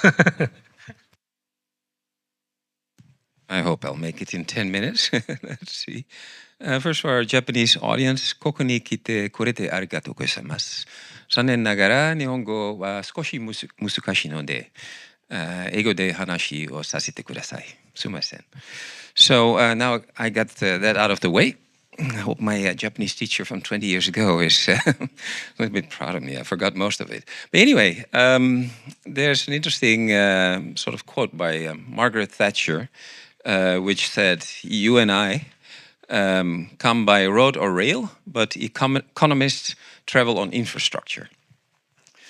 So I'm speaking here on personal title. I'm originally from the Dutch Foreign Ministry, but because I speak on personal title, but I'm with the ADB, so I will not go into all kinds of details on geopolitics, so that you know that in advance. You can ask me privately, that's not a thing. Critical infrastructure, I think you can look at it from multiple perspectives. What I call multifocality, I'm wearing multifocal glasses here, from different perspectives. And the perspective that I choose now here is from multilateral development banks, such as the Asian Development Bank or the African Development Bank, or the World Bank, of course. Now, in these MDBs, multilateral development banks, Japan and Europe cooperate quite closely, also cooperate with the US. And I see the MDBs, the multilateral development banks, sort of as guardians of the rules-based international order. Because these development banks, they make rules on transparency, on governance, financial management, procurement. And most of the time, the member states, which are the shareholders, I represent 7 shareholders in the Asian Development Bank, including my own country, the Netherlands, they stick by the rules. I mean, they make the rules themselves and they stick by it. So it's sort of maybe even an oasis in the geopolitical turmoil, because we managed to keep geopolitics more or less outside of the bank, because we all have the same goal, which is poverty eradication in Asia and the Pacific, and now also supporting, of course, the economies, and climate change is an important topic. So just to give you an idea, we have 68 member countries, and our, let's say, map of the Asian Development Bank is slightly different from what I think the Indo-Pacific concept is. We don't reach all the way to South America, of course, but we start all the way in the West with Georgia, Azerbaijan. They are members and borrowing countries, I have to say. And then all the way to Asia, of course, the East Asia, including China and other countries. And then the Pacific Island states. We have regional and non-regional members. So these are the regional members, if I look at that map. And then non-regional members are European countries. So we have 17 European countries which are a member. And then, of course, the United States, which is also a non-regional member, and Canada. Now, about the Asian Development Bank specific, it was a Japanese initiative, as many of you probably know, established in 1966. Japan would have liked to have the seat of the ADB, but it went to Manila, so I'm now based in Manila. I come from there. Here in Tokyo, we have the ADB Institute, which is one very renowned think tank. Now, if you look at shareholders, let's say voting power, the US and Japan have the same voting power because they put up the same amount of money in terms of paid-in capital, which is 12.7% each. And with a very distant third, the PRC, with 5.4%. Now, this doesn't mean everything because the ADB likes to take decisions by consensus. So we're very consensus-oriented. So I'm part of the board of directors. So we have our own views, but then you have the management of the bank, of course. And they always try to have consensus on a proposal. So in the stages leading up to a specific proposal to give a loan, let's say, of 200 million US dollars for a specific road in a country, if they feel one of the shareholders may not agree or so, then the proposal might be adjusted slightly to get everyone on board. So that is one of the strengths, and some people would say also the weaknesses of the bank, but I call it a strength. Now, traditionally, we've been an infrastructure finance bank, and we've moved on. We still finance infrastructure to a large extent, but now we're also a climate bank. We've committed to spend 100 billion US dollars on climate adaptation and mitigation, counting from 2019 till 2030. And we also call ourselves now a knowledge bank, because knowledge you cannot express in any kind of currency, and this is an important part of the policy dialogue that we have with all the 40+ borrowing countries in Asia and the Pacific. So that's an important part. Now, the goal of the ADB is not to explicitly mitigate the risk of foreign leverage, undue foreign leverage. But I think in two ways the ADB does contribute to make countries stronger against any, let's say, interference in their affairs, which which is uninvited. It's two ways, and I will talk about these two ways that we help to strengthen countries. Now, one is support of quality infrastructure. And Asia, as Alexander already mentioned, has a big need for investment in infrastructure. I think you mentioned 3 trillion. How much did you mention? 3 billion for the Pacific. Yeah, I mentioned 1.7 trillion US dollars, but that is then all over Asia and in the Pacific Island states. That's a number, you can make it higher or lower, depends how you calculate it. And the second way that we support countries to become stronger, which also helps to ward off any intervention or influence, is to support financial stability these countries. Now, first, on infrastructure, the ADB supports quality infrastructure to bolster sustainable development.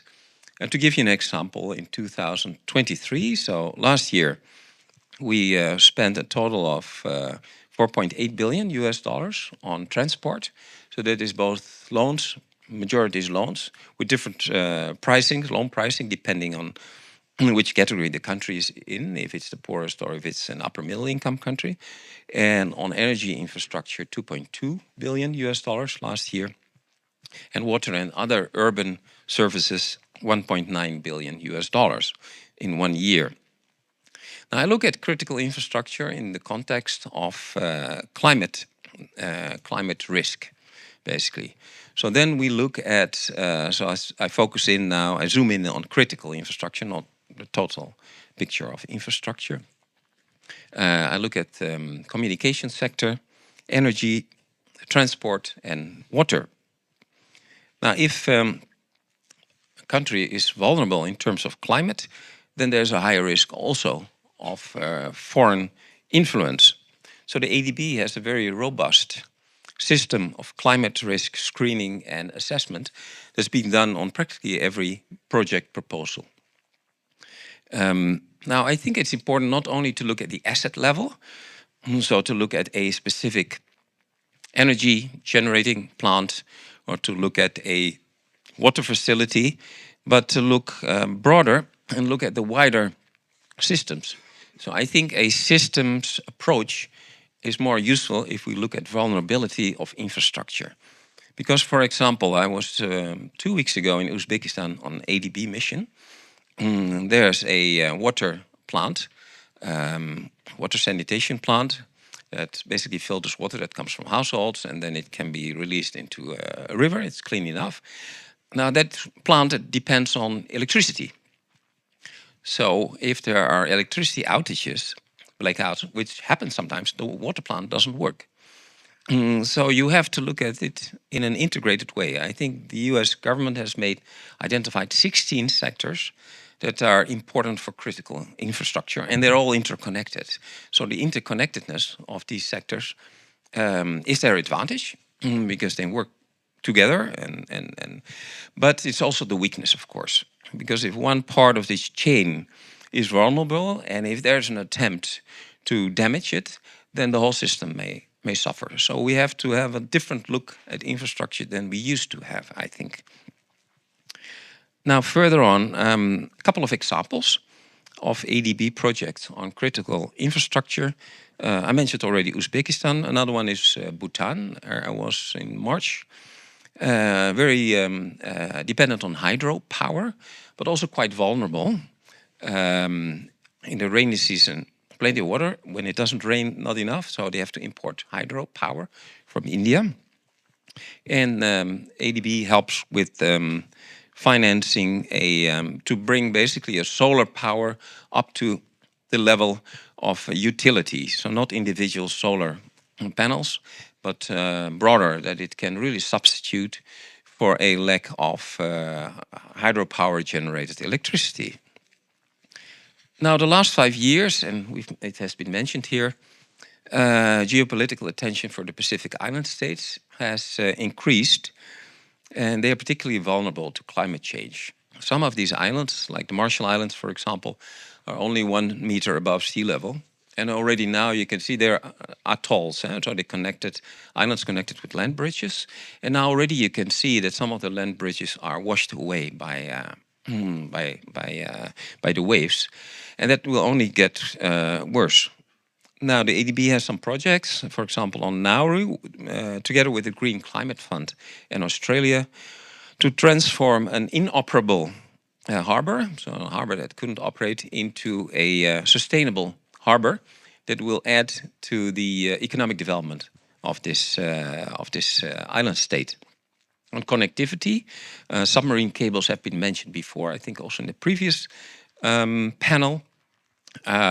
We have supported a fiber optic cable between Tonga and Fiji.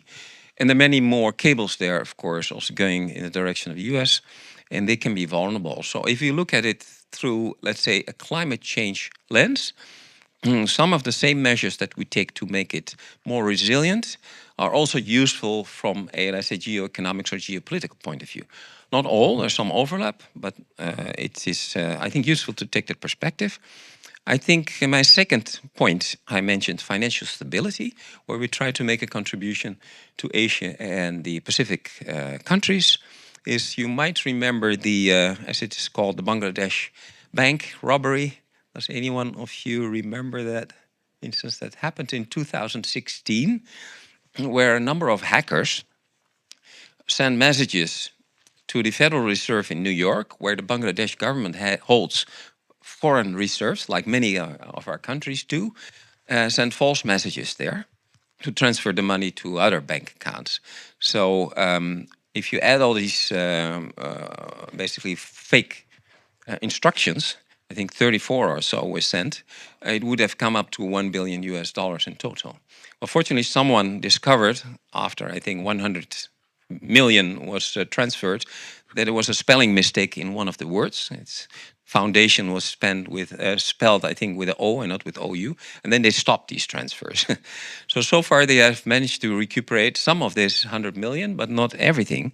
And it shows how vulnerable countries' financial assets are to hackers. So cybersecurity is very important, and ADB supports strengthening governance and institutional capacity. We have quite a few programs on public finance management, which includes financial reforms in many countries, budgeting, things like funds flow, accounting, reporting, and auditing systems.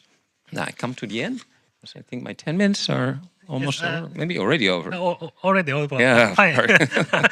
a few seconds. Few seconds, yeah. So I think overall, the multilateral development banks lead to some form of self-restraint of countries to, let's say, attack certain critical infrastructure of other countries. At least those critical infrastructure assets that have been financed by those multilateral development banks, because that would be a reputational risk. You know, we discover that one of our shareholders has damaged, on purpose, one of the assets that have been financed by ADB. That would not look very good.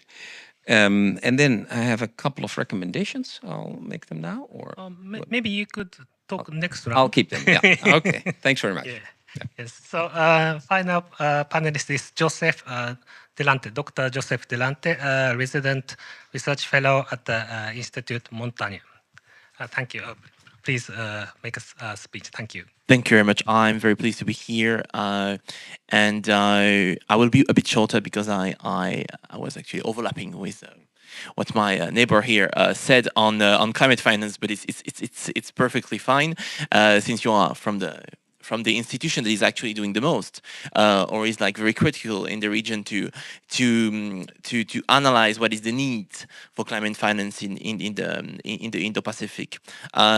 Before going into the big chunk of my presentation to you today, I would like just to emphasize the fact that we are like just 25 years from the deadline of the Paris Agreement, where we are collectively supposed to be carbon neutral.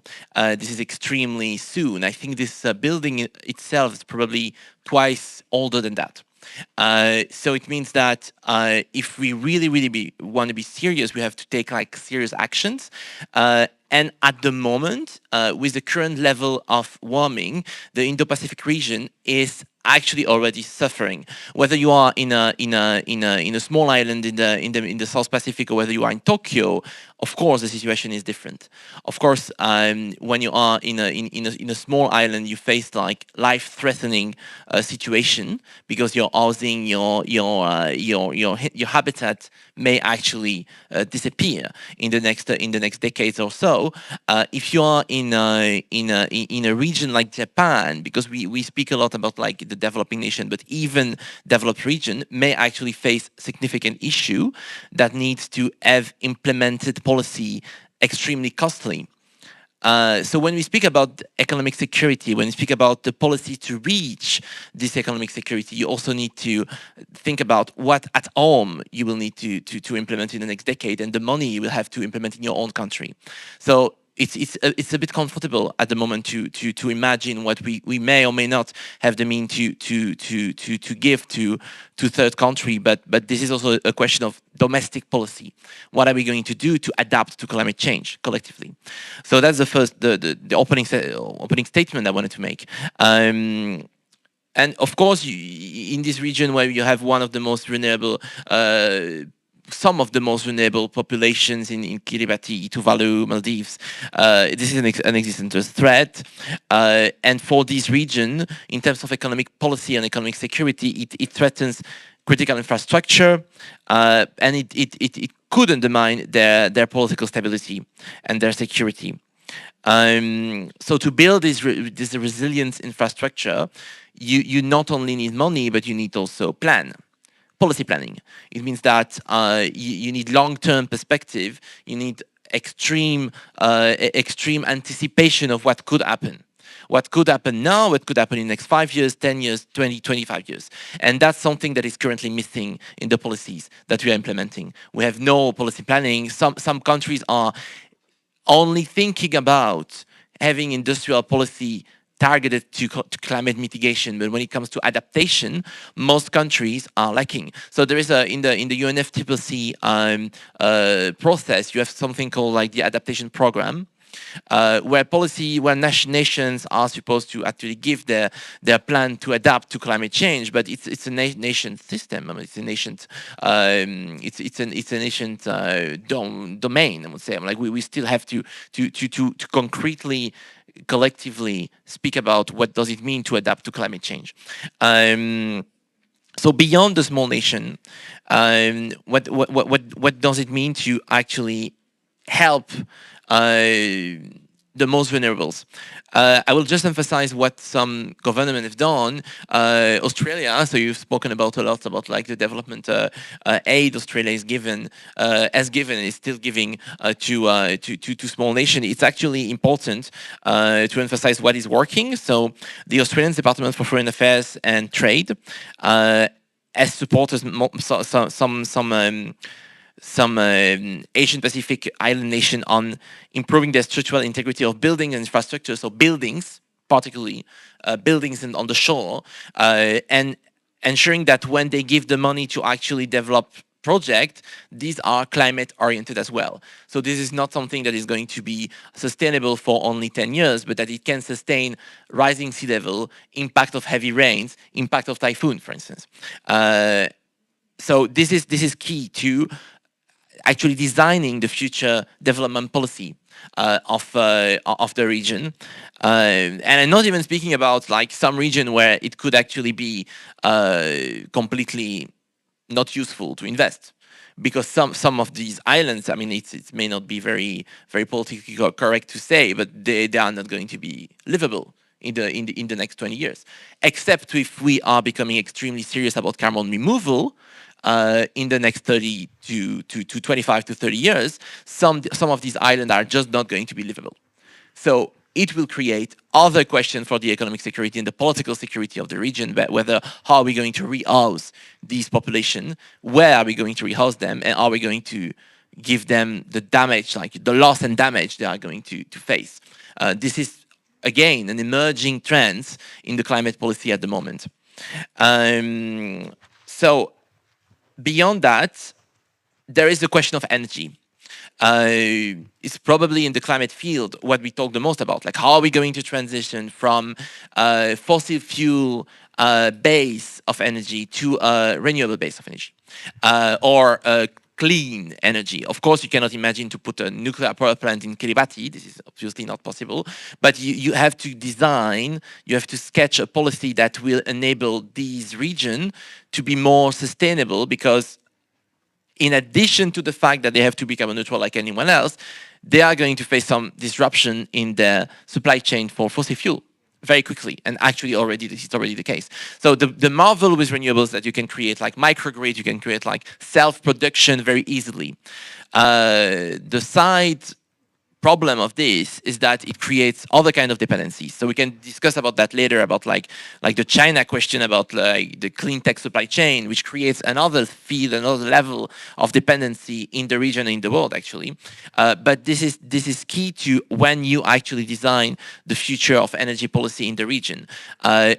You need to provide a way for this region to finance their energy transition, the same way you provide finance for the region to achieve resilience. Finally, the last part of my speech will be about like the digital aspect of climate and economic security in the region. Actually, Japan is very strong when it comes to that. It's one of the key countries when helping for digital technology disaster relief in the world, and I know METI and some other Japanese agencies are actually trying to implement Japanese technologies in the region, in the small island region, but not only, also in Indonesia, in Southeast Asia, and this is indeed key. When you go to climate conferences, one of the missing aspects is indeed how we're going to help the most isolated and most vulnerable one to just face these disasters. So I would end it here.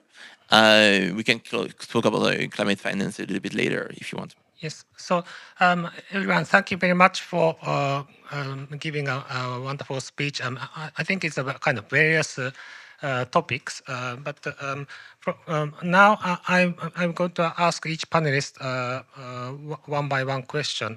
Maybe some are related, but I will start again from Shimada-san. You mentioned several cases with the cooperation with Indo-Pacific countries like the Philippines or Thailand, Cambodia, or Pacific Islands, and I think you have a lot of various experience working with other countries. What do you think is important in securing critical infrastructure, maybe from a policy point of view or tech point of view? If you have any tips to the audience, please give us. Thank you. Thank you, Yamada-san. And about your question is so I don't have enough tips about you, but I have some experience about the promoting the digital infrastructure from the like-minded country to the Indo-Pacific countries. So we are now proposing the diversification of the supply sources for the digital infrastructure. So because it is needed to reduce the risk of the economical dependence to specific suppliers. So it is a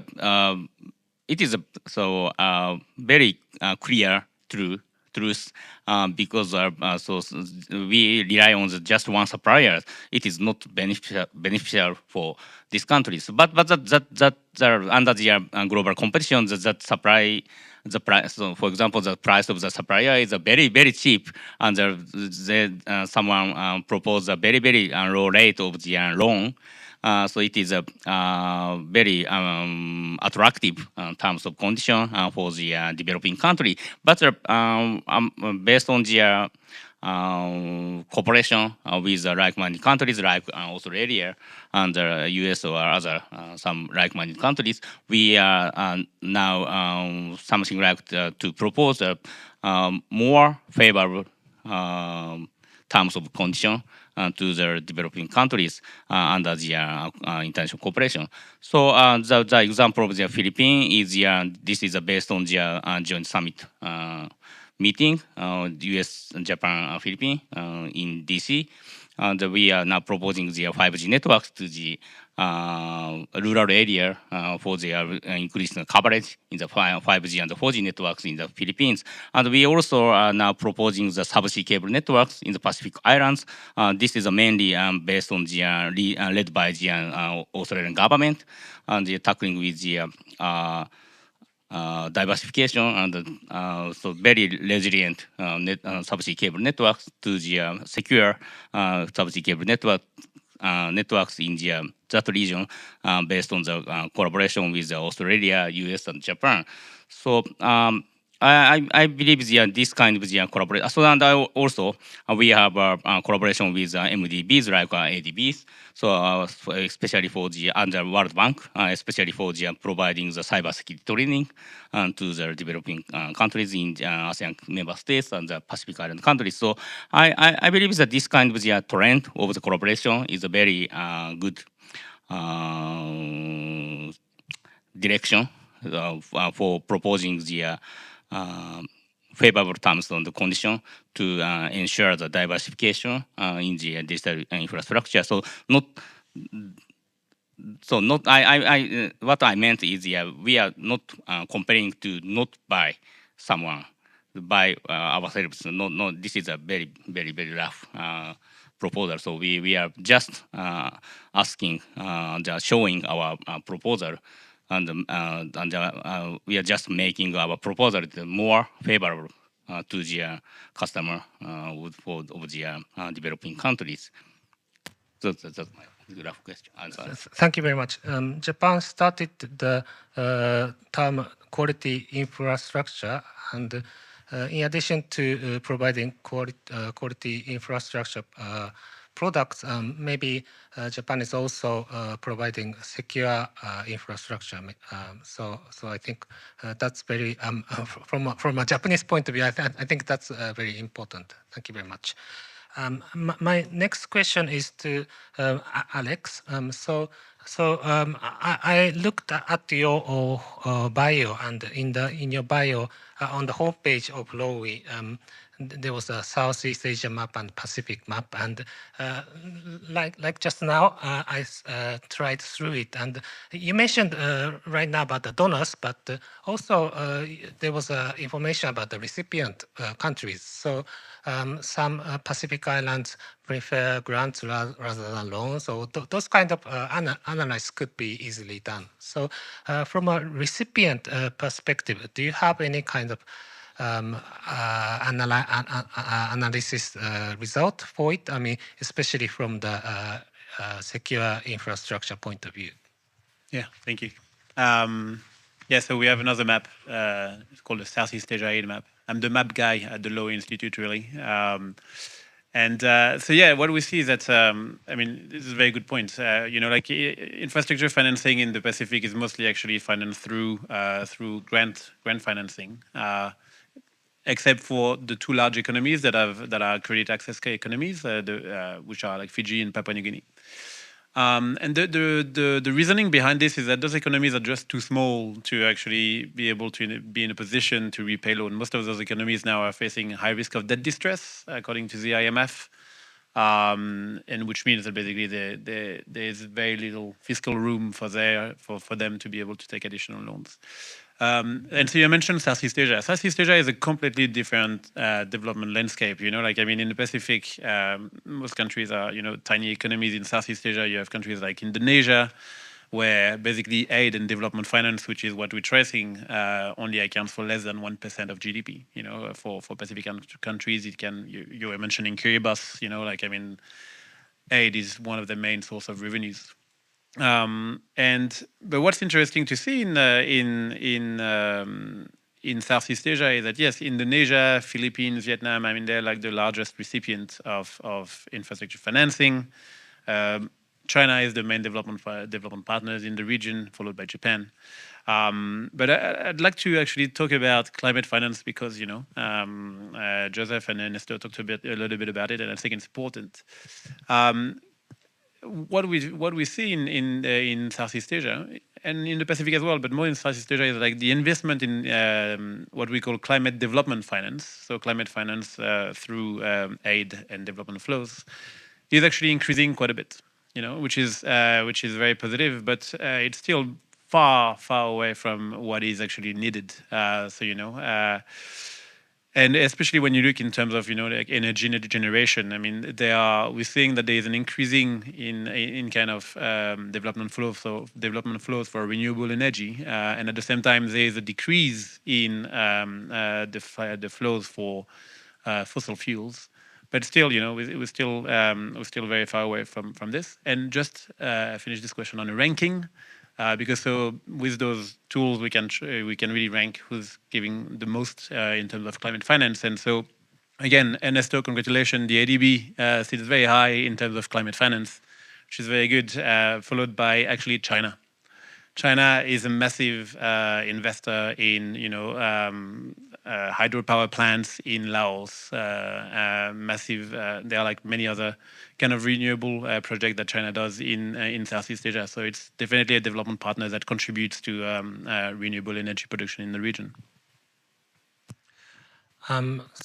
Next, Ernesto, do you have some comments to Alex? And also, if you have anything about, I mean, ADB is, when I look at the 2030 strategy, some keywords like sustainable infrastructure or green infrastructure comes up, and it says that ADB is leading the climate infrastructure. But I don't see kind of secure infrastructure, that kind of word. Is that such kind of discussion happening?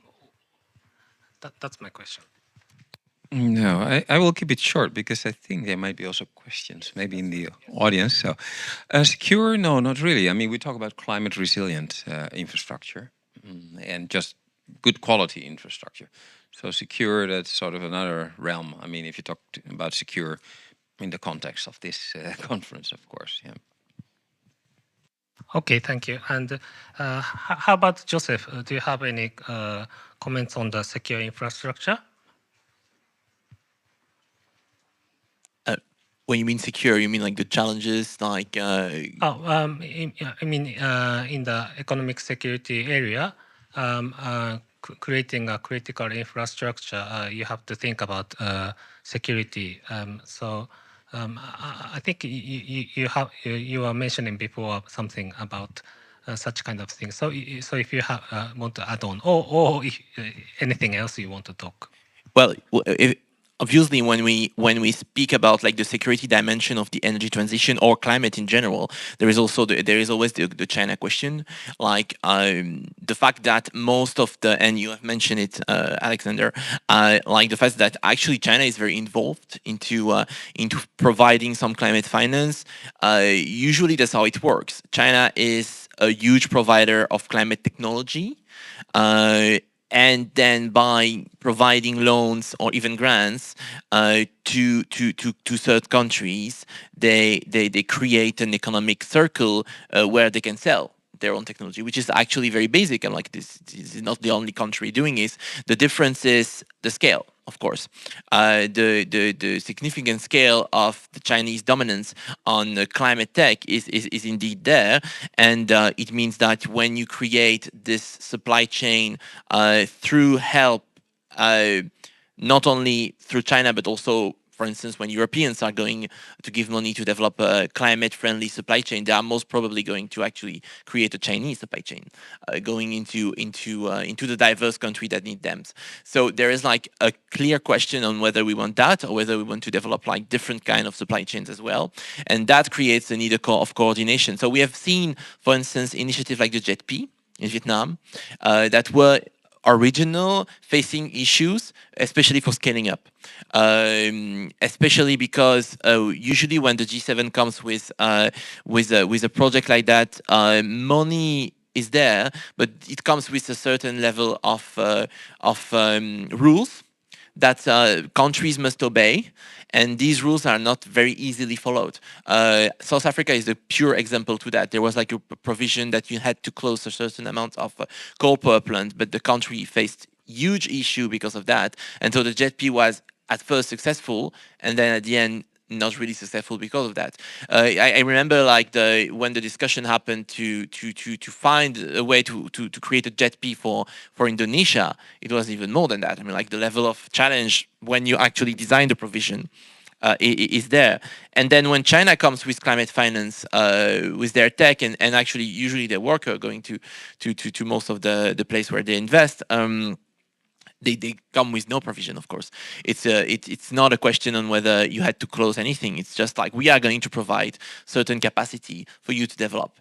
And that's a completely different of approach, of course. And it creates a question of what kind of provision we, as G7, for instance, should have when we provide this help for climate finance. So I was originally considering to ask the third question, but time is delaying. So maybe I'll open up to the floor. For the person who have questions, please raise your hands. Please.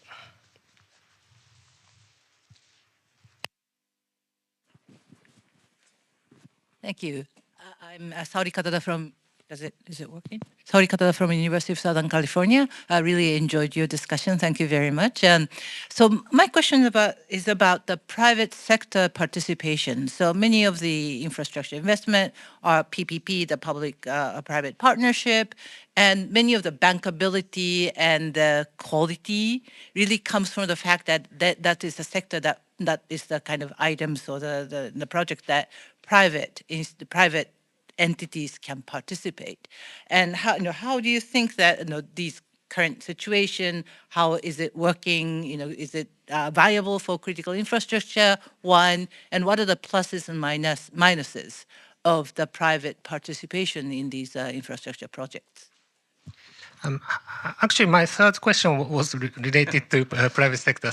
So maybe each of you could answer. Can all of you answer? Can I start? Yes. Yeah, thank you. Great question, thank you. Look, I mean, private sector investment in the Pacific is almost non-existent. It is very difficult to actually find the incentives to motivate private companies to invest in the Pacific. Because the return on projects is actually quite small, and that's when I'm talking about investment. Now, the ADB, for instance, hires the ADB would invest in a project and then would contract, private companies to implement those projects on the ground. But this is a different. I think we're talking about a different thing. In Southeast Asia, actually, again, private investment seems not as developed as it should be, and I think again this is where the multilateral development banks have a role to play again to, incentivize providing basically this kind of risk-reducing opportunities for those kind of investments. And so, would you agree or? Yes, you're absolutely right. I think this is an important point. I think the multilateral development banks, I mean, they're doing a lot, and we're doing more now because we followed the G20 recommendations for our capital adequacy. Well, difficult word, but basically we have now, as ADB now, created $10 billion extra lending headroom per year. So 100 billion, but that's not enough. So we need the private sector for that. Agree with the Pacific Islands, absolutely. It's so remote, it's so difficult for companies to invest there. And but in other areas, I think we can help to de-risk for the private sector. Of course, as ADB, we do sovereign and we also do non-sovereign. So we work with the private sector already. And there we help in de-risking. We also help to discuss in the policy dialogue with the governments in Asia and the Pacific to create an environment in which they can invest. So it's first the enabling environment and the proper deregulation or regulations, and then the private sector can step in. But it's not going fast enough for the private sector. And it has to be, of course, they have to make a profit, and not all projects are bankable. So there's still a role for MDBs, but we have to do much more on the private sector, absolutely. Can I add something very quickly? Oh, sorry, you want to go? Yes, just on this issue on bankability, you're right that actually there's a limited number of bankable projects, right? Like it is difficult to make, very often difficult to make the case for the private sector to invest. But I think the issue is actually we don't spend enough time on project preparation. If we were, helping, admittedly, like project preparation comes from the recipient countries or like the, Southeast Asian countries or Pacific countries. But sometimes those project preparation are actually quite costly. And if we wanted to actually increase the pool of bankable projects and probably, attract the private sector investments, one thing I think we should, pay more attention to is those kind of 10% of a project that is really about the preparation of the project, looking at the risks, doing like all those kind of analysis, to just give a kind of green light for those kind of investments. Very, very quickly, I agree with what was said. I mean, like the de-risking issue is a key. There is one dimension that actually no economist can answer, and I'm an economist myself on climate, is how much public money you need to put on the table to actually trigger the private investment. Either at the national level or at the international level, there is no way to actually know. I always say this when I speak about like Europe and Japan. Very recently, there was a report in France saying that you need €1 of public money to trigger €1 of private money.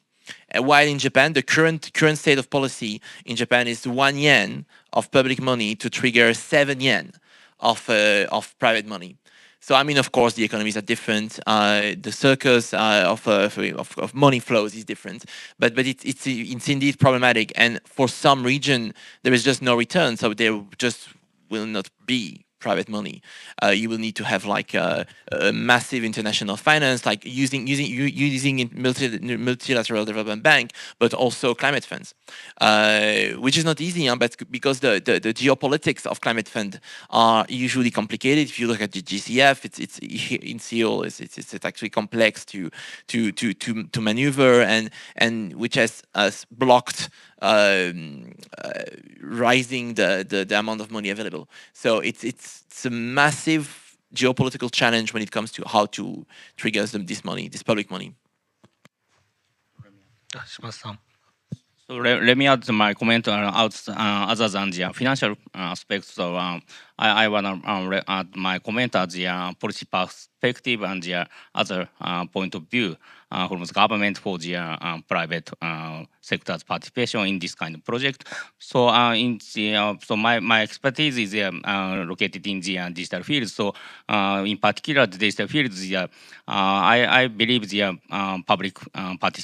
private participation in this field is essential and vital and so needed for the three reasons. One is the in digital fields, the supplier is only from the private sectors, so public sectors cannot supply anything in this field under this kind of the high advanced technology era. So as a suppliers, the private sector's participation in this kind of project is essential for creating the cooperative project in the Pacific region. And second point is the expertise. The levels of the expertise is higher in the private sector than in public sectors. So in every country.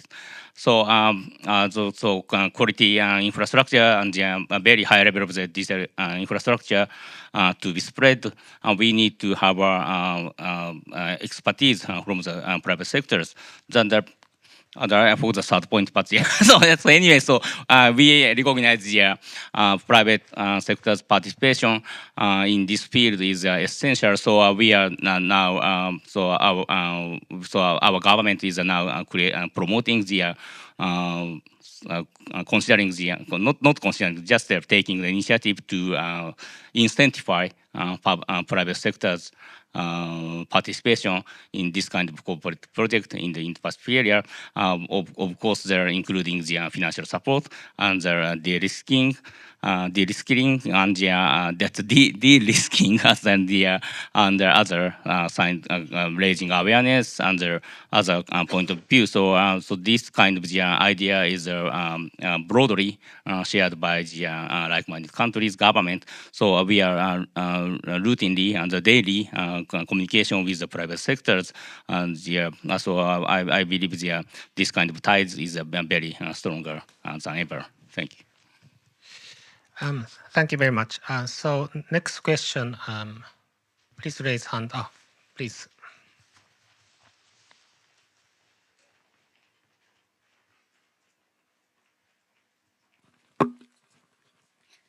Thank you very much for very insightful panel discussion today.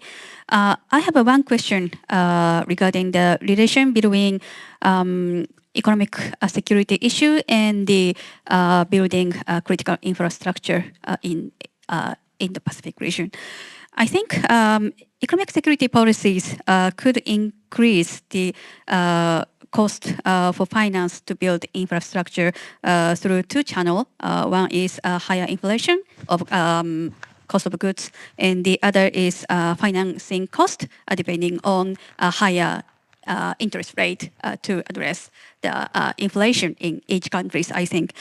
And also many countries, including global south countries, seem to have been suffering from high level of public debt or debt pile in recent years. So I think it make it difficult to tackle with these climate change issues. And also, if we try to address climate change issues, we have to pay additional cost for finance. And also, if we do not address this issue, our supply chain might be exposed to the significant climate change risk in the future. So how do you think about these issues? Thank you. Who can answer? Oh, yes, please. My answer is not sophisticated at all. It's just, of course, it costs money to basically increase your, make your infrastructure more secure or sustainable. In the long run, it can save you money, of course. I mean, just like, let's say, if you have normal railway, you know, you build it and it's not high quality, then you have to do maintenance and repair, you know. Of course, with economic security, if there's some hacker, then that can incur quite large costs. Only the problem, I think the difference between, let's say, cost that you make, let's say in the planning phase and the design phase, because you have to be early in infrastructure. For climate resilience, you know the risk is coming and is already there. But of course, with economic security or let's say third parties wanting to interfere, you don't know if it's going to come. So it might be an investment that is maybe not necessary, but that's only, well, proven once there is an attempt to sort of to test it. So a difficult issue indeed, and not every country has the means, financial means, to defend itself against that. And for that, I think we have to cooperate more, and also maybe do some harmonization of quality standards. I think that would help a great deal, because there's still many different quality standards throughout, and have maybe more conferences like this. So thank you for your questions. I would totally agree with the Ernest's mention. So I come to remember, so my third point is the sustainability. So sustainability is a very important point of view. So if we can buy the very cheap price and a very low rate of return, but it is not, the project is going a very long time, and if there is a skeptical about the sustainability, we need to think about that. So this is the way of persuading to the developing countries to join to get our rate of return. So sustainability is a very important issue, not only about the financial matters, but also this is something like environmental issue like climate change. So if we don't care about the climate change, so we can buy the very high energy consumption devices and networks, but we should care about that. So under this era, so we are very much enjoying the generative AI, but the generative AI is spends 30 times of the energy consumption in the near future. So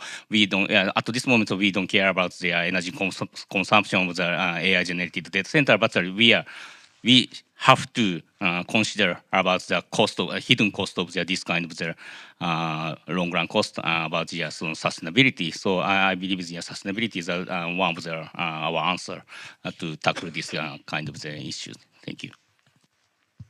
Are you okay answering? How you want to? Very quickly on the inflationary part of the climate transition. Actually, yes and no. It really depends what kind of infrastructure we are talking about. Actually, for some kind of infrastructure, the climate transition will be deflationary, meaning that it's actually going to be cheaper than using fossil fuel, because fossil fuel is not very energy efficient. Using some renewables now, it's already much more efficient than using fossil fuel. For some other infrastructure, though, and particularly from some industries, we have spoken about heavy industries, it is going to be inflationary. So it means that some costs are going to be transferred from one sector to another, and that will have economic impact. So I would not be that negative actually on that. I think that it really depends who you are. For the end user, maybe it's going to be just a transfer of cost from one post to another. Add something? Yeah. Again, completely agree with my fellow panelist, and great question. You're right. I mean, for poor country in the Pacific, actually those high inflation or high interest rates, in a way, for an infrastructure project don't really matter, because they're getting grants, not loans. It just means that they probably will get less of those grants. But one thing that I think actually your creation made me think about is that we're talking a lot about critical infrastructure. And so we are allocating more and more of our financing on infrastructure. But because we're doing this, and because our aid budget is limited, this means that we're actually leaving behind, human development targets such as education and health. And I think, to me, this is one of the biggest, one of the challenge when we focus so much on infrastructure. I wanted to, just rebound on one thing that Ernesto said about, you said that we need high standards.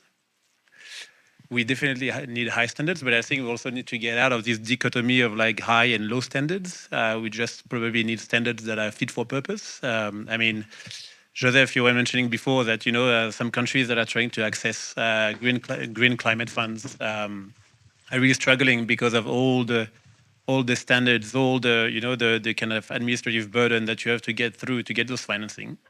I think in terms of infrastructure, it's more or less this. It can be the same. Some countries desperately need infrastructure that can be critical or not. But getting through the approval of the ADB, the World Bank, or like any other kind of organization, sometimes is very burdensome. And I was 2 weeks ago. I was in Tonga, talking with the Minister of Finance and Aid Management units, and very often they don't have like the administrative firepower to just knock at the door of the ADB or of the Green Climate Fund to say, look, we have all our processes ready. We're ready to actually get funding. Very often it's the other way around. So yeah, maybe high infrastructure is fine, but like fit for purpose probably better. Oh, okay. So next question. Oh, the person on the behind. Yeah. Yes. Hi. Thank you. So thank you for the presentations. You talked about the ASEAN countries, Pacific Islands, and also China. But I'm also interested around about how do you see India's role in geopolitics, especially related to climate change mitigation or adaptation policies. So yes, that's my question. Maybe so 9 minutes left. So maybe I'll take another question from the next person. The person. I think yes, that person. Yes. Thank you for the very interesting conversation. My question is primarily to Mr. Brum. So when you look at the world, today, everything is securitized, including development. And yet you said that the Asian Development Bank is largely free from geopolitics. And I was very surprised and also uplifted by that because in its member countries, it's got both Japan, America, and China. So I was wondering how that could be the case, how it could be free of geopolitics, and whether that could act as a model for desecuritizing development. Thank you. So I think his question you answer, yeah, and her question who will answer? Oh, you, yeah.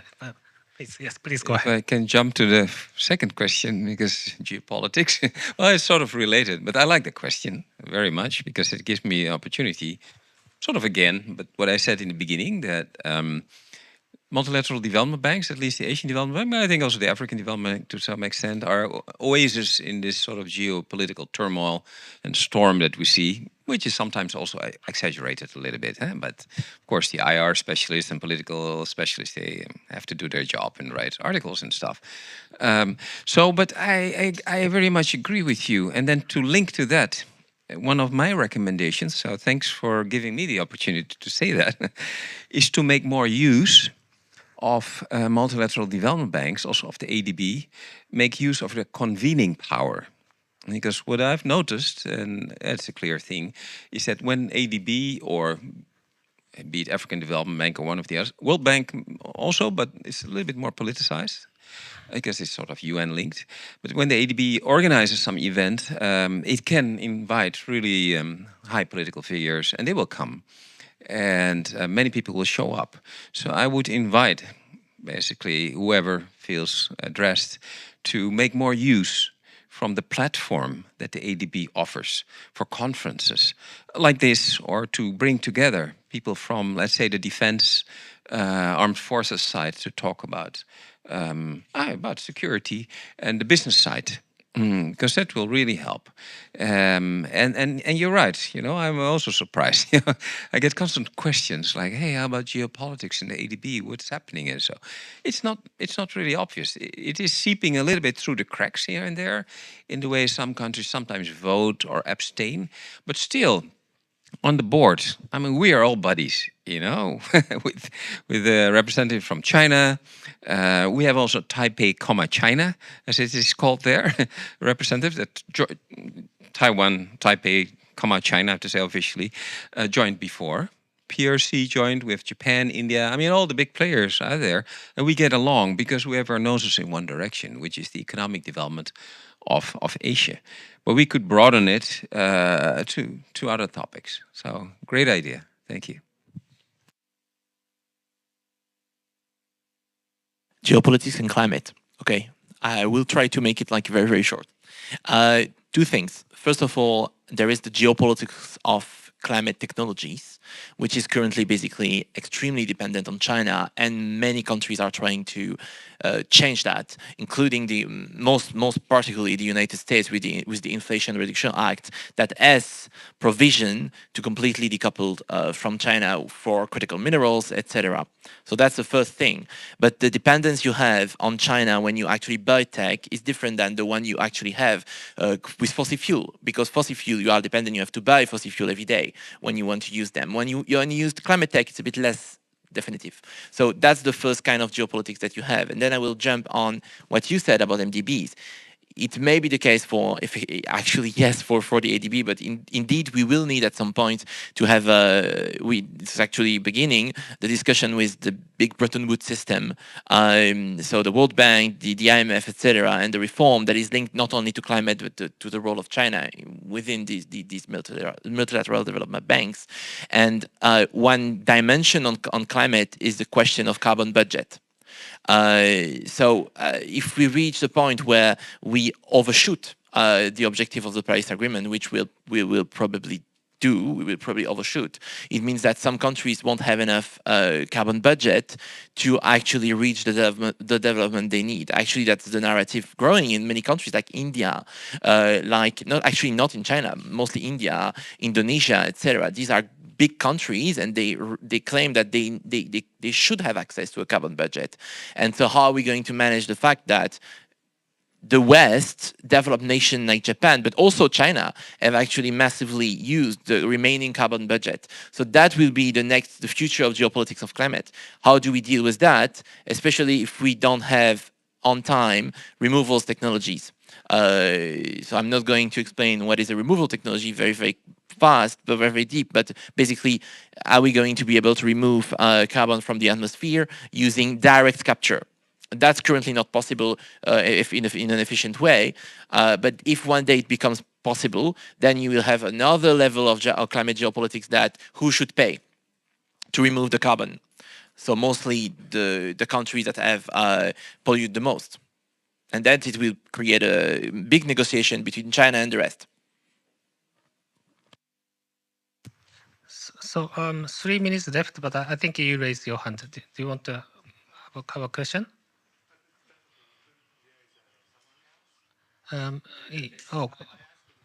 Okay. Is there anyone else? Final question.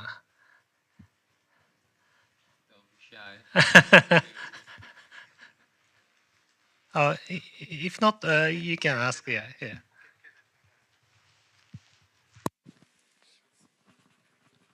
Thank you very much for the very interesting discussions. My question is, is there any investment project for the supply chain resilience?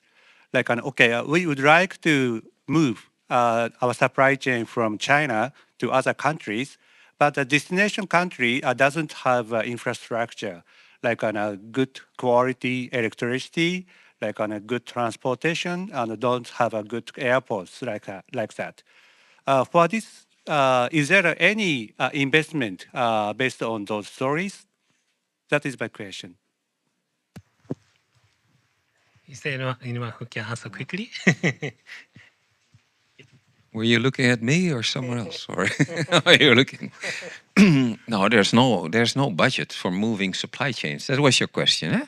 Yeah, I don't think it's a good idea either. I think, supply chains have grown sort of organically. They go basically where the production is, where the demand is. That's how supply chains develop. There's big supply chains, there's narrow one. You can compare it, let's say, to your artery system in your body. You know, there's the big arteries and there's the small veins where they go. So it's a very sophisticated system, and it's changing, of course, because of developments that we're discussing during this conference. But really, to make a big effort to move it would go against good economics, I think. You know, these things should change based on demand. And maybe if a market becomes too expensive because the wages go up, then the production will move somewhere else, and then supply chains will adapt to that.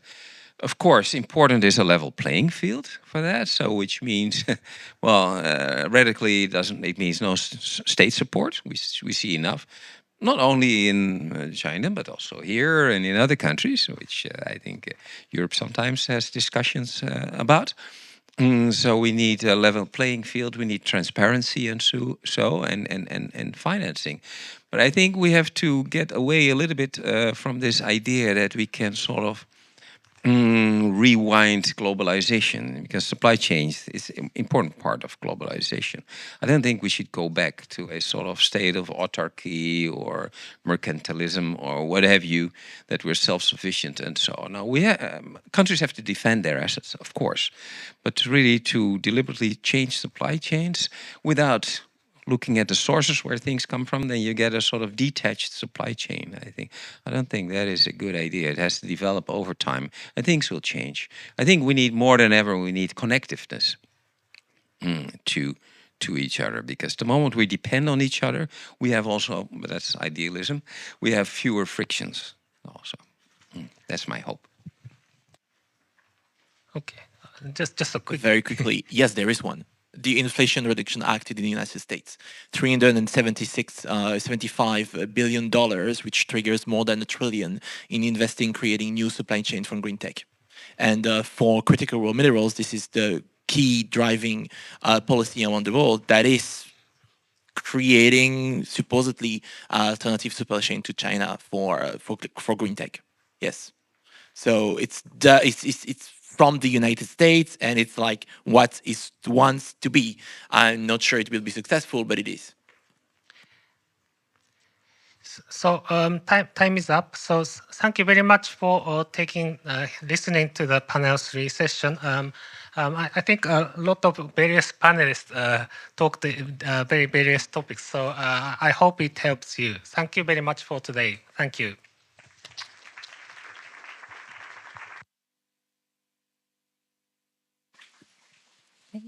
Thank you.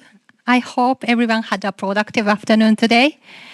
As we come to the end of our conference, I would like to hand a mic to Matthew and Ken Jimbo, Managing Director of International House of Japan.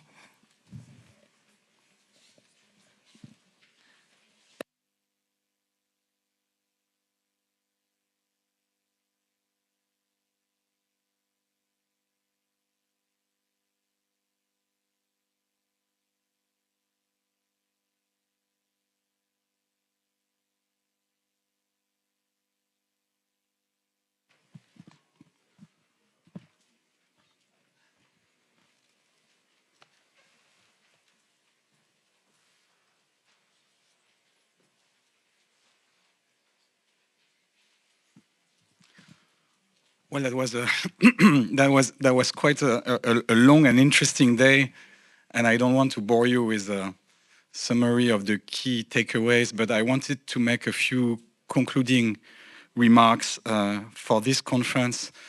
And the first point is really that I think many of the issues that we have been discussing today are clearly not new. And I think all the elements of economic security that we've been discussing, the questions surrounding our Indo-Pacific strategies, are policy discussions that we are having all the time. Each time, hopefully, we make small progress towards more clarity or more efficient ideas. I think those issues are persistent challenges for all the countries that are represented in this room. And the aim of this conference was really to look at those issues from a slightly different angle and to ask new questions. This kind of convergence between economic security and Indo-Pacific, the arms industry / military forces element, and see to what extent it affects those policy areas. and how we play with scales, because especially from a French or European perspective, I mean, this economic security discussion is very much about domestic instruments and how to make them more efficient. So playing with scales is interesting, playing with different formats for international cooperation. And so I'm really grateful for everyone's input and for everyone's sustained attention, because people have stayed, so it's quite good. It seems to me that the center of gravity of the discussion has remained on the public-private interaction and how to make the public and the private sector work together. It's a challenge that never really ends, and I think it has many different ways of appearing in the national discussions about economic security. I want to make just 2 quick points of substance regarding our discussion today. First, on the scale, the Indo-Pacific scale, I think a lot of people insisted on diversification. I think for many people, diversification seems really obvious, right? It's almost an obvious thing to diversify. But from a French and European perspective, when you look at some of the data for companies and how they approach their investment in the Indo-Pacific region, in fact, it's not obvious at all, right? When you look, for example, at the data of the European Chamber of Commerce in China, asking companies how they deal with geopolitical risk and how they adjust their supply chain to geopolitical risks, you have 3/3. Those who diversify, those who double down on localizing their supply chain, and those who do nothing. So I think, it's not that obvious. I think it's very important to continue this diversification discussion. Second point, I really want to make it because no one really made it so far, but it should be part of this economic security discussion.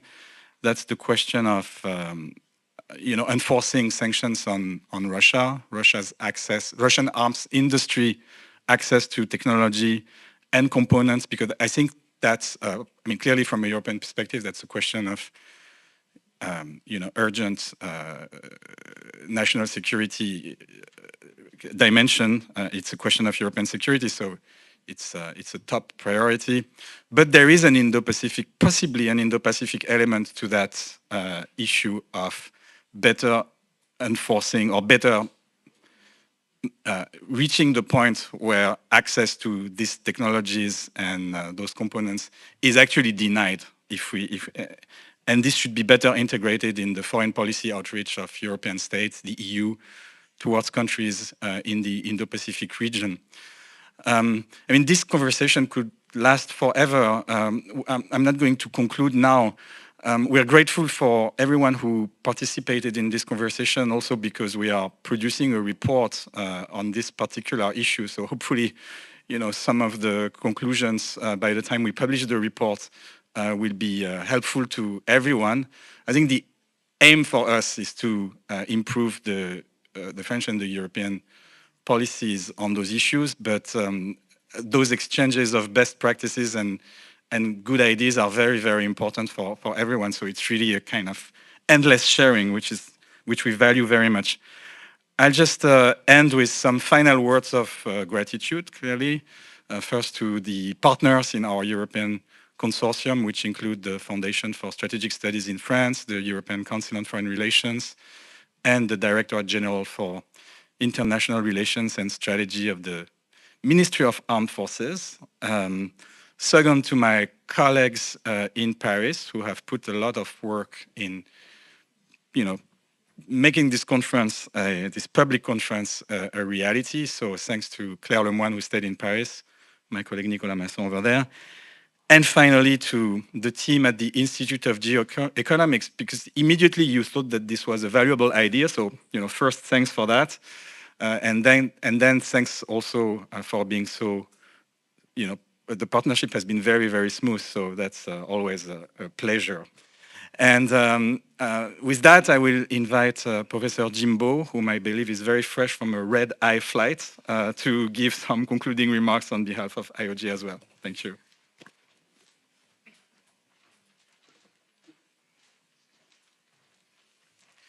Well, thank you, Matthew, for the kind introduction. Ken Jimbo, Managing Director here at the International House of Japan. As a final speaker, my role is to extend my deep gratitude for those who spent a lot of time in engaging this wonderful discussion, especially to Matthew, French delegations, and many from the Europe and also from the Indo-Pacific region to participate in this wonderful dialogue that we have.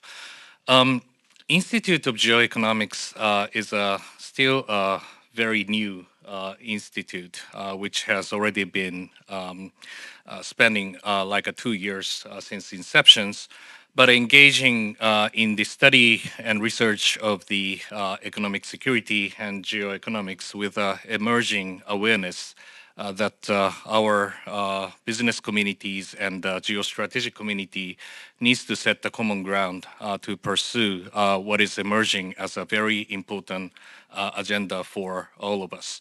So since the launching of this institute, it has been an expanding array of discussion from the cross sectors so that geopolitics scholars are meeting with the business leaders, and also the non-government, people are also dealing with lots of like military sector people.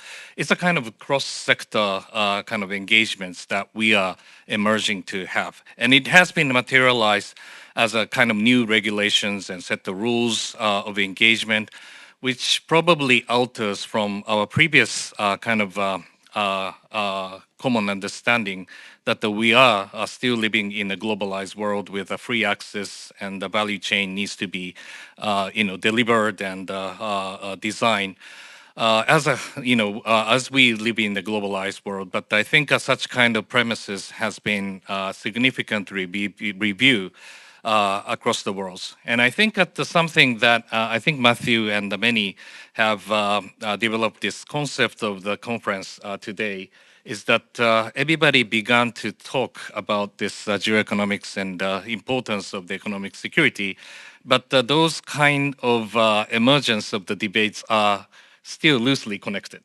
with each other. So we do have our own version, so as Korea, so as the United States, Australia, India, and also in the EU.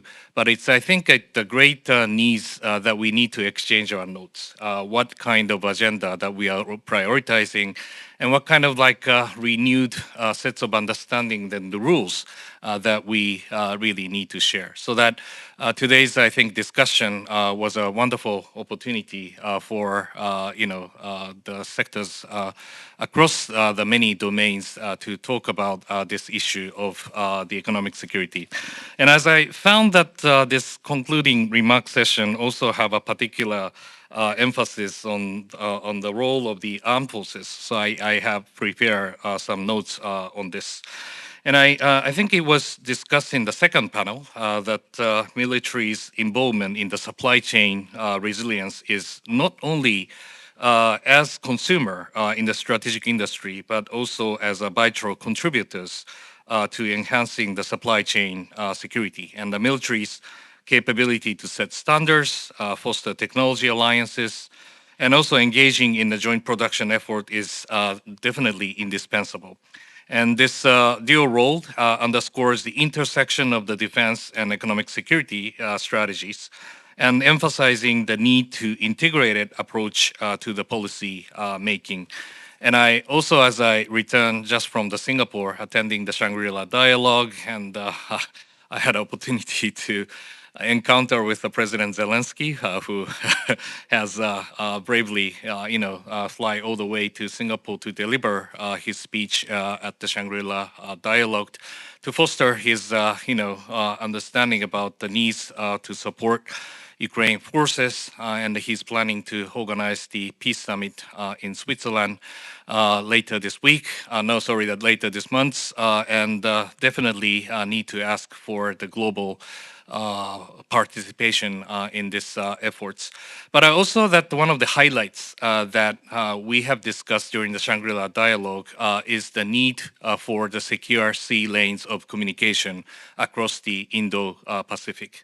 And it is the role of the Navy and Coast Guards who really needs to have a deeper collaboration for the freedom navigation and the secure sea lanes of communication. And that is also the fundamental, I think, a platform for the supply chain resiliency that we need to discuss. So that those are, I think, for most, I think, important connectivity from the geostrategic point of view, and also the geoeconomics needs to connect together. And with that, I think that I hope that this is not is the beginning of the new chapter that we can really shed the lights to the cross-sector communication among all of us. And I hope that there will be more opportunity for us to engage this kind of dialogue.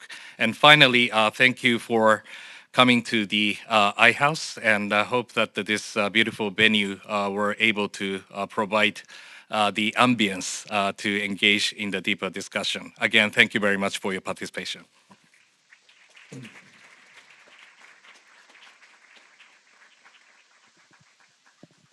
Thank you, Matthew Jimbo-san. This concludes our conference for today. We invite you to stay for a cocktail reception, which will start 6:30. It's a great opportunity to network after a productive day. So please wait at the lobby or somewhere. Thank you once again for joining us. Have a wonderful evening.